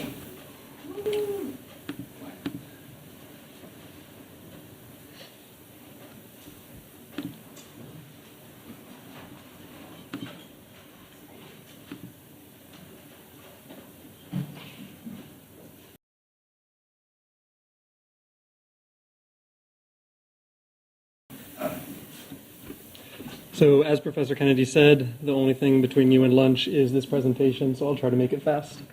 The topic of my presentation is the economics of Islamic political parties. For context, we'll start with the 2011 Arab revolutions. While Islamic political parties certainly existed and have a long history in the region prior to this event, it was something of a turning point for many of these parties, in which Islamic parties that had long been repressed under former regimes were suddenly thrust into power. During this time, Western media, and America in particular, liked to focus on these Islamic parties. There was a lot of fear-mongering. There was a lot of discussion of, oh, will they implement Sharia law? What does this mean for the war on terror? What does this mean for Israel? Notably absent from this discourse was any talk of economics. It's particularly problematic given that one of the main grievances that caused the Arab Spring were economic considerations. The region was marked by low economic growth, high unemployment, and rampant corruption. So that's why I decided to focus on the economics of these Islamic parties. These are the parties on which I focused, all of which are major players in their respective countries, all of which are nonviolent and work democratically through the electoral system to try to make their changes. So up here we have the AKP, they're the Party of Justice and Development in Turkey. Below that is the Islamic Action Front in Jordan. In the middle is Ennahda in Tunisia. We have the Freedom and Justice Party in Egypt, and the Party for Justice and Development, which has the same name as the one in Turkey, in Morocco. So I have a number of questions that I was looking at, which can broadly be grouped into three categories. The first is there such a thing as an Islamic economics? So theologically, is there something in Islam we would expect a certain economic orientation of these parties? Then, does this theology play out in practice? Do Islamic parties have a certain economic orientation, commonalities among them? And finally, and tangentially related, who supports Islamic parties in terms of socioeconomic status? Methodology, generally secondary research, and is very broad in scope. So launching right into it, the theory of Islamic economics is a vast literature. I have no theological background, so I very briefly scratched the surface, but there is pretty much a consensus, even across sectarian lines, on a couple of values and rules. Of the values, there's a particular Islamic ethics. Actors are meant to act within Islamic bounds. There is an acceptance of private property and the validity of trade. There is a certain conception of Islamic freedom, and there's a great emphasis on social justice, which you could even just look at the party names to understand that emphasis. Of the rules and institutions, there is zakah, which is a mandatory alms or charity giving for Muslims. In a few countries in the world, generally it's run through private organizations, but in a few countries in the world, it is state-controlled, so it's essentially a redistributive tax.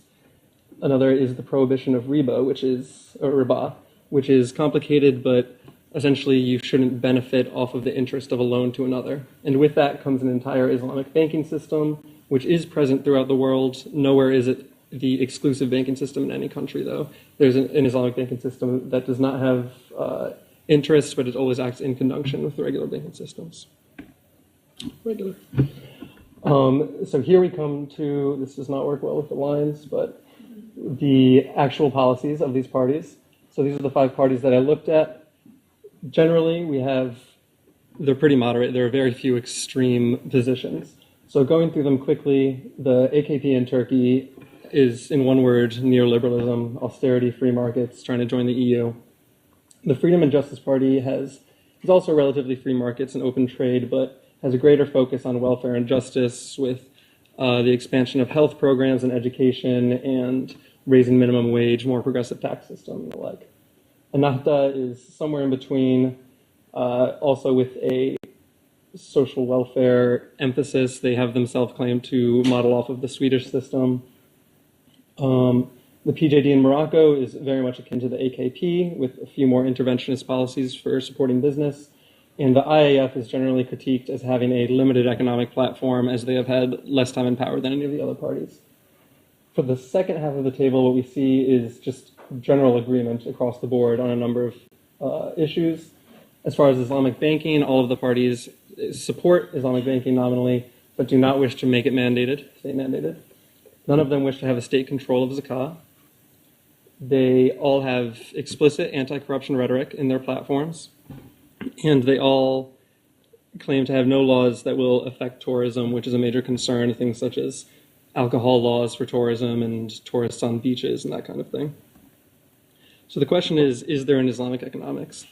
We saw many of the commonalities, but again, it's pretty vague, towards moderatism, towards open markets and international trade with varying degrees of social justice. How does this connect to the theoretical Islamic economics is something I get more into my paper and can't cover here, but essentially it's hard to tell because in the theory of Islamic economics, it's unclear what is the role of the state. So while it may prohibit riba, it doesn't say whether that should be a state-mandated prohibition or whether that should just be within the bounds of Islamic actors. Then we see a serious Western influence, especially with the AKP, who many of their policies are defined by their efforts to join the EU and IMF conditions on loans.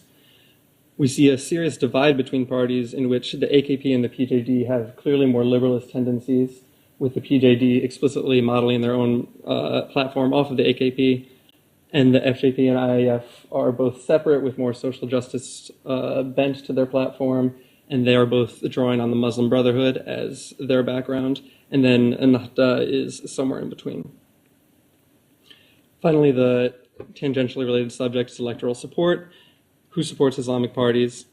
All 3 of these studies generally agree that supporters of Islamic parties tend towards higher education, higher employment than the general population, and generally come from upper middle income groups, which would be expected with a rational voter choice theory and for the PJD and AKP especially, because these are the socioeconomic groups that are most likely to benefit from neoliberal reforms. But it's interesting to see in terms of the more social justice-oriented parties. The issue gets more complicated when we turn towards these studies, which agree that there may be correlation between socioeconomic status and support for Islamic parties, but it does not seem that people vote because of the economic considerations. In other words, they're not motivated by their economics in terms of supporting these parties. So here's a brief recap. There are just a few main points. I know they're kind of disparate. I try to tie them together a little bit more in my paper. But in short, as my act of public sociology, what I encourage you to do, these are a few little snippets of the complex politics that each of these Islamic parties faces today. But what I encourage you to do is when you hear something like the Islamic Political Party or the Muslim Brotherhood in Egypt is to think beyond the monolithic actors that we may see in the Western media, and think more about their diversity of policies and something that really affects millions of people in the region. Will they be able to address unemployment? Will they be able to bring more people out of poverty? And I think that's what's important to look at. Thank you.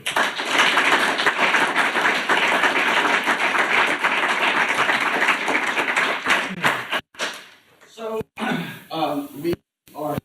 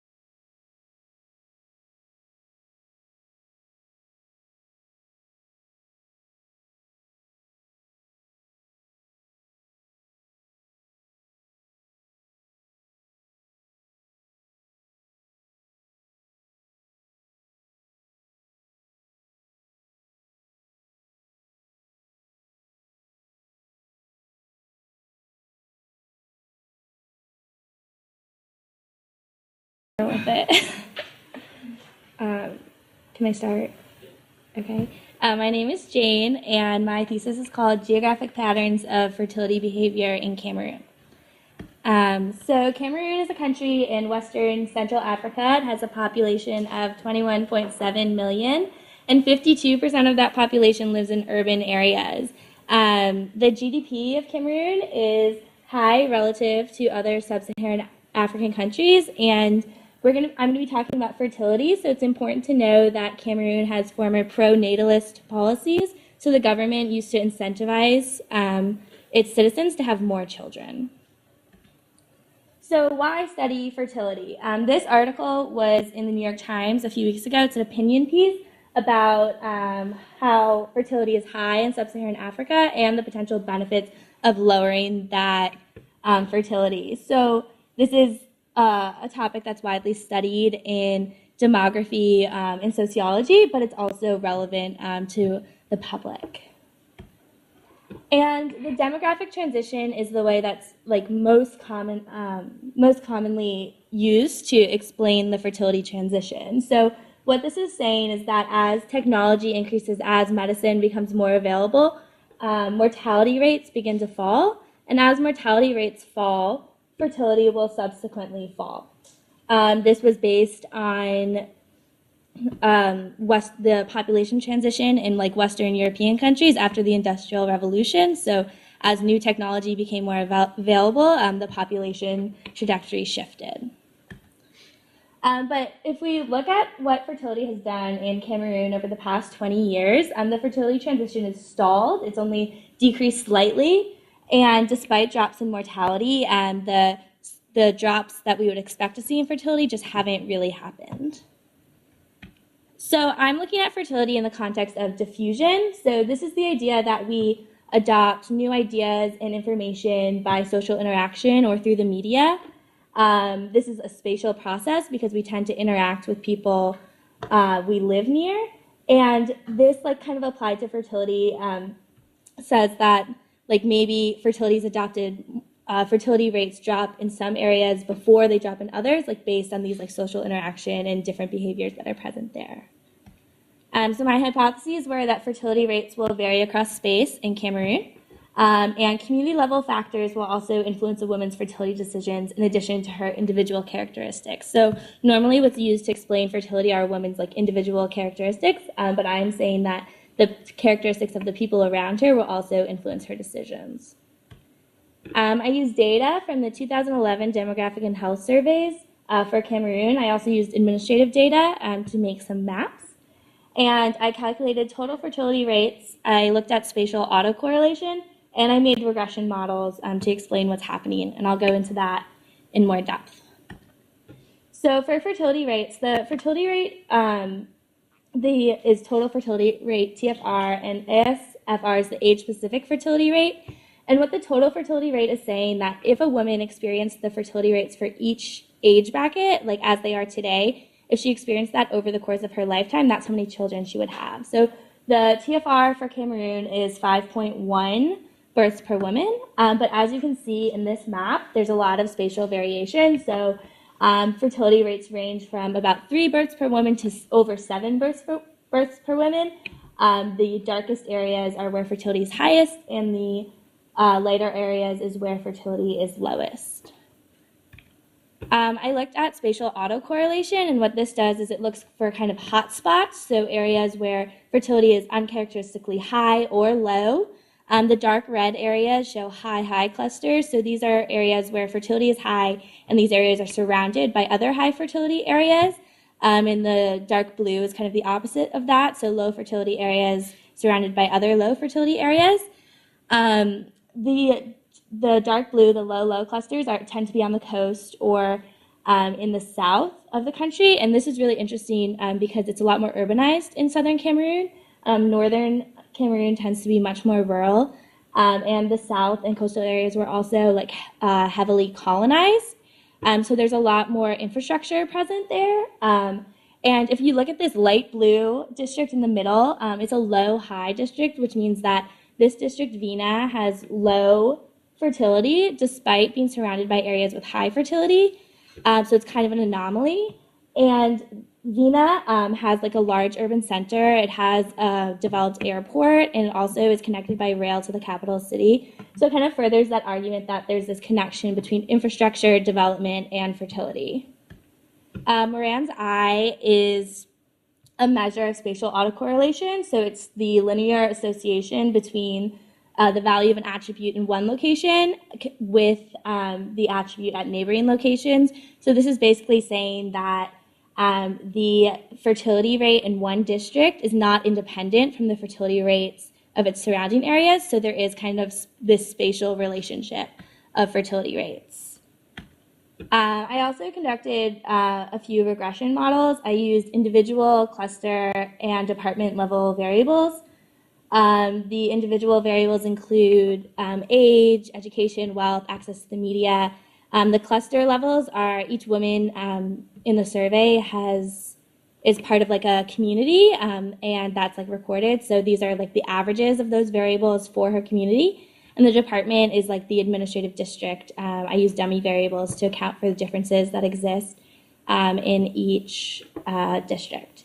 I ran like a lot of different models, but I'm going to show you the results from 3 of them. My first model is the only includes individual level variables, and it shows that as a woman's education, access to the media, and wealth increase, her fertility decreases. This is consistent with a lot of work that's been done on fertility in the past. In my second model, I included all of these cluster level variables. The distance variable is distance to a major city. And I found that the individual level results didn't change very much, so these variables still had the same effects. And when you added the cluster variables, cluster wealth had significant effects, so the average amount of wealth in a woman's community, as that increased, her fertility would decrease. The other variables you would expect to also have similar effects, but they didn't because of problems with like collinearity in the data. So my third model is a simplified model that only includes cluster wealth as a cluster level indicator. And as you can see, the effect of cluster wealth increased in this model, and it actually has a larger impact than individual wealth. So the wealth of your community has a larger impact on your fertility than your own individual wealth, which was interesting. So what I found were that fertility rates are highest in northern Cameroon and lowest in the coastal and southern areas around large cities. These coastal and southern areas also used to be colonized. There's a possible link between infrastructure, development, and fertility. And community and geographic characteristics also affect a woman's fertility behavior in addition to her own individual characteristics. Thank you. I'd like to thank my advisor, Michael White, Rachel Franklin, my reader, and Michael Kennedy for all their help, and all the students in the senior seminar for your feedback. Thank you. We have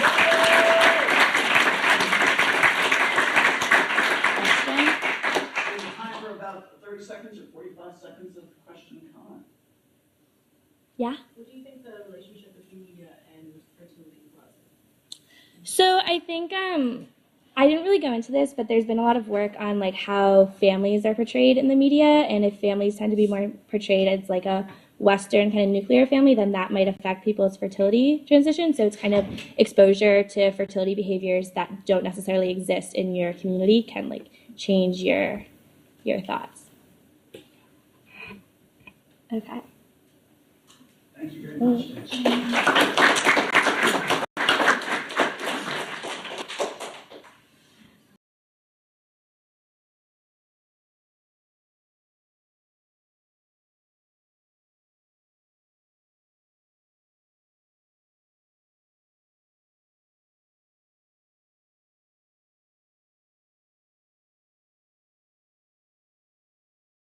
And today I'll be presenting to you my senior honors thesis, which is about immunization status of children under 5 in Swaziland, under the guidance of my advisor, Professor White, and with the help of Professor Susan Short as my second reader. Okay, so why study immunization? And then afterwards I'll go into why I study it specifically in the context of Swaziland. So the estimated worldwide annual deaths of children under 5 in 2006 were about 10.5 million. 40% of these were in the first year of life, and of these, 99% were in low and middle income countries. The next figure over there, 2 to 3 million deaths were avoided in 2012, and that is because of the public health intervention of immunization. It is the second best intervention after clean water provision, and varying levels of importance, of course, from individual importance for the individual for possibly avoiding life-threatening conditions, eliminating the burden of disease and death from the family, up all the way until the public health level of importance, which it's an important aim for any country to have universal, or at least near universal, immunization of the nation's youngest demographic for various reasons. There are positive associations with economic activity, increased economic growth, quality of life, and general public satisfaction. So just to give you a bit of background on Swaziland, it is located in Southeast Africa. It borders South Africa and Mozambique on the northeast. It's a small country, population of 1.23 million and just under 7,000 square miles, which is slightly smaller than New Jersey, to give you some context. It's lower middle income, and as you see there, 40% live at or under $1.25 a day, which is the absolute poverty line, as described by the World Bank.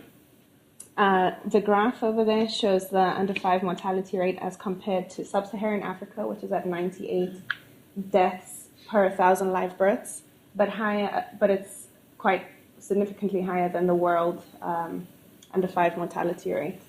Some more health statistics. It has one of the highest, if not the highest, HIV prevalence. This is overall, so 26.5%, as well as the highest rate of tuberculosis, and usually it's co-infection.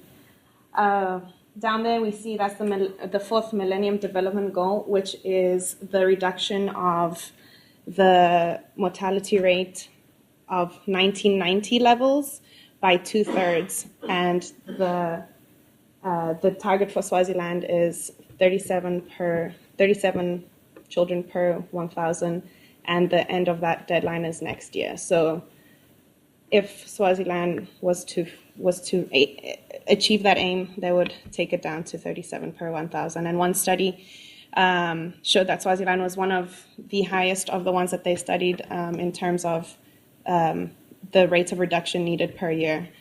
So it was something like 13.2 per year. So the latest I saw on the under-5 mortality rate, which was in 2011, is actually between 85 and 104. So it's actually risen, and it doesn't seem like the MDG number 4 is going to be met. So it's a bit of background, but it's also showing why it's really important to monitor the health of the nation's youngest demographic in Swaziland. So as I mentioned before, those childhood diseases are preventable by 5 vaccines, a total of nine doses. These are the 6 childhood diseases over there. And the middle block shows you what I've found in the literature. I tried to look throughout the African region, as well as some international sources, to see where the field was at in terms of access and immunization. And so the first 3 are negative associations. For example, number of siblings. As with each additional sibling that a child has, the child is less likely to have the full set of recommended immunizations. And that's as defined by different studies. There isn't a standard of what vaccinations are looked at, but generally it's the ones that cover those big childhood diseases. And then the number 4, 5, and 6 over there have positive associations. So as wealth increases, as a mother's literacy or education increases, and child's age increases, they're more likely to have the full set of vaccinations. Then there are variables on geographic area, north-south divide, urban, rural, towns, large cities, and so on. Quite inconsistent. It's very context-specific. Same with the child's sex. Overall, it was found that sex doesn't really have an effect, but in some cases, a male was more likely to be fully vaccinated than a female child. So it is heavily context dependent, which made it hard to come up with a hypothesis for Swaziland, especially because it's a unique case in terms of its political background. It's an absolute monarchy. It's small. It's landlocked, as well as the inconsistencies that I found in the literature. So, number 4 over there is the polygamous marriages. That was found that if a woman is married to a man with more, who has other wives, her child is less likely to be vaccinated. That's something I could have studied in Swaziland because it's legal and it's a very part of fabric of the culture, but there weren't enough cases in my data to do so. But I surely expected wealth to have an effect. That was pretty consistent, whatever variable was used of wealth. Child's age, it only makes sense that the older you get, the more likely you are to have the full set of vaccines. And so I went ahead with the study. Also used a demographic and health survey that Jane used, nationally representative survey done in 2006, only one for Swaziland. And I decided to do 2 streams of analysis. One was to just cover measles, and one was to cover the rest of the 5 diseases. And the reason for that was that because there's a different mechanism through which measles vaccines are administered. There are measles campaigns in Swaziland where government agents go into the corners of the country and target any child from 9 to 59 months, and if they don't have the vaccine yet, they give the vaccine to the child. So then, so looking at the first stream of analysis, a smaller sample size, 608 children, a total of 8 doses, and for both I used logistic regression with a binary outcome, meaning for the first stream of analysis, it was whether the child had all 8 doses or whether it had 7 or less. So the 0-1 binary outcome. And the predictive variables I used in total were those ones over there. The ones that I have in bold, child's age, of the 6 models that I ran with different combinations of all of the predictive variables, I only found that child's age was statistically significant at the 0.001 level, meaning with each additional month, a child is more likely to be vaccinated. And nothing else was significant. And so the model that I found was the most effective as determined by the information criteria was the simple model of the child's age, the child's sex, and the mother's education level in years. And then the same thing was done for measles, except that now it's just 1 dose. Oh, and it's also important for me to note that in measles, there was a total coverage rate of 93%. So 93% of the 1,396 children had the measles vaccine. In the first stream of analysis, it was 58 or 53%, something along those lines.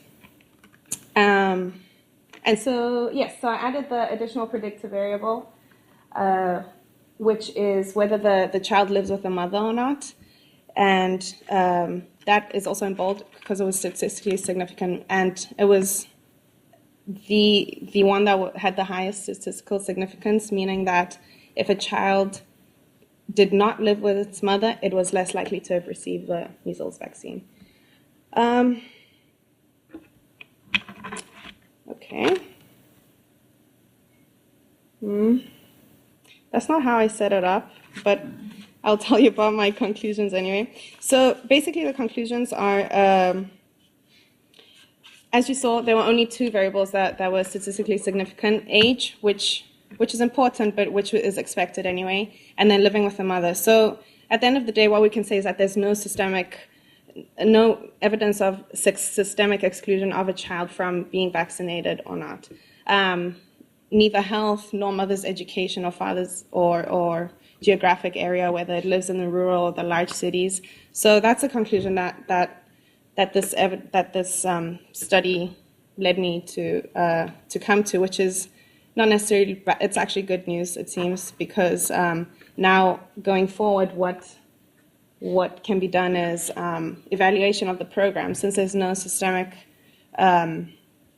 factor determining this from happening, we can just look at the measles campaign. Are they reaching everyone they need to, and so on. And then also going forward, it's, I think, important to have some sort of encouragement to have more nationally representative surveys, because it's the only one, and it was several years ago, so we can look at over time changes. And also, the way that I set up the models are only a few set of combinations of thousands, hundreds, thousands of different ways of combining different variables and so on. So I'd encourage other researchers to maybe have different model specifications or different sample selections. For example, I could have excluded the 0, 1, 2-month-old children, maybe only analyze them for the vaccine that you get as soon as you're born, or there are just many ways of doing this. So this is just one step. So thank you.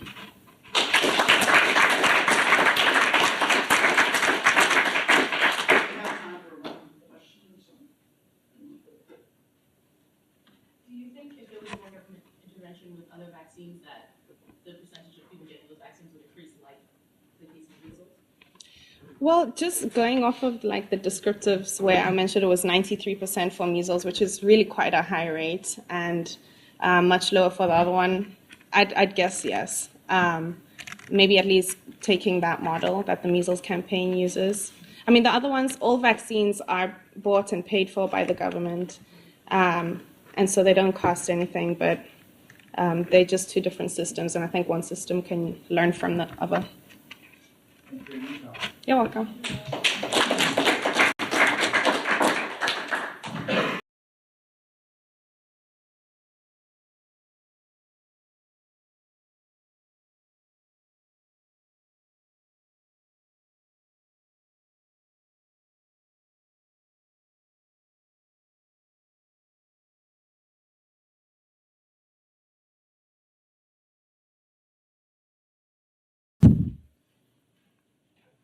Hi, I'm Dria Kim, and my thesis is on Philippine-Korean international marriage under the subtitle of A Discrepancy Between Objective Indicators of Quality of Life and Subjective Perceptions of Quality of Life.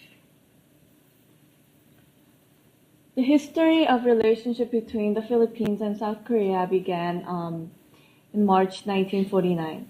The relationship augmented when the Philippines deployed its army to support South Korea when the war broke out between South Korea and North Korea in 1950. Since then, they share a strong economic interdependence, South Korea being 6th biggest trading partner of the Philippines as of 2011. They share very similar political and economic history of rapid economic development after a term of authoritarian dictatorship.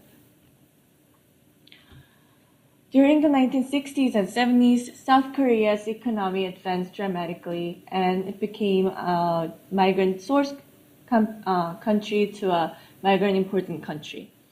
From the 1990s, South Korea started to need foreign workers who would supplement the shortages of labor force caused by decreasing birth rate and a growing cost of labor. As young people moved to the city in search of better jobs and living conditions, labor shortage and 3D jobs, referring to dirty, dangerous, and difficult jobs, especially in rural areas, necessitated cheap foreign laborers. And many workers from developing countries, including Philippines, sought migration to Korea as a way of social mobility. Along with economic factors, gender inequality is also another factor very relevant to the issue of female immigrants in South Korea. While the urbanization followed the industrialization and advancement of economy in South Korea, deeply rooted traditions of Confucian Korean society socially forced the eldest son to stay in the countryside to take care of their elderly parents. And this led to the critical shortage of marriageable women in farming and fishing villages. Due to the imbalance of the sexes and skewed population of young adults, it lured foreign brides to rule South Korea. Persistence of gender roles led to further problems like domestic violence, and tension was more drastic and paternalistic in multicultural immigrant families. So for my research, I used two data sources, one from Miriam Center for Migrant Women and another from National Survey of 2012. Miriam Center for Migrant Women is a Catholic church-based center for female immigrants from mostly from the Philippines. They provide direct intervention, including translation, counseling, language instructions, legal assistance, on-site and/or home visiting supports. For the survey, 27 Filipino women participated. 10 of them married to Korean men, and 17 of them were married to Filipino men. The survey included four categories of questions asking for biographic data, gender norms, family conflicts, media representation, and satisfaction with quality of life. To complement the small data size, I've also referred to National Survey of 2012 as another major data source, and this covered diverse topics from objective measure of their quality of life, including marital status, income, and government policies, to subjective measure of quality of life, including personal measure of satisfaction, feelings of loneliness, need for social networks, and racial discrimination. So according to the National Survey data, which was conducted by the Ministry of Gender Equality and Family, the objective indicators, including language, poverty reduction, and government policy, all improved. Couples getting divorced within the first 5 years decreased from 53.1% to 37.8%. And Korean language proficiency increased 20.1% for speaking. Employment rate increased 16.1% overall, while poverty rate decreased 17.8%. Among population of marriage migrants and naturalized citizens, 71.4% knew about the multicultural family support centers, and 46.2% got practical help from the centers. However, subjective indicators did not match with the objective indicators. Social discrimination increased 4.8% between the 3 years, 2009 and 2012. 4.6% more of marriage immigrants felt lonelier during these 3 years. And social networking decreased. The percentage of marriage immigrants who said they don't have a person to discuss when they have they're having a hard time increased by 6.2%. And the percentage of migrants who have never participated in local neighborhood meeting, which is very frequent in South Korea, increased 14.5%. The Miriam Center survey data matched the result of the national survey as well. The most interesting and clear correlation among data of the survey came from responses from the questions measuring the quality of life of marriage immigrants who came from the Philippines to marry Korean men. Among this group of 10 subjects, 70% answered positively to the question asking if they're getting enough support from the government, and 100% answered positively to the question asking if they're getting fair legal treatment. However, to the question asking for their subjective perception on social discrimination, to the question, do you believe that discrimination has increased since your arrival in Korea, 80% answered that discrimination increased, while another 80% indicated that they are planning to go back to the Philippines in the future. So the discrepancy can be explained in three main factors.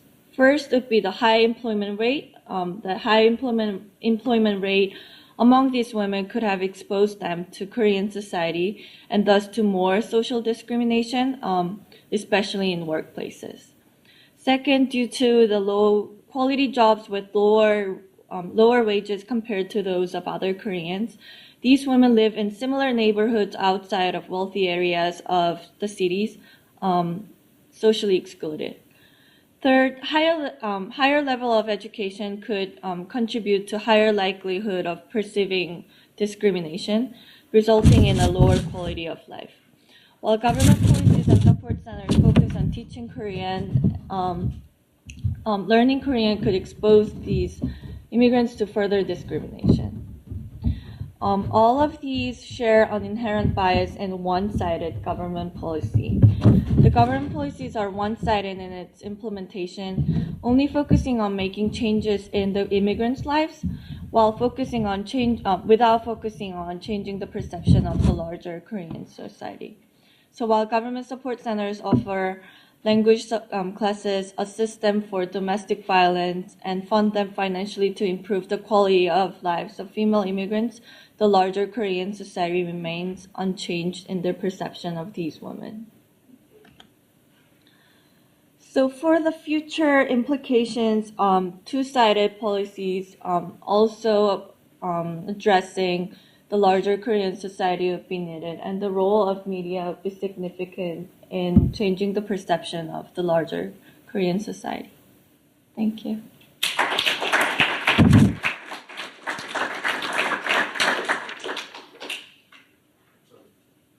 you so much, Leah. Larry's up.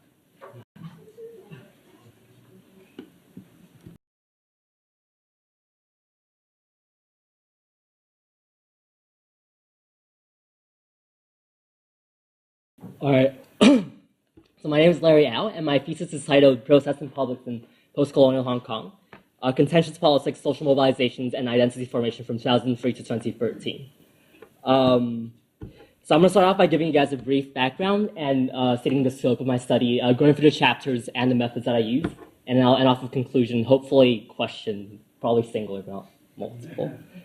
So I want to start with this quote from Aniqa, who's a member of the Chinese People's Political Consultative Council. And he said that the root of many problems in Hong Kong experienced after the handover is the fact that people's hearts have not returned, even though the land has returned to China. And that's the case that I hope that this thesis will show, to show that with political and economic integration, social and cultural integration doesn't come naturally. And my thesis begins in 2003. Sorry for the blurry video. This is before YouTube, so.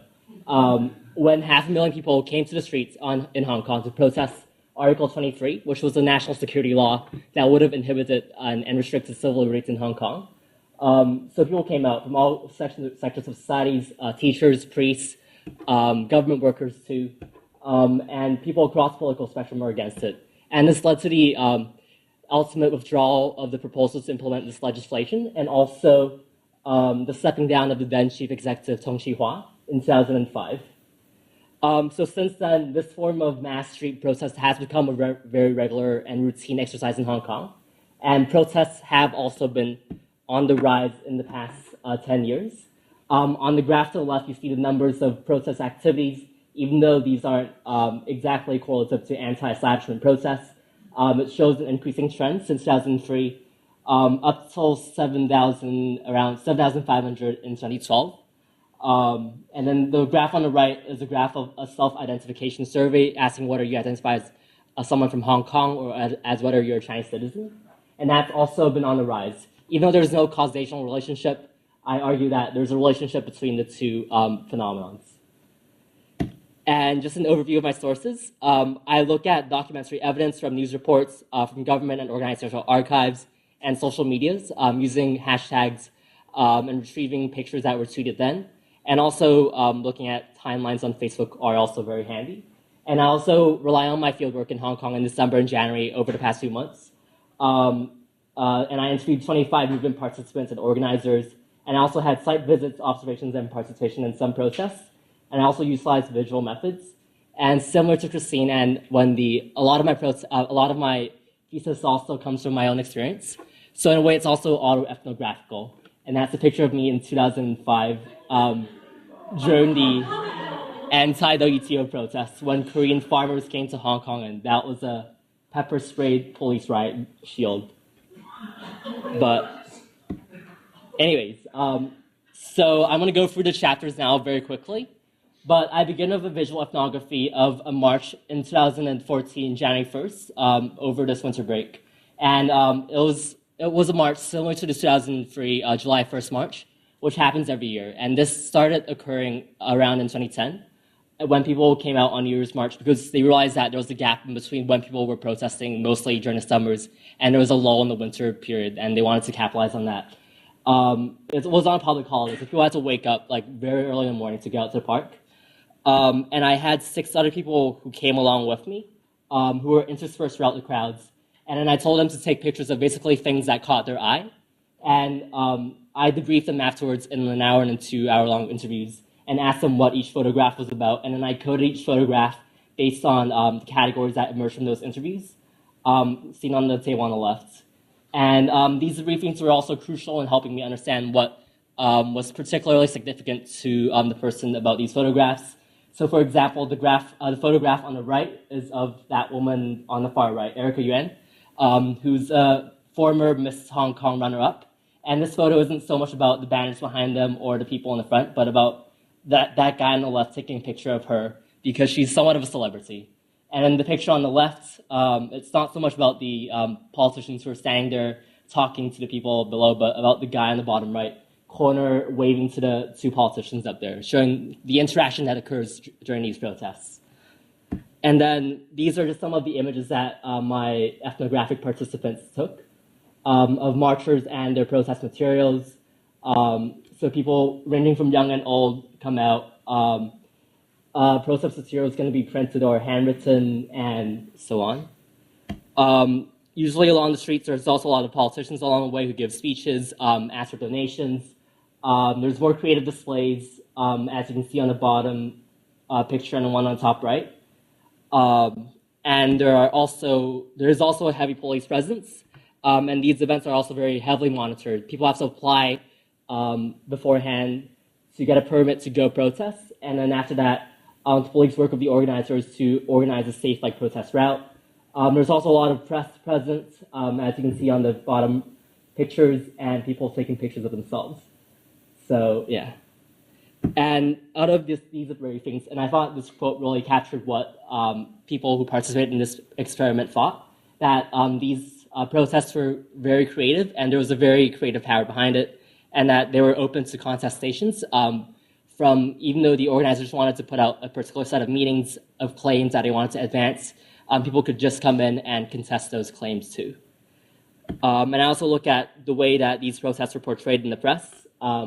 Similar to the US, you have partisan press, so people who are more pro-democracy and anti-establishment try to portray the protests as being very crowded, very lively, whereas people who were more pro-establishment, pro-Beijing and pro-government, portrayed it as a very, they didn't give that much coverage to it. And in the photo on the left, the caption says that the street is empty and silent and dead, which is very different from the previous pictures, I guess.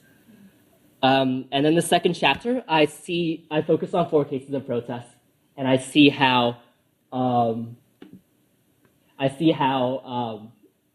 of this routinization of protests, these creative acts emerge. And it looks at how 4 cases of protest, one concerning the conservation of a pier in 2006 and 2007, one over the construction of a highway between Hong Kong and China in 2009, and plans to introduce national education curriculum in Hong Kong's local schools that were seen as brainwashing, and a government decision to reject a free-to-air broadcasting license to HKTV, a local television station, and how I connected these cases together, and I looked at how 3 sets of discourses emerged from them based on economic injustice, based on government lack of transparency, and based on Hong Kong identity. And I see how these discourses surrounding questions of who economic development benefits and how these benefits are given to people based on democratic processes or lack of democratic processes relate to this Hong Kong identity that's been emerging. So yeah. My next chapter looks at how these protests can be seen in the communicative sphere of the public sphere. and in the ways that protesters interact with people who come to them, and how they basically try to enact this this society in which they try to implement to the rest of society, or like they try to enact the idealized public sphere within their own actions. And this is seen in this quote here, in the ways that people from all sections of society, regardless of status, come out and interact with one another and exchange their views. I look at the way that these discourses are then played out in movement media. So these are 4 films produced by people who were part of these movements. And I look at the ways that these questions and like these identities are framed within them using Benford and Snow's cultural framing approach. And then I also look at how these events are viewed in the diaspora, and how there wasn't a diaspora before 1950s and 60s, but then after the huge population influx from China, there was more of a local identity. And then I see how these identities are articulated within this specific petition by students that were in UC Berkeley that circulated a petition surrounding the HKTV decision, and the ways that they articulate connectivity and the ways that they see themselves as part of Hong Kong even though they aren't there. So you can see from this quote, there are a group of overseas students who call Hong Kong home and pledge to return to our roots in the end. And then the same idea of enacting, I guess, the deliberative processes that they want to see in the rest of society can be seen in this announcement. That was posted within the Facebook group itself, saying that all the decisions that they make have to go through public like commenting within the organizers of the protests. And then I comment briefly on how the same students that I interviewed over winter break went on to do another petition 2 months later over another incident, and that, as you can see on the map on the left, was far more effective than that petition to a few months ago, to show that how the actors themselves are able to learn new techniques and new strategies and innovate under the ideology too. And also, I too was inspired by people who put together that petition, and I organized this conference with a lot of people in this room. And this brought together 100 students from across 20 schools and 16 speakers from around Hong Kong and around the US. And this was the first conference in the US about Hong Kong since 1997 too. And ending on this quote, this was one of the first interviews that I had when I went back to Hong Kong, not knowing what I would get. So I guess the typical phenomenon is that people talk about the rise of protests as increasing like radicalization and increasing polarization. But the student at CUHK gave a very different response, that it's not the government that's becoming less and less responsive, or that the quality of governance is declining, but Hong Kongers and society as a whole are becoming more and more active in fulfilling their duties as citizens and monitoring the state and standing up for their rights. And that, I think, shows the story that I try to tell of movements and actors learning from themselves and learning from each other and evolving over time. And that is the end.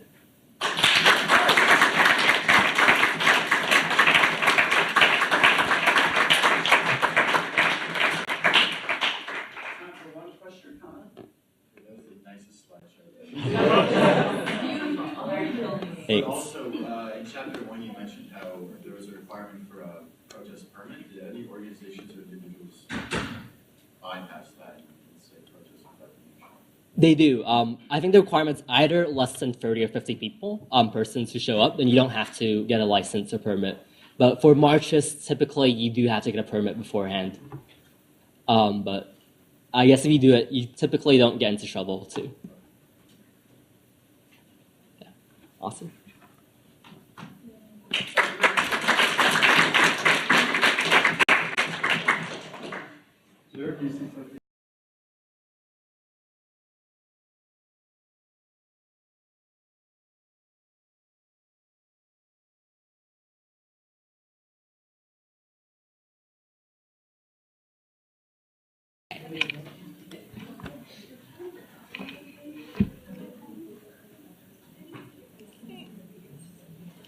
All right, aloha kako. Hello, everyone.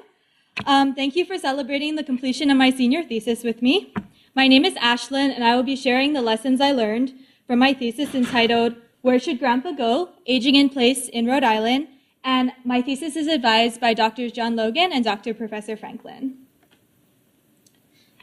I became interested in studying the elderly when my grandfather was admitted to a nursing home.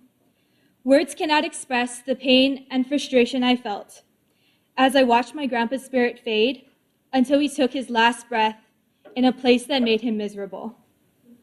Everyone in this room will eventually confront the challenges of aging, if you haven't done so already.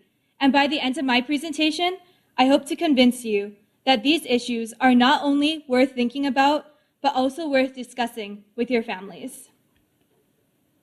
So, what will you be listening to for the next 8 minutes? My thesis analyzes the walkability of Rhode Island neighborhoods. Walkability can be measured in 2 ways. The way that I am using is pictured on the left. It's distance to amenities. I did this by using an app called WalkScore. So how it works is you put an address into the WalkScore site. And what it does is calculate the 5-minute walking distance to basic amenities such as banks, grocery stores, things that you need that are basic. And based on this, the app will assign a score from 0 to 100. A score of 0 means the neighborhood is car dependent, which means you need a car to get to all the basic amenities. Whereas a score of 100 is a walker's paradise, which means that all the basic amenities can be reached within a 5-minute walk. The other measure of walkability is street safety, such as making sure the roads are clear of snow so people can walk through them, or that there is good street signage, such as accurate speed limits or clear crosswalks. And I will talk about the importance of this measure a little later in my presentation, but my thesis only covered the left side, distance to amenities. So the first question I tackled is, where are the elderly in Rhode Island? Because if I wanted to know if the elderly lived in walkable neighborhoods, the first logical step would be, where are the elderly living? So to do this, I grouped 2010 census data into these 3 age groups and created several maps like the one pictured on the left to locate neighborhoods with high concentrations of elderly people measured by both highest percentage of elderly people and highest total number of elderly people. I chose to do the first 65 plus age group because this is how seniors are typically defined by most policies in the United States. However, I decided to split the elderly into 2 age groups, age 65 to 84, which I will call the young old, and age 85 and older, which I will call the old old.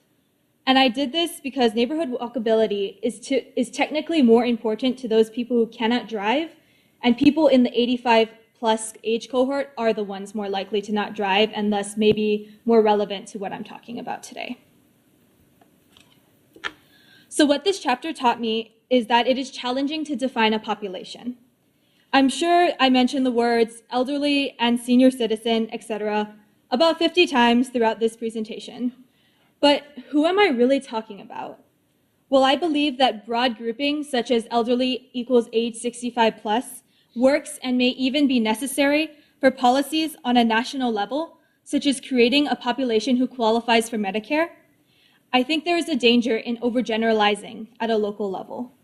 To illustrate this point, imagine implementing a policy to address the needs of these 3 people, pictured on this slide. Will the woman in the middle's needs be the same as Jack Nicholson's? Probably not. This problem became evident in my first chapter. After making maps of the distributions of the young old and the old old, I found that there are minimal overlap between these 2 communities, which led me to wonder, are these 2 distinct populations of people? With advancing medical technology, people are living longer.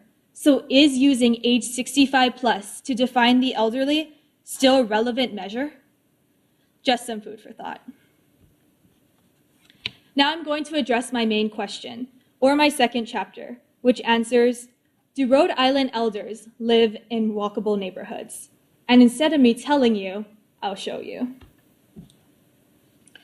This is one of the maps I generated, which displays the walk score for each Rhode Island neighborhood. As you can see, I assign neighborhoods of low walkability the color red, because to me, red on a traffic light means stop, don't walk here, not walkable.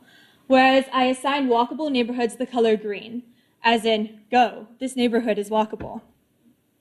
As you can see, most of Rhode Island is not walkable. However, for those of you who know Rhode Island's geography, this should not come as a surprise because the whole left side of Rhode Island is actually rural, and therefore there isn't much development going there, so it does make sense that it's not walkable.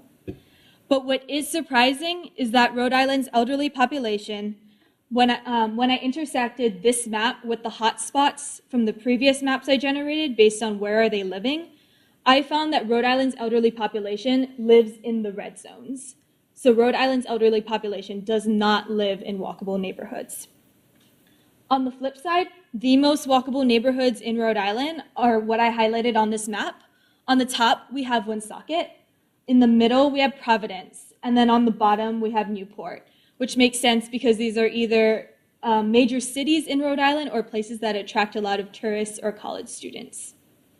And what I found is that if you look at how many elderly are living in these places, it's actually a very, very small percentage of elderly living in the most walkable places in Rhode Island. So that was my big conclusion, that the elderly do not live in walkable neighborhoods in Rhode Island. And what I learned from this chapter and the next is that it is not right to jump to a conclusion that, oh my God, the elderly are not living in walkable neighborhoods, therefore they're trapped in their homes and they aren't able to go anywhere. Often, a problem with quantitative data, like a walk score, is that it cannot tell a story. A walk score does not tell us whether a senior service van runs through unwalkable neighborhoods. Going back to the measures of walkability, a walk score does not take street safety into account. To illustrate, let's think about College Hill. If I put this address into walk score, I will get a walk score of 98, which is a walker's paradise. Yes, I can get to places in a 5-minute walk, but as a 21-year-old, I find College Hill to be hilly and uneven. Not to mention, during the winter, I see at least one similarly aged peer take a hard fall on black ice. Is that a walker's paradise? This shows that a number can only tell us so much, so we should be thinking about what we are missing and how we might compensate for it. On that third note, what my population is missing is a human component, which is the topic of my third chapter. Thanks to the help of Catherine Taylor, the director of the Division of Elderly Affairs in Rhode Island, I was able to talk to Rhode Island seniors to get their views on what it is like to age here. Although I learned so much more from these people that I could possibly share in a 9-minute presentation, here are some salient takeaways. The first is that the people I interviewed from ages 65 to 93 still drove. And according to the 93-year-old man I interviewed, he said he drives very well. I also found that family networks are important to the quality of life of elderly people, and that people don't need to be involved in the community if they have their family members. And finally, a majority of people would rather just drop dead in their own homes than relocate to a nursing home or assisted living facility.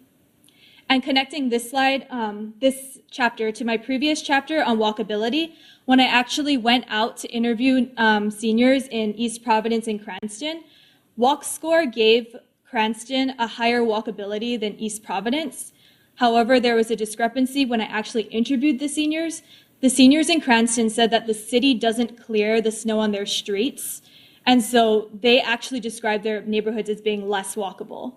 So that was another takeaway, that sometimes the data may not accurately reflect what's actually represented in society. If I have kept you entertained enough for you to follow my presentation, here's what you might be thinking. According to her interviews, many elderly still drive, and family ties are more important than neighborhood interaction.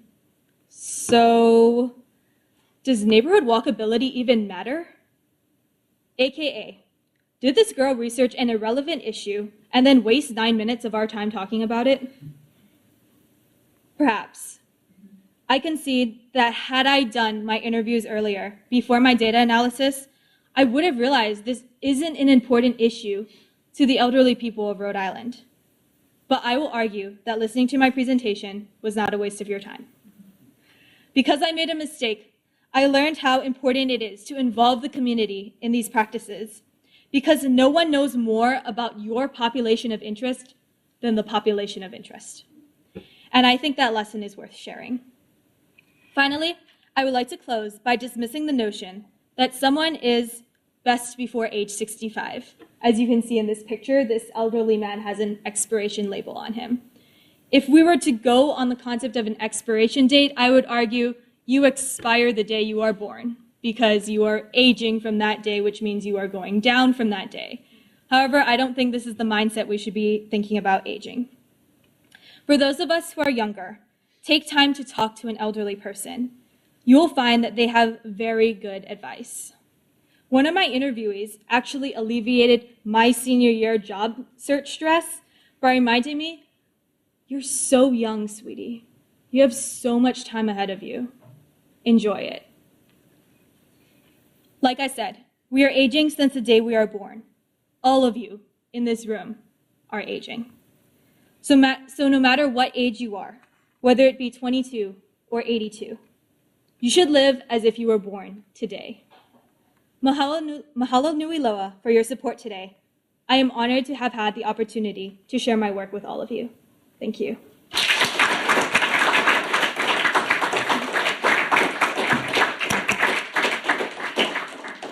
have time for a question.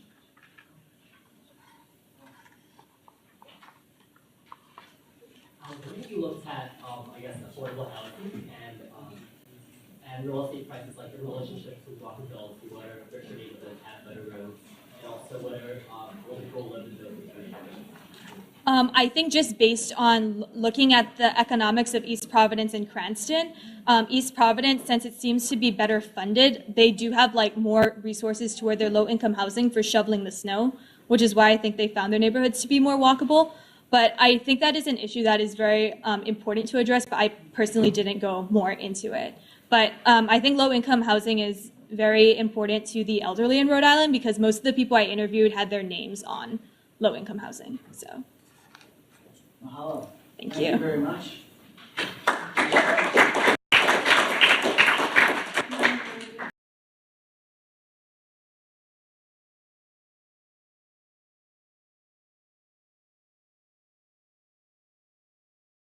Hi, my name is Lucy Bates Campbell.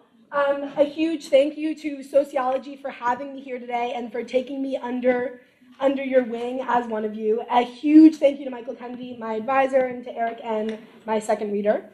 And you're going to see in 1 second that my thesis is called Whose Climate Is It Anyway? And it is about climate change and comedy in contemporary America. There we go. I shaved off 20 seconds. I have 20 more seconds now. Hopefully it'll load up just fine. How are you guys doing? Everyone doing well? Oh yeah. Oh, just you wait. Just you wait. We'll see if I can pull this off. I can pull this off. Whose climate is it anyway? Climate change and comedy in contemporary America. What am I going to talk about? I'm going to talk about why, background to this project. Why did I come to be doing a project like this? What did I actually do? What is some of what I found? What now? Ideas for further research, and I'm going to run out of time, and so you're going to come talk with me afterwards if you want to. Please wave your fingers if I talk too quickly. This is the third slide of my thesis. How did I get here? Why is this possibly an appropriate third slide of a senior honors thesis? It started with one of these. Has anyone ever done a footprint calculator? It's a horrible plan because you'll probably get a number like this, and you'll think, I made a mistake. Edit your footprint, go back and retake the quiz, and you'll get another number like this, and you'll think, I must change my life. And this is what happened to me when I was a sophomore in high school, and I was terrified, and so I started to change my life. I became vegetarian, and I changed my light bulbs, and I recycled flowers, and I showered under waterfalls, and I felt great about myself. And I looked around my home community, and people were buying lots of dresses and eating lots of meat, and they seemed to feel great about themselves too, despite the fact that this is what they were doing to the planet. And so I thought, you must change your life. And so I started a carbon footprint reduction club at my school because I thought they just must not know. If only they knew what was happening to the planet, this is how we'd all feel. And so I sat during lunchtime at a table and I said, come talk with me about climate change. And the reality was, this is how people felt. And so I, of course, judged them harshly and thought they were all horrible, horrible people, and then became very, very sad about my life and the state of the world. And it turns out I'm taking so much time to tell you this story because this is the defining challenge of climate science communication. How do we talk about climate change in a way that is accurate, accessible, engaging, and compelling? Because what we have right now isn't working. Statistics like this have held true over the past 20 years, where you have 97% of climate scientists saying this is happening, and you have 55% of the American public saying, is it really happening? Do the scientists really think it's happening? And the way we've been explaining this up until about 20 years ago was by saying there's not enough information. We were assuming a one-way flow and a stupid public. And people are saying, actually, it's more complicated than that. Probably it looks something more like this. And then the question became, how do we move beyond a deficit model? What does it look like to be communicating science in new ways? People started to say things like, science needs to capture hearts, and context-dependent multi-way debate. And something that began to emerge were the words comedy and satire as a potential for talking about climate change. So I, of course, was very happy because I like comedy and I like satire. And I knew that there was evidence of social and political power of humor in other instances, like civil rights in America, or even more recently, we see comedians blurring the line between politics and activism and comedy. So I figured for sure someone else is researching this. Turned out, not so much. There's a huge lack of research in the intersection between comedy and climate change. Right now, there's 2 studies that perform quantitative analysis on 3 specific shows, very important shows, but there's huge things that are missing, like the comedian's perspective, like comparative analysis across multiple sources, and there's one other thing, large scope, but it's disappeared. I'll just tell you about that. Goodbye. And I thought, oh no, this is not good. And then I remembered, oh, great, I can write a thesis. So I wrote my thesis about how climate change is being addressed by professionally produced comedy news and stand-up in America. And so to begin, I imagined these 2 spectrums. And one is that it's obvious that there's people who are 100% committed to talking about climate change and people who are 100% committed to being funny. But typically, they're mutually opposed. That the more committed you are to talking about climate change, the less committed you tend to be to being funny. And vice versa, the more committed you are to being funny, the less committed you would tend to be to talking about climate change. But I thought there must be someone who's here. There must be people who are just as committed to information communication about climate change as to being funny or being entertaining. And so my goals were to figure out, are comedians in general talking about climate change? Why? Why not? When they do talk about it, what are they talking about? How do they approach talking about it? And what perceived effect do they feel like this is having? And my personal goal was to sort of think about in what ways comedy could be a force or a tool for social change around the topic of climate change. Giant caveat, what does that even mean? Methods, I conducted 26 different interviews, and I performed content analysis on archived media sources. Sources covered include The Daily Show and The Onion, a bunch of different stand-up comedians, BuzzFeed videos, independent filmmakers, Bill Maher Show, and various content from YouTube, website, other sources. What did I find out? Well, first of all, I found out that necessarily you can split comedians into 2 groups. Yes and no, I don't talk about climate change in my comedy.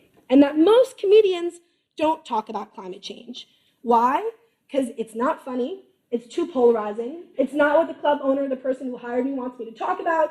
It's not relevant, interesting to me. However, there are some people who do. In fact, there are people who are issue-based comedians who always talked about climate change, who said that I do comedy so that I can talk about climate change. There are people who are committed comedians who would say, as much as possible, I will start with a message that I want to communicate about climate change and see if I can make it funny. And then there were people who were opportunistic, who said, you know, I'll keep my eye out, try to find something funny, and if I can't quite make it funny, I won't talk about it, but I'm open to talking about it. And I found that indeed, this sort of spectrum that I began with, there are people who are clustered right in the middle, who are highly committed to being funny and also highly committed to communicating something about climate change. So, what determines where someone will lie on this spectrum? And I figured out that personal commitment or interest is the biggest determinant of whether or not a comedian is going to talk about climate change in their comedy. Oh my God, I'm already almost over time, aren't I? This is hilarious. I've been looking at the 2:36 and thinking, how am I still only 2 minutes and 36? Oh gosh, I'll go really quickly. So I also really just don't even have time. What do they talk about? They're not talking about science. It's too boring. It's too complex. It's too depressing. If they're not talking about science, what are they talking about? Details and tangents, enemies, and their own absurdities. And how are they structuring humor? I found that there's 5 main approaches. Humor central to secondary, message explicit to implicit. And here's where the rapid fire goes.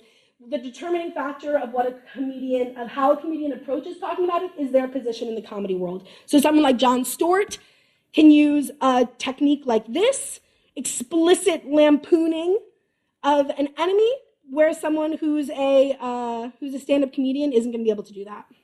Backfiring here. So I'll just page super quickly. Number 2 is like what Colbert does. So this is satire. As we've seen, it's easy to go wrong with this. Very funny. Number 3 is sort of what stand-up comedians will do. Oh gosh. Everything falls apart in the end. Number 3 is what stand-up comedians will do. It's incredibly hard to do well. Number 4, moments of humor in otherwise serious context. So this is Al Gore making a joke. Number 5 is moments of seriousness in an otherwise humorous context. This is Bill McKibben speaking seriously on Colbert, or Yoram Bauman, who does 50 minutes of stand-up and then talks about climate change for 5 minutes in the middle. What can go wrong? Lots of things that can go wrong. Just because there's someone along every spot in that spectrum doesn't mean that they're doing well. Concerns I talk about are trivialization and belittlement, misunderstanding, as we see in #CancelColbert, inappropriate approach or joke, so someone who's using an approach that isn't the right approach for them to be using given their position in the comedy world, and polarization, the thought that this might just be a force for further polarization on the issue. So conclusions are pretty much that art and humor are a helpful ally. They can set the stage, but there's a limit to what you can directly accomplish with the world's most funny joke. Here are the humor superpowers I talk about. It can be good for attracting attention to the climate movement. It can be good for motivating and mobilizing an already climate-committed audience. And then there's potentials for reaching new people, either through sort of a transformative performed metaphor, which is the 3rd approach I talked to, or institutional alliances and culture-shaping strategy, which already exists for other sort of Hollywood things, but isn't being applied to comedy yet.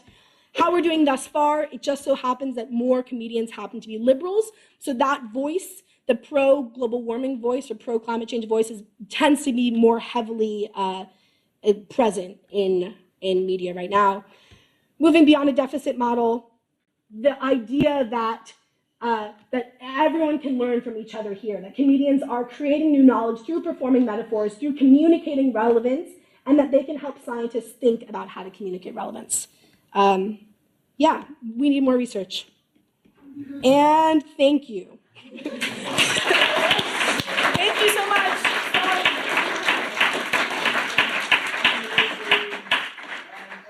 Is up next, but you can catch Lucy at the Brown University.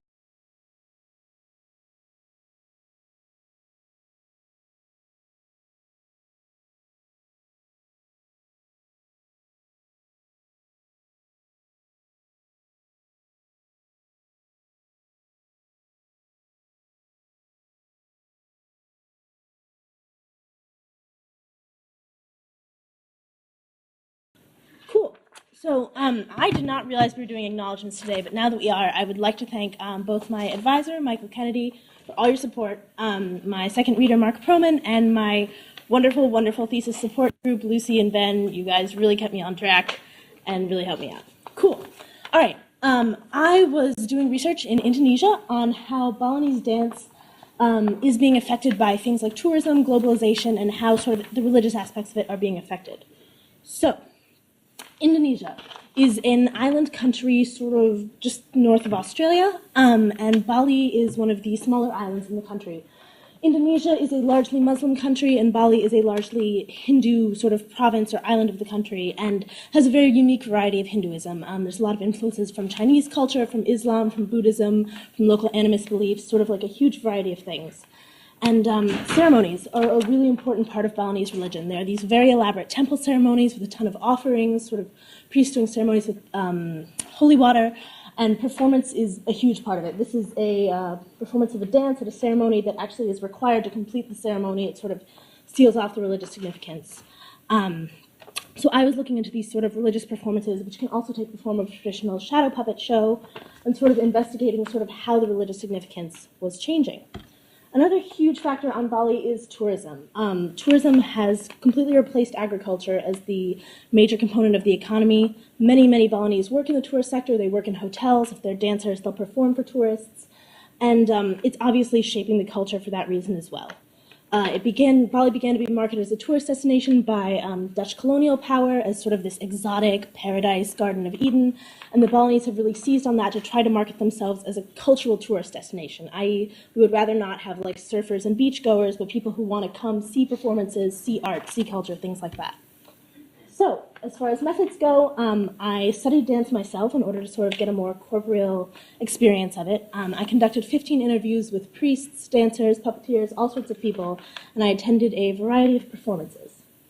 As far as results go, one of the major things my interviewees wanted to talk to me about was sort of the religious meaning of dance.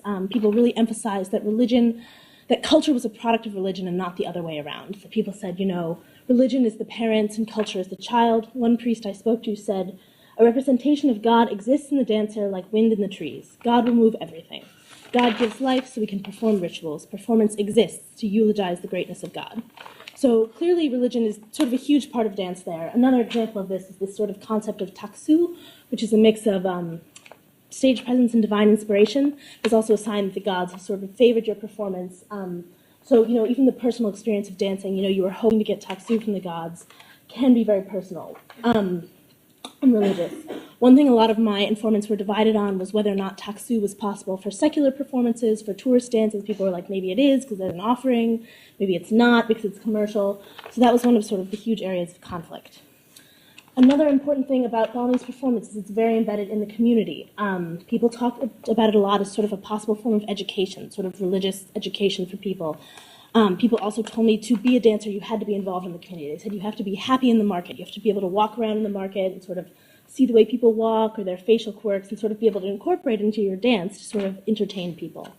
Additionally, there's this sort of concept of performance as a way to teach people to differentiate between good and bad, to have a proper relationship with God, proper relationship with society.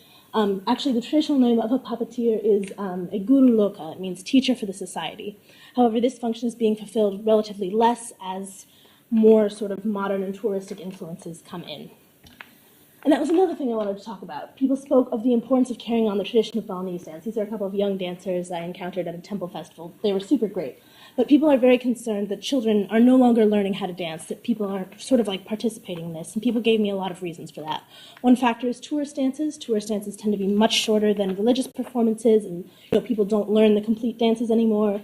As more and more people are working in the tourist industry, they have to work harder, they have less time and more money, so the ceremonies might not be as good, and they're more stressed. They don't really want to see philosophy in a performance, they really want to see more humor, more entertainment value. Another huge influence is the conservatory. In the capital, there's a conservatory where you can go to learn traditional dance, music, puppetry, but that also has the effect of sort of professionalizing, standardizing it so that everyone goes there, learns the same dances, and goes back to their village and teaches those dances. And one person told me, 70% of villages now do the same dances, where we all used to have these sort of different kinds. And then simply as sort of globalization hits, there's more technology, education is different. Children simply have more things to do besides learning dance. Actually, one of the puppeteers I spoke to and dancers, who was a professor at the conservatory, told me, in Bali, the artist will be sad if the son does not want to be an artist. Like me, if my children do not want to be artists, I have masks, and if I pass away, will they sell my masks, or what will they do? But if I do have children who become artists, I will be so happy, because the masks will still be used as a means of devotion.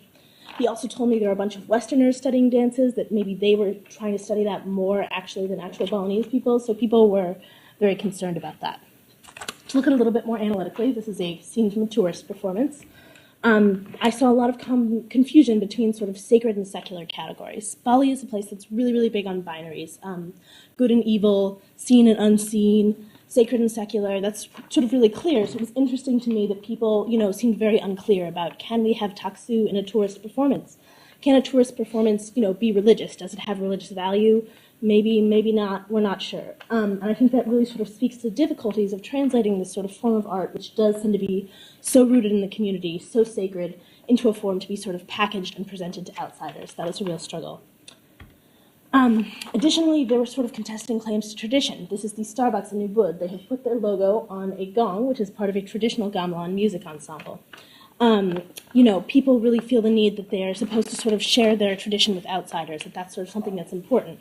But also this is maybe something that needs to be defended. There are movements that have sprung up such as Aceh Bali, which means Bali strong, which is like, this is our culture, we're protecting it. But at the same time, that can be sort of a little xenophobic. It's very complicated, and it's never quite so simple as, tradition is good and tourism is bad. For instance, while I was there, I witnessed rehearsals for a Torie Batman dance, which a couple of sort of boys were rehearsing in town hall, and it's really incredible. It was like in the style of traditional Balinese dance, but like with capes and sort of fist punching and like leaping, and it was not for tourists at all. It was being produced for the Bali Arts Festival, which was originally created to attract visitors, but in fact is now attended by just as many Balinese as others. So there's sort of very confusing lines about that.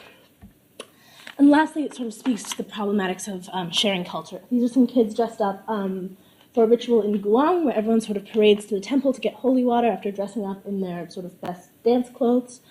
And but even at this ritual, which was sort of in the middle of nowhere, there were tourists there, like snapping photos, running around, really sweaty, like trying to get in on it. And there's this problem that tourists really desire this sort of authentic experience of culture. Like, I want to see the real Bali. But in fact, when everyone is being bussed out to ceremonies, you really lose the chance to sort of protect something as for people themselves and not have to share it, especially because Bali, unlike many other similar tourist destinations, is sort of reproducing a living culture for tourists. Many destinations are sort of more reconstructing stuff that doesn't really happen anymore, but this is how do we translate something that's a very living tradition to a tourist market. There are sacred masks that you use in dances that, you can't do the dance without it, but at the same time, you can't use it for a sacred performance. Can the mask travel to Europe for a performance?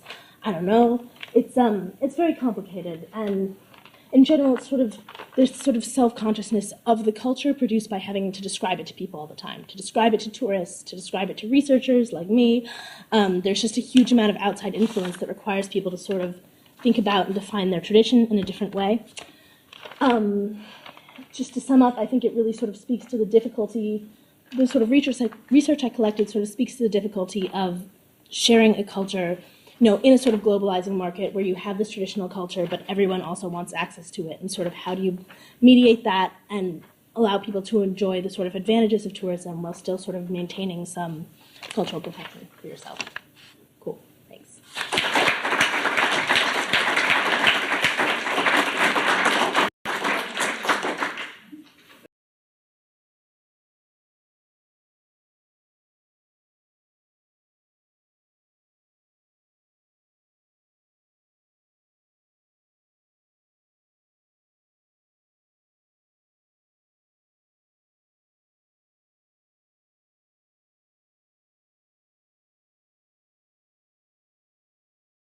All right, cool. All right, so my thesis is called The Ninth Limb, Field Habitus and Embodied Knowledge in Muay Thai. But before I start, I definitely need to thank the AT&T New Media Fellowship provided through Watson, as well as the Office of International Programs and the Dean's Discretionary Grant for making my fieldwork a possibility. And additionally, I need to thank Michael for his patience and insights, which were second to none, as well as Tyson Smith, my secondary reader. So to begin, my primary research questions spawned from the combination of the theoretical foundations I wanted to bring into my thesis. The primary issue I wanted to investigate through my thesis was that of the conflict between commercialization and ritualization as seen through the prism of Muay Thai. And to just provide brief overviews of the three kind of theoretical concepts I wanted to bring into my work was field, as discussed by Pierre Bourdieu, and in a nutshell, field can be described as a setting in which agents and their social positions are located. And habitus is also developed by Bourdieu, and which refers to essentially the lifestyle, values, dispositions, and expectations of particular social groups that are acquired through the activities and experiences of everyday life. And lastly, embodied knowledge is a concept which is much more contemporary within sociology, but also ties back to habitus and Bourdieu's previous work. And in a nutshell, specifically within martial arts, embodied knowledge can be described as the understanding of the body as a social entity, which through martial arts sort of digests or takes upon the entities of myth, legend, and other aspects within martial arts, such as ritual. And so moving on, fieldwork was a huge component of my research. I conducted it both within Thailand, in Bangkok and the island of Phuket, as well as London in the UK. And interviews and field notes were the backbone of my work. I collected over 17 of them with individuals, fighters ranging from Brazil, Australia, Romania, and Sweden, as well as other countries. But the newest component of my research, something that Michael and I discussed a great deal, was that of carnal sociology, i.e. learning through the body, which was discovered or rather refined by sociologist Louis Wacan and exemplified through his book Body and Soul, Notebooks of an Apprentice Boxer. And so I decided to use my own body as a research tool as well within my field work. And the last component, something that you're going to see in the following slides, is that of documentary photography, which I feel is something that is incredibly useful for describing components of field research or aspects of certainly ritual that can't be brought about as easily through words. And so moving on, Muay Thai is a martial art that's over 2,000 years old, but within the contemporary world, it enjoys the spot as the national sport of Thailand. And with the rise of popularity within mixed martial arts, or known as MMA, particularly through the UFC, Ultimate Fighting Championships, a lot of fighters have been coming to Thailand in order to acquire the so-called authentic experience of the martial art. And so for me, I wanted to divide my research into at least 3 different locations in which we would see the authentic, some sort of in-between location, and then also a Western one. And so my first location was in Bangkok, Thailand, in the northwestern district called Jitty Gym, which I categorize as my most authentic location. And this is the facade of it. It was very aesthetically generic concerning what the common notion of a Muay Thai gym is like, with a tin roof and essentially just a lot of equipment lying around and the smell of sweat and all of that. But for me, the most important thing was a heavy Western presence within the gym, which I certainly found. This is Victoria, a young Swedish woman who came to Thailand exclusively to train Muay Thai instead of going to university. And for me, it's particularly fascinating to see how closely knit the family or the community within Jitty Gym was. There were no conflicts of interest whatsoever. And in fact, concerning the Western fighters themselves, they seem to readily adopt all the ritualistic practices inherent in Muay Thai, such as not only the simple things such as the Y, which is a sort of bow you do to your fellow trainers and fighters, but also things as significant as converting to Buddhism, which my training partner, Aaron, on the left, also did. And lastly, there's something within a sort of ritualistic dance that each fighter can perform before a Muay Thai bout called the Y Crew, which is unique to each fighter, but essentially it allows for the giving of thanks to one's own trainer, to God, to their training partners, and so on. And for me, I discovered that essentially all the fighters coming out of Jitty Gym did do this sort of thing. So they represented for me the perfect example of the most authentic Muay Thai experiences seen through the Western perspective. My next research location was in Phuket, Thailand, at Tiger Muay Thai, which is known as the most popular Muay Thai gym and largest Muay Thai gym in the world. And it was founded actually by Americans, which kind of provided for me a very interesting hybrid location at which I could conduct my research. While I was also training in Muay Thai when I was at Jitty Gym, I unfortunately had accumulated enough physical injuries after 4 weeks of training that I did not participate here. However, the rest of my methodology went through. And what you see here is a professional fighter's ring.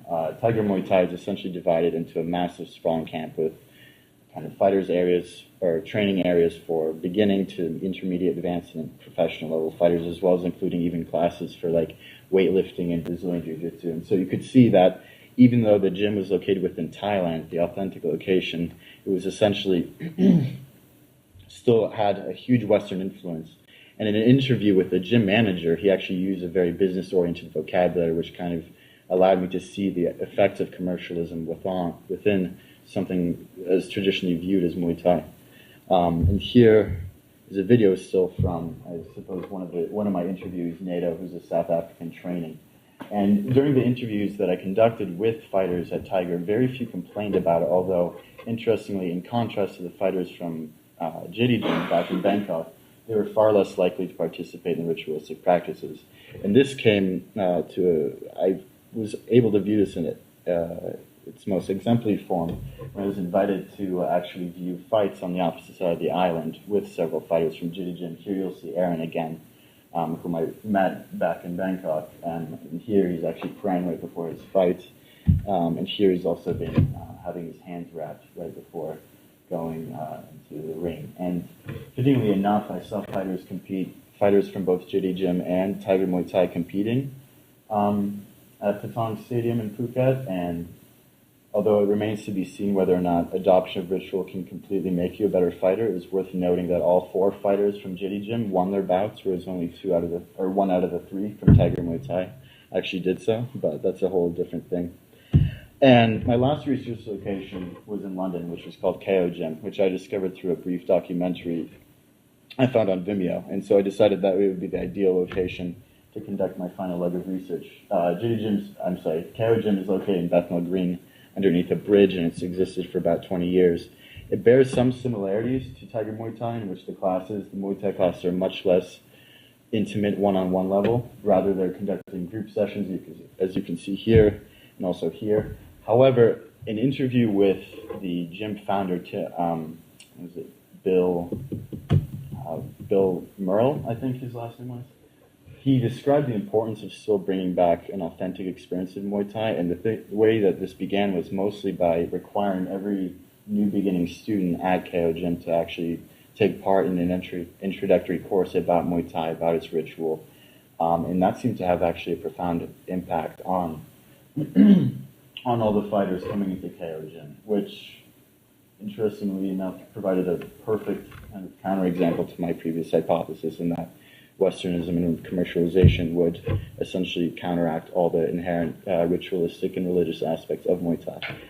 And so, how am I doing on time? And so to kind of conclude, to make things short, although my previous hypothesis was essentially focused on the idea that Westernization would completely corrupt Muay Thai, I was very pleasantly surprised that despite the effects that commercialization can have, nevertheless, if you place an inherent focus on holding on to the authentic notions and the more easily shifted notions away from martial art, you nevertheless do replicate an actually authentic experience, and overall, you do manage to stay true to the original practice regardless of your location. I think that's it.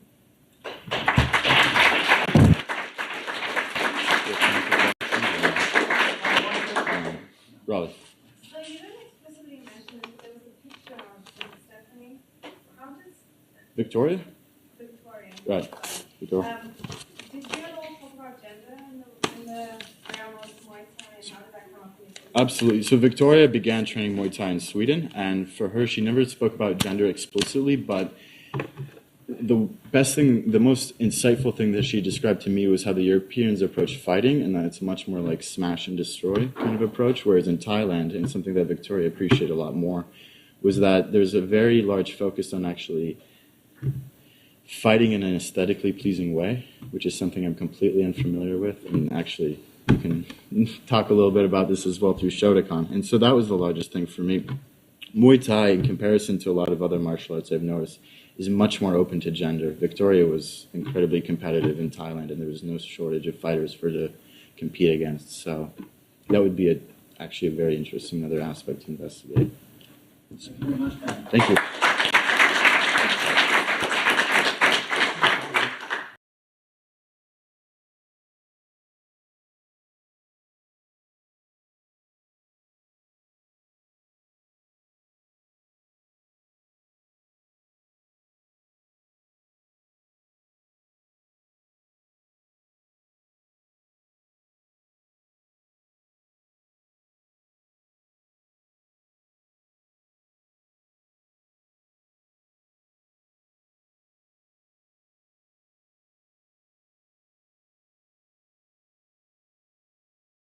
Thank you to Professor Kennedy, first and foremost, and also our class of martial arts, culture, and society that I participated in the fall, and all the members for giving me just the background knowledge to be able to complete this project and just the literature to be able to carry it out.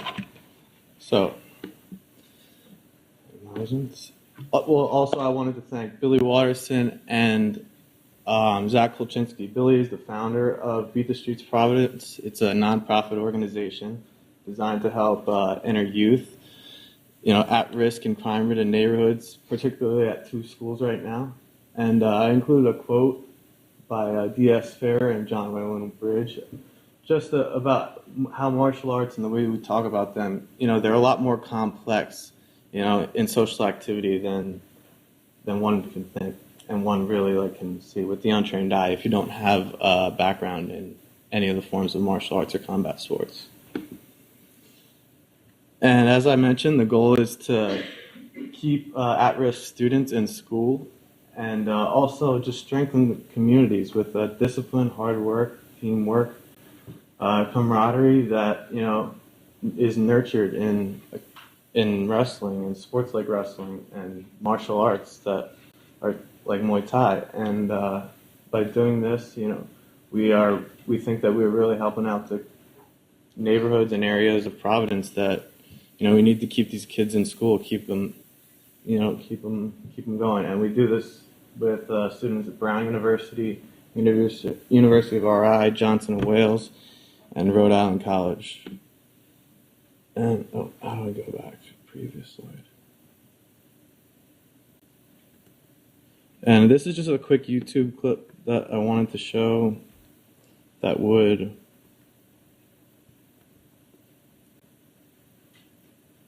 give a great idea of what we're doing in the program, but it's not coming up, so I'll just continue on without it because it's going to take up 2 minutes anyway. But methods in this were participant observation and ethnography.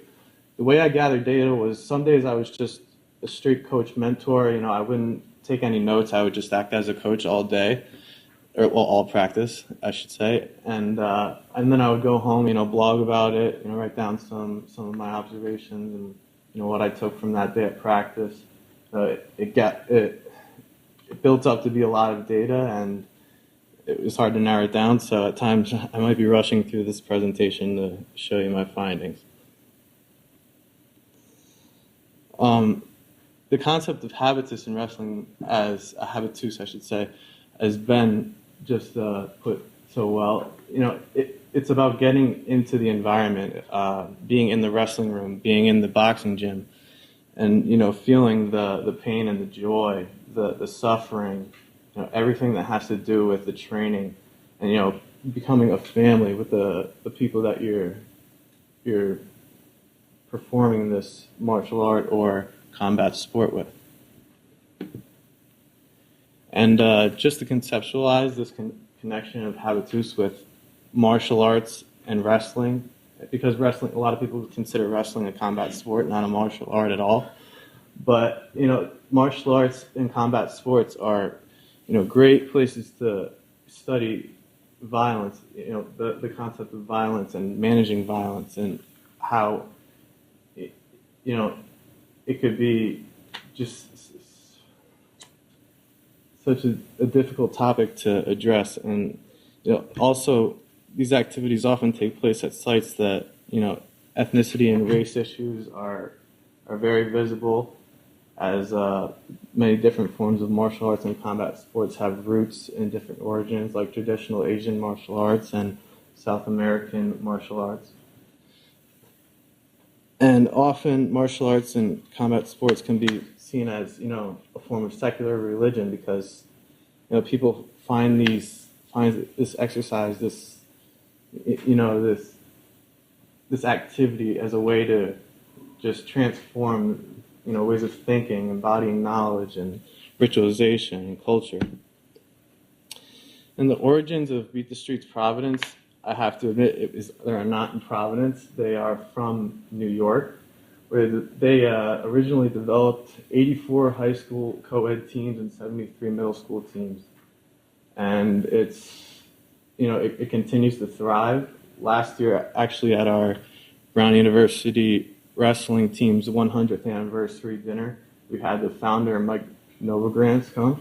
And he made a challenge to our wrestling team, who was at risk at time of losing our program, that if we were able to raise $100,000 towards Brown Wrestling, that he would also donate $100,000 to Brown Wrestling. And I'm proud to say that we did meet that. On this slide, I'm going to skip this, quickly brush over this slide because of time. But up top is a typical high school freestyle wrestling match. You can tell that because kid in the blue singlet is not wearing a headgear, which is it's required in regular high school wrestling. The bottom is a collegiate match. It's a regulated match between a wrestler from Lehigh and Penn State. And as you can see, its size doesn't matter. We have two heavyweights wrestling here, and we have two very long, lanky kids here. And in wrestling, it's just you out there. It's you wrestling this another person. The onus of the achievement is put on your shoulders. So this builds the self-discipline, the dedication, the hard work that you get out of training, and you see the results after you get off the mat and you wrestle that other person. Our two launching schools, the first one is Nathan Bishop. It's in the Mount Hope neighborhood. If you're going the opposite direction of the one-way down Thayer, and you just keep going up Hope Street, the neighborhoods to the left of Hope Street, those are the students that we're working with. It's particularly a crime-ridden neighborhood with 24% of the families, living below the poverty line. So it's a good program to, launch at. The other program is UCAP Middle School. It's a second chance school, and all the students have been held back at least one grade. And at UCAP, the students can complete 3 grades in 2 years, which helps out a lot with them, just academically, but also just catching up in their social lives and what their future outcomes. Here are coaches Zach and Billy. Billy is the founder. I would say Billy is more of the ringleader of Beat the Streets Providence. He's taking a year off from school, in which he has founded Beat the Streets, but he's always busy and he's at every single practice. Zach is the head coach. He graduated last year, and both of them, I've been teammates with them for 3-4 years now, and the amount of dedication that they put into this program is unbelievable. I mean, they are there every single day, and I just wanted to quickly put them in there to recognize them. Some board members that are extremely influential.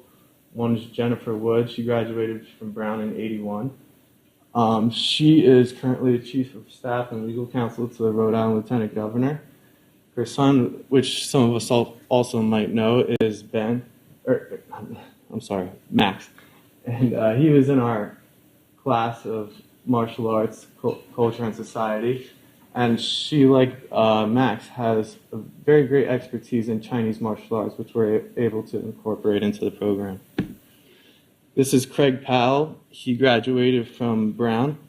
He was also a wrestler. He's currently residing in the Boston area, but he also comes into the room every once in a while.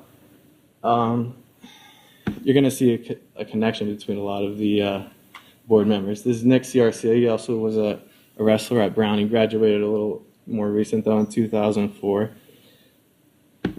This is Rob Davidson. He is, I would say, Brown University wrestling super fan. He's at every single match, and he's also Beat the Streets Providence's super fan.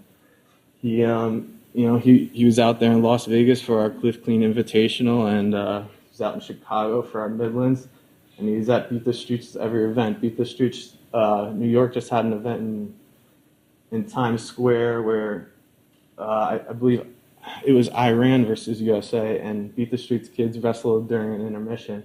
And of course, Rob was down there supporting it. This is Gregory Fine. Greg actually wrestled at Cornell University. We still like him. Chris Ayers, he was a graduate from the 2003 class, and He was a former wrestler. He has a good presence in the Brown University Alumni Association, and you could see him at the wrestling room a lot. Great guy. And just back to our tools of why we were doing this. Wrestling is co-ed. It's individual. It's equitable. Anybody could do it. It doesn't cost money to do it. I think all you need is really a pair of wrestling shoes and a pair of shorts to participate. Both boys and girls can do it. And the amount of discipline, dedication, hard work, it builds confidence. You're going to leave that room feeling a lot better about yourself. Education is the second part of Beat the Streets tools. If they're not performing in school, if they're not going to class, they're not allowed to participate, and we're very clear in explaining that to them. This is the first and most important. Education is the first and most important part of the program. Wrestling is the hook, but education and their future outcomes and self-esteem is the main point of the project. Mentoring and youth support. We provide, for every practice, I would say there's 5 to 8 mentor coaches there, compared to the 25 student athletes that are wrestling there. So, there's a strong support staff for the kids that are wrestling. And, I believe it was Rob Davidson that said at one of our alumni get-togethers, wrestling's a family sport in 3 different ways. You usually have someone in your family that has wrestled. Once you wrestle on a team, you're part of that family. And then once you've been wrestling for a certain amount of years, you feel that you're in a community of wrestlers in a family everywhere. So I think that's a huge part of it also. Community involvement and a pathway to success. Beat the Streets, we work as a community, as a resource, and to become a resource of the community. Our program, it's connecting Brown University and other schools with these kids that, they really need role models. And, I think that this connection that we have already made and, we'll continue to make will be extremely beneficial to Providence youth in the future. I did develop a survey that was based on, evaluating the kids' self-esteem and their grit. And the grit is the ability to sustain interest towards long-term goals but unfortunately the sample size was not large enough, and I was not able to develop any really trends or conclusions from it. But we also had the kids fill out these questions on another piece of paper, and we got some very interesting answers. But a lot of them were in it for the right reasons, and we had them fill them out at the end, and the responses were even better. And we could really tell that they're benefiting from the program. Roots of wrestling. I'm going to skip this for now, just in case I don't have enough time. This is pictures from the first day of the camp. Left is Coach Billy Watterson. On the right, that is Kenneth Ritchie, I believe. And this was just from the first day. Everyone was excited. Some pictures of practice. See, Coach Watterson is 125 pounds, so he's able to wrestle with most of the kids. And, just some pictures of drills. And here's some more pictures. A penetration step is just a basic, this is called a penetration step. That's a way of attacking your opponent and scoring points basically in all styles of wrestling.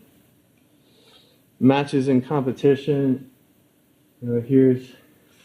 that was our first match on the left, I believe, versus Ritchie Middle School. And here's 2 images at the bottom with Coach Kolchinsky and another volunteer from, he's a med student here. He also wrestled Marcos Aranda. And there's another one of our kids pinning somebody else. This is pictures from the Rhode Island Futures Tournament. Just some kids on the right holding up and showing off their medals. Chris and Jeremy showing off their medals. This is Alejandro. On the left, it's Alejandro Perez with the long hair and David Sambria sitting in front of him. I'd say they're two of the kids that probably have benefited the most from the program, really bought into it. I think David got second in Rhode Island States, and it's just his first year of wrestling, which is just amazing. And the top image on the right is we had an exhibition. This exhibition we had with Boston Youth Club. It was during an intermission between 157 and 165 pounds of our wrestling match against Boston University this year. But it went very well, and just conclusions of it. I think we're really helping out the community with this new nonprofit organization. And wrestling builds discipline, dedication, hard work, and it's only going to grow. Three middle schools already committed next year to being a part of it. So, thank you.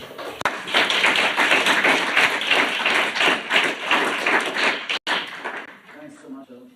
Audrey's up, and I don't know whether you're going to be off.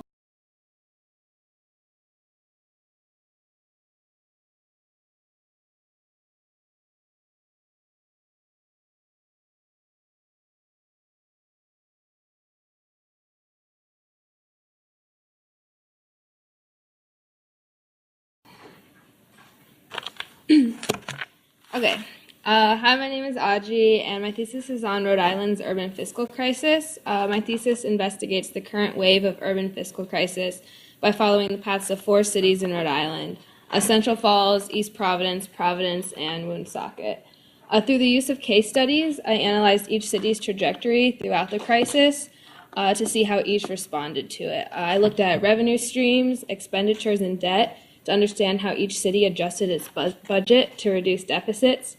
In addition to this financial data, the role of the state as well as political actors are also important in determining the fiscal success or failure of a city. This presentation will not focus on the quantitative analysis of my thesis, but rather on the legal and political components of my discussion. So Rhode Island in the news. Before I go into the details, I should first explain why I'm studying Rhode Island. These city stories can be used to better understand policies and politics within the state as well as outside its borders. I see this state as integral in understanding urban fiscal crisis across the U.S. and a good place to start learning about what is happening in this country.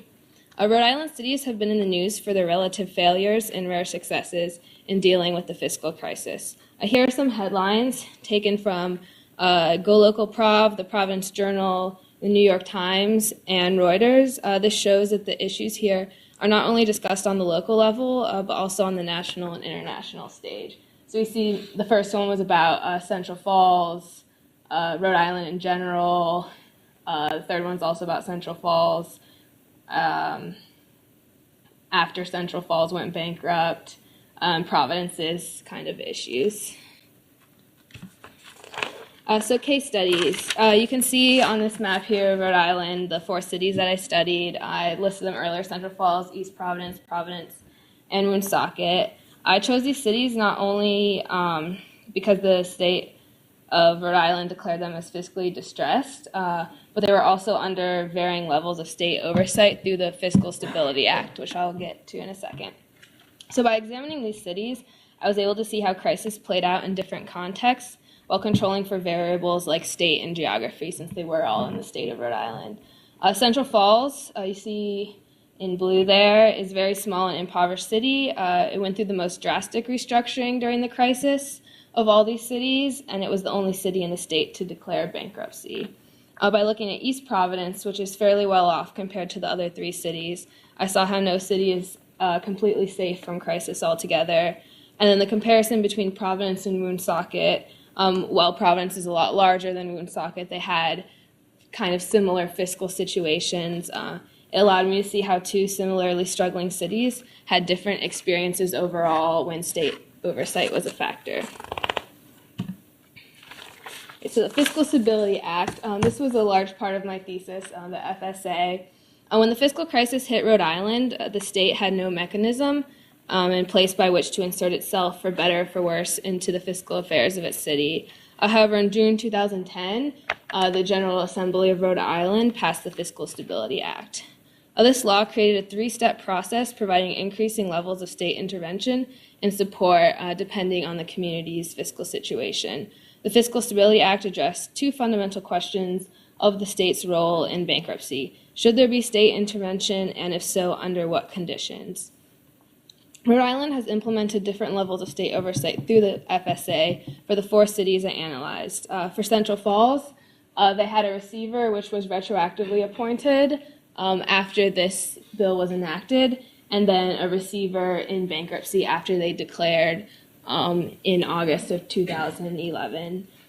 East Providence had a fiscal overseer, which is the least severe step, and then it was switched over to a budget commission when they were still unable to get their finances in order. Woonsocket was and is still under control of a budget commission, while Providence, which I said earlier was in a similar financial situation, was able to avoid this whole process altogether. In my thesis, I argue that it was Providence's political actors and their relationship to the state and the city's status as the capital city, which ultimately kept the state out of its affairs. And that's just a picture of Judge Flanders, who was the receiver under bankruptcy for Central Falls. So he has a lot of kind of controversy in that city. But now we get to some other political actors. We can best see the role of political actors in the financial affairs of a city in the cases of Providence and Central Falls, which are the 2 cities I'll focus on in this slide. Up there is Mayor Angel Taveras. You probably recognize him. He's currently running for governor. You probably see signs about that everywhere too. He fixed the potholes and whatnot. He often touts his success by reminding voters that he is the mayor who saved Providence from the fate of Central Falls. So Central Falls was this huge warning, what could happen to other cities in the state if we don't reorganize our finances. And Taveras was like, I can fix this, whatnot. To think that he accomplished this feat alone, however, would be a misconception. He was also aided by the tax-exempt institutions, such as Brown University, which came forward to increase their payments in lieu of taxes to the city. So down here we see this event at Brown. We need to pay our fair share. So Brown, the other colleges in Rhode Island, and the hospital, the companies that run the hospitals in Providence are tax-exempt institutions, and so they do not pay property taxes. However, they have agreements with the city to contribute a certain amount of $1 million per year for a certain amount of years to kind of make up for the lost revenue from the property taxes. So all the 7 main tax exempts in Providence actually came forth while Providence was going through the crisis and contributed more money in order to help save the city. And then for Central Falls, up here, top right, is the ex-mayor of Central Falls, Charles Moreau. In February of this year, he pleaded guilty to soliciting and accepting a bribe from a longtime friend, businessman, and political supporter. While he may not have directly caused Central Falls to go bankrupt, his example shows what happens when a mayor goes unchecked and cannot be held accountable anymore. However, bottom left is Central Falls' new mayor, James Diosa. He was elected to a kind of an interim term after Moreau was guilty, and then he got reelected to a full-length term after that. So Central Falls is now under the leadership of him, lifetime resident of Central Falls. He was born to Colombian immigrant parents. He kind of more accurately represents the demographic of Central Falls. So he kind of, for the city, represents a new chapter for Central Falls, and is likely that he will actually look out for the interests of the community he's supposed to be serving. So conclusions and looking ahead, if this crisis has taught Rhode Island cities anything, it's that they must keep their finances in order so that they are prepared for when forces that are outside of their control, like the recession, hit. When cities do struggle, however, it's the state's discretion whether or not it'll intervene. While this intervention can help a city to restructure its finances, the state is not always looking out for a city's best interests. This rather hazy photograph, I couldn't find one I liked better, so I kind of was attached to this one. But I realized the haziness also shows how Rhode Island's future is also a little bit hazy. Because there's no way to predict exactly how cities will be impacted when forces outside their control hit, and how they will ultimately fail or succeed post-urban fiscal crisis.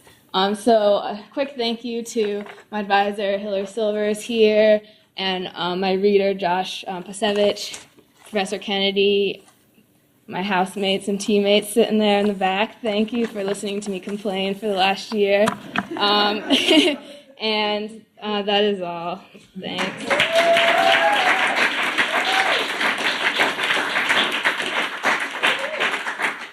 Very much.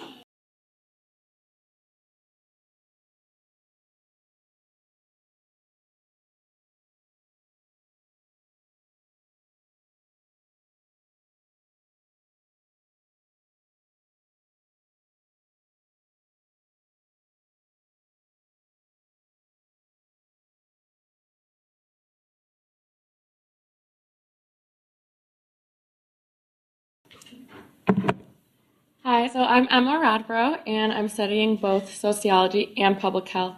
And I came to Brown. I've always been really interested in aging, so it only seems fitting that I do my senior capstone on something related to that field. So my capstone was about improving the quality of life among memory-impaired senior citizens, and specifically memory impairment I was interested in because my grandfather was diagnosed with Alzheimer's when I was younger, and that kind of is what sparked my interest in aging and senior citizens. So I think it's a really relevant topic because memory impairment is on the rise. Currently, 80% of people in nursing homes have some type of dementia or memory loss, and there's a new case of dementia in the world every 4 seconds. It's definitely predicted to keep growing, so people think that by 2050, the number of people suffering from these different types of dementia and Alzheimer's is going to triple. There's also not a lot of research done on this topic, especially on the quality of life. And so I thought it was important to look at if there are going to be so many people with memory impairment in the future, how to improve happiness and make sure people are still living the lives that they want to be. So the first part of my research was strictly observational. So over the summer, I interned at a nonprofit called Rhode, and I worked weekly in a workshop called Memory Tree, where they took people with early onset dementia and Alzheimer's and other types of memory loss, and we had like a 3-hour workshop every Tuesday, did activities that were supposed to help improve memory. And then this past 2 semesters ago, I volunteered at the village of Waterman Lake, which is a retirement home in Rhode Island where Professor Kennedy's mom actually is a resident. And I worked in the part of it where the memory impaired seniors lived. So mostly I just participated. I observed what the staff was doing, different strategies that they used for working with the seniors, how the seniors responded to the different activities, how scheduling went, things like that. So some of the activities I participated in were like chair yoga, music therapy, word games, and then more everyday things like reading the news, puzzles. It differed between the two places a lot because at my internship, the people who were coming were still independent, and they were coming there and they were pretty aware of what was going on. They were pretty aware of their memory loss, whereas at the village of Waterman Lake, they were residents, so I watched them eat their meals and go about their daily lives, and they were less aware of their memory problems. So strictly based on my observations, things that worked were when people could talk about their past. It's really interesting, even when you have short-term memory loss, a lot of the seniors really remembered everything about their youth, and they really enjoyed that. Having time to socialize also seemed really important. Positive attitudes by the staff. I felt like the seniors really responded well to that. Something that really interested me at the village of Waterman Lake was how the staff was really, they personalized the activities for the seniors, they knew everyone by name. They knew what their job used to be, what their hobbies used to be, and they kind of tailored the activities for that. And then something that kind of obvious repetition. If we did the same activity every week, the seniors kind of caught on and they did better. Things that didn't work were not having a structure or a schedule. It's really important, especially at the nursing home, that they stick to a strict meal times and things like that. But also, if you give time limits on a game or an activity, I could tell that the seniors would get pretty stressed out. Again, guessing games, having to come up with words off of the top of their heads was also difficult for a lot of the seniors. But although they were living in this residence or not, not having independence was really, it seemed to stress the seniors out when they were treated younger, like younger kids, or like that they had to be dependent on people. And then the workshop I did over the summer was 3 hours long, which kind of got a bit long. I could tell that by the end, people's memory and their attention were not that great. So after all this observation, I realized that I still had a lot more questions and I wanted to continue my research. So I did some interviews. First was with professionals. I interviewed social workers who specialize in memory impairment on how they were trained to deal with memory impaired seniors, and then the staff from both places where I volunteered. These are just a few examples of the questions that I asked, but basically how they planned what they were going to do, what activities worked, how are you supposed to deal with someone when they completely forget what's going on, and what kind of difficulties they faced. So from my professional interviews, I got these results. The number one thing was manageable activities, so not to try to put a bunch of seniors in a room to do something incredibly difficult. Again, routines and schedule really helped people with their memory. Personalizing. Something that I found interesting was that if people were to have a memory lapse, it's important to continue to listen to them and try to steer the conversation, but not to really like correct them or make them feel badly. And again, encouragement, especially at the beginning of when someone is diagnosed, they are aware of their memory problems, so it can be quite frustrating if they forget something or they can't do an activity that they used to be able to. So it's important to just continue to have encouragement. And then I still wasn't satisfied, and I did one more round of interviews with family members just because I wanted to see more of like a personal view on how people handled their relationships with those who had memory problems. So I interviewed people I knew who had relatives with Alzheimer's, dementia, things like that. And I asked them questions along these lines. Mostly I wanted to just see what kinds of things had changed with their relationship and how their relative reacted when they had memory problems. And this I found the most interesting. So most people simply just caught up with their family members. I think almost everyone I interviewed, it was like a grandparent. Some people did easy tasks like crossword puzzles and TV, but these results really struck me as important, especially in terms of quality of life. People said it was really important for their relative to feel useful still, even if they're retired and they can't remember things or do all the things that they used to. They want to feel important in society. They said that they would gently and calmly explain things to them and not make a big deal out of it again. And then the one I liked most is laugh it off. Professor Kennedy says that his mom now has a sense of humor that she didn't used to, and I think that that's really important when someone forgets something, especially if it's silly. It doesn't need to be taken incredibly seriously. That can just be frustrating.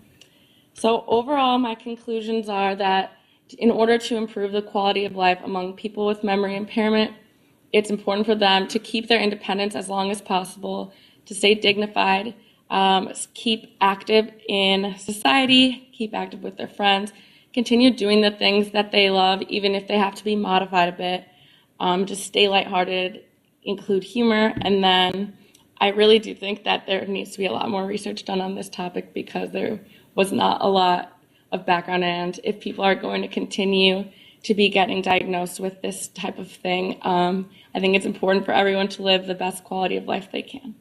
So I want to thank Professor Kennedy and all my classmates. I think there's time. Questions? Is there time? We have time for one question. I was wondering if you found in your research if that when the family interacted with the elderly person, if they found that the elderly person actually remembered a lot more stuff than when the person interacted with the stranger. Like, does the family have a bigger influence, or did you not? I didn't really look at that, but from personal experience, yes. When I interact with my grandfather, I know the type of things to ask him and like how to trigger memories in a way that a stranger might not. Thank you. Thank you so much.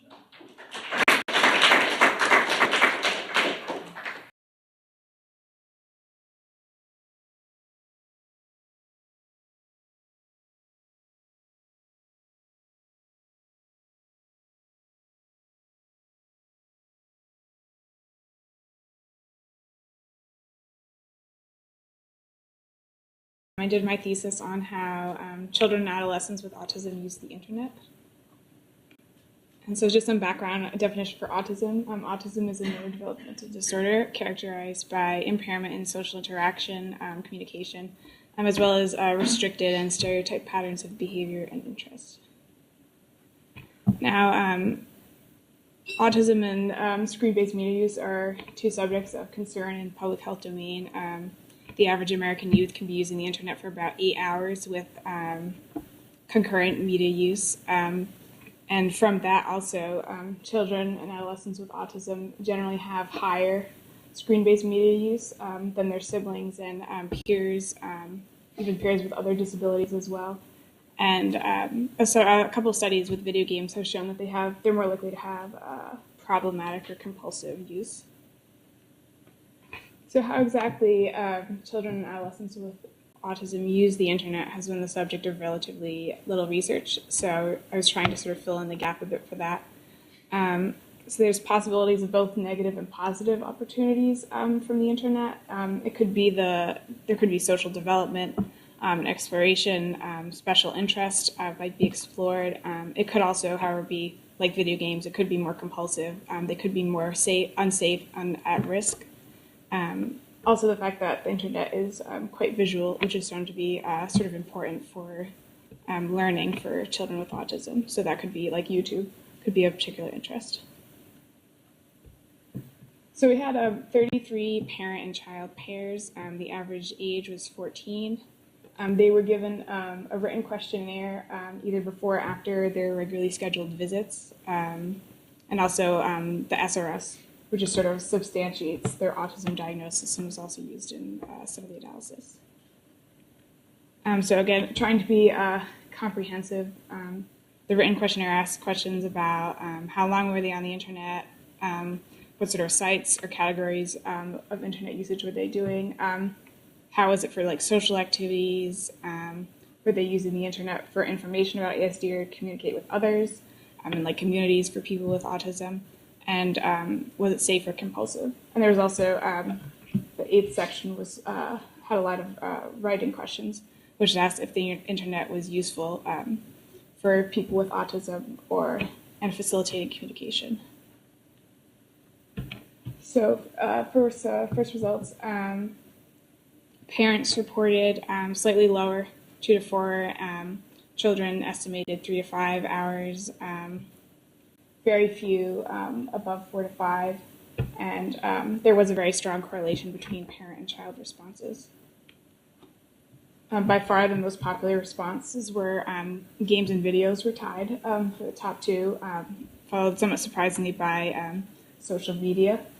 And there was, again, a high degree of correlation between parent and child responses, and they ranked the categories the same. And despite social media being one of the top, child respondents noted very low levels of social media activity, such as sharing material or writing contributions, though they did have very high rates of viewing other people's materials and looking for information. And so I found a sort of useful profile for analyzing this. It's called lurking. In cyberculture, a lurker is an internet user who observes the online activities of others but does not participate or contribute. And there's been some research that lurking could be used as sort of social development. And a lot of parents and children's responses when asked why is the internet useful for someone with autism, they mentioned that you could just sort of passively view what peers are doing and know what to do, what not to do. It's also a point of interest because it can lead to increased feelings of loneliness and apathy, which is particularly important for adolescents with autism who already have been shown to experience more loneliness than peers. So another sort of surprising result was that the compulsive and addictive sort of behaviors were very, very low. I think only one respondent fell in severe, which was a parent filled out one. And there was also no correlation between autistic traits and the compulsivity rated by the internet addiction test. So overall, both parents and children showed that the children were using the internet pretty safely. Very few reported being harassed, encountering sexual materials, giving out personal information, misusing credit cards. So while a lot of parents use the internet to find information about autism, less than a third of children did. And very few parents or child use the internet to communicate with people on websites about autism or communicate with others with autism. Overall, both parents and children thought that almost at the same percentage that the internet is useful for individuals with autism. They definitely still had a lot of sort of concerns about where it could go wrong. But, and again, the majority of parents and children believe that that their child or themselves, that they could communicate and express themselves better through the internet than in person. So ultimately, my conclusion was that the internet appears to be a safe, non-compulsive way for respondents with autism to explore interests and remain connected with and knowledgeable about peers. Though social media was popular and most children and adolescents with ASD thought that they could communicate better online, their behavior wasn't really socially proactive. And there was really no sort of like community, which there has been some sort of research on the autism community, but this sort of indicates one point in that it might not be sort of representative of the community. And a really important point that I felt was that parents had a really high degree of correlation for sort of throughout the survey and the responses. And for some of the written responses, a lot of parents talked about the internet as being social, and individuals with autism, as per their diagnosis, are perceived to be sort of delayed somehow socially or have problems with sort of social interaction. And a lot of parents also indicated some sort of negative perceptions that children with autism may be more naive, easy to trick. And so this sort of like hyper-awareness of parents that could mediate this sort of safeness and non-compulsive internet use in comparison to, say, video games, where they maybe like feel less incentive to police and feel that their child is more sort of at risk. I think that's it.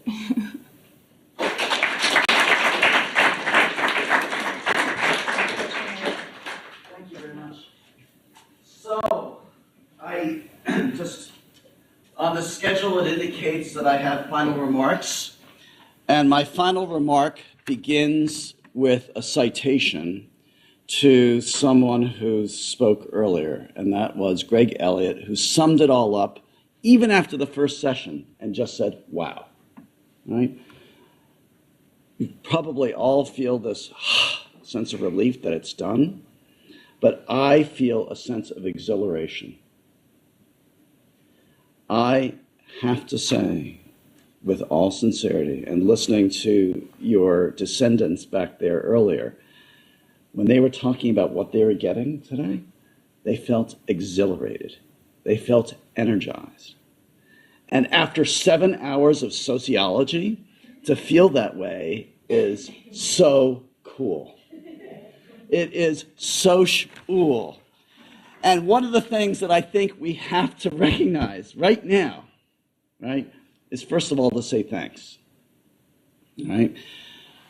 Shane Martin has been sitting there all day, making sure we connect to the world, right? We had extraordinary participatory action research at lunchtime, but we are a community in large part because of the wonderful people we work with. Carrie, Amanda, Joan, people who are not here at this moment, but who are certainly with us in spirit all the time, right? The people here in the room, our fellow students who did extra work to publicize, Wendy and the Doug. If we wouldn't be in this room, if Hal hadn't suggested, we would be peering around pillars in the basement otherwise, right? And, I was trying to take a picture of each of you as you spoke, and then I realized I could have been taking a picture of Larry about, 31 times for how he came up and made sure everything synced so beautifully. So, it's with the applause for everyone, but especially for all those people who supported you in getting here, all your family, all your friends, and one another. A few of you thanked your small groups, a lot of you thanked your big groups, but this seminar rocks. Throughout the year, I remember the first meeting. Didn't we have the first meeting in the fall somewhere here in the library? And I was looking around saying, damn, what's wrong with me? I don't know everyone. And now I feel like I know all of you in a really profound and beautiful way. Because watching you here, watching you today, I think I wound up having one of the best experiences a professor could have at Brown University. Because I saw brilliance, I saw incredible care, I saw remarkable sociological imaginations, and I saw so much cool, both in performance and also decency. You guys are truly amazing. And one of the things I worry about is that as people watch this, they're going to all want to be like you. And I worry because 31 people in the seminar makes it kind of a big seminar, even when you have it at 8 o'clock in the morning and try to keep as many people out as possible because they all sleep in, right? You guys didn't sleep in. You came for coffee and donuts and the community that you all have built.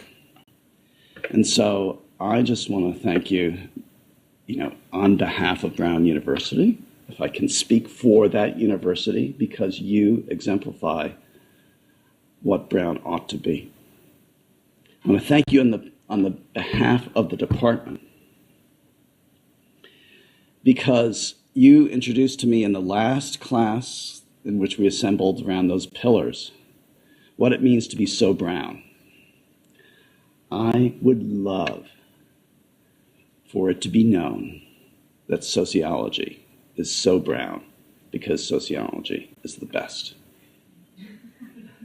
And I want to say personally that watching you today and having this relationship with you over the last year has been one of the most profound professional experiences of my life and personal experiences as well. So, thank you and congratulations.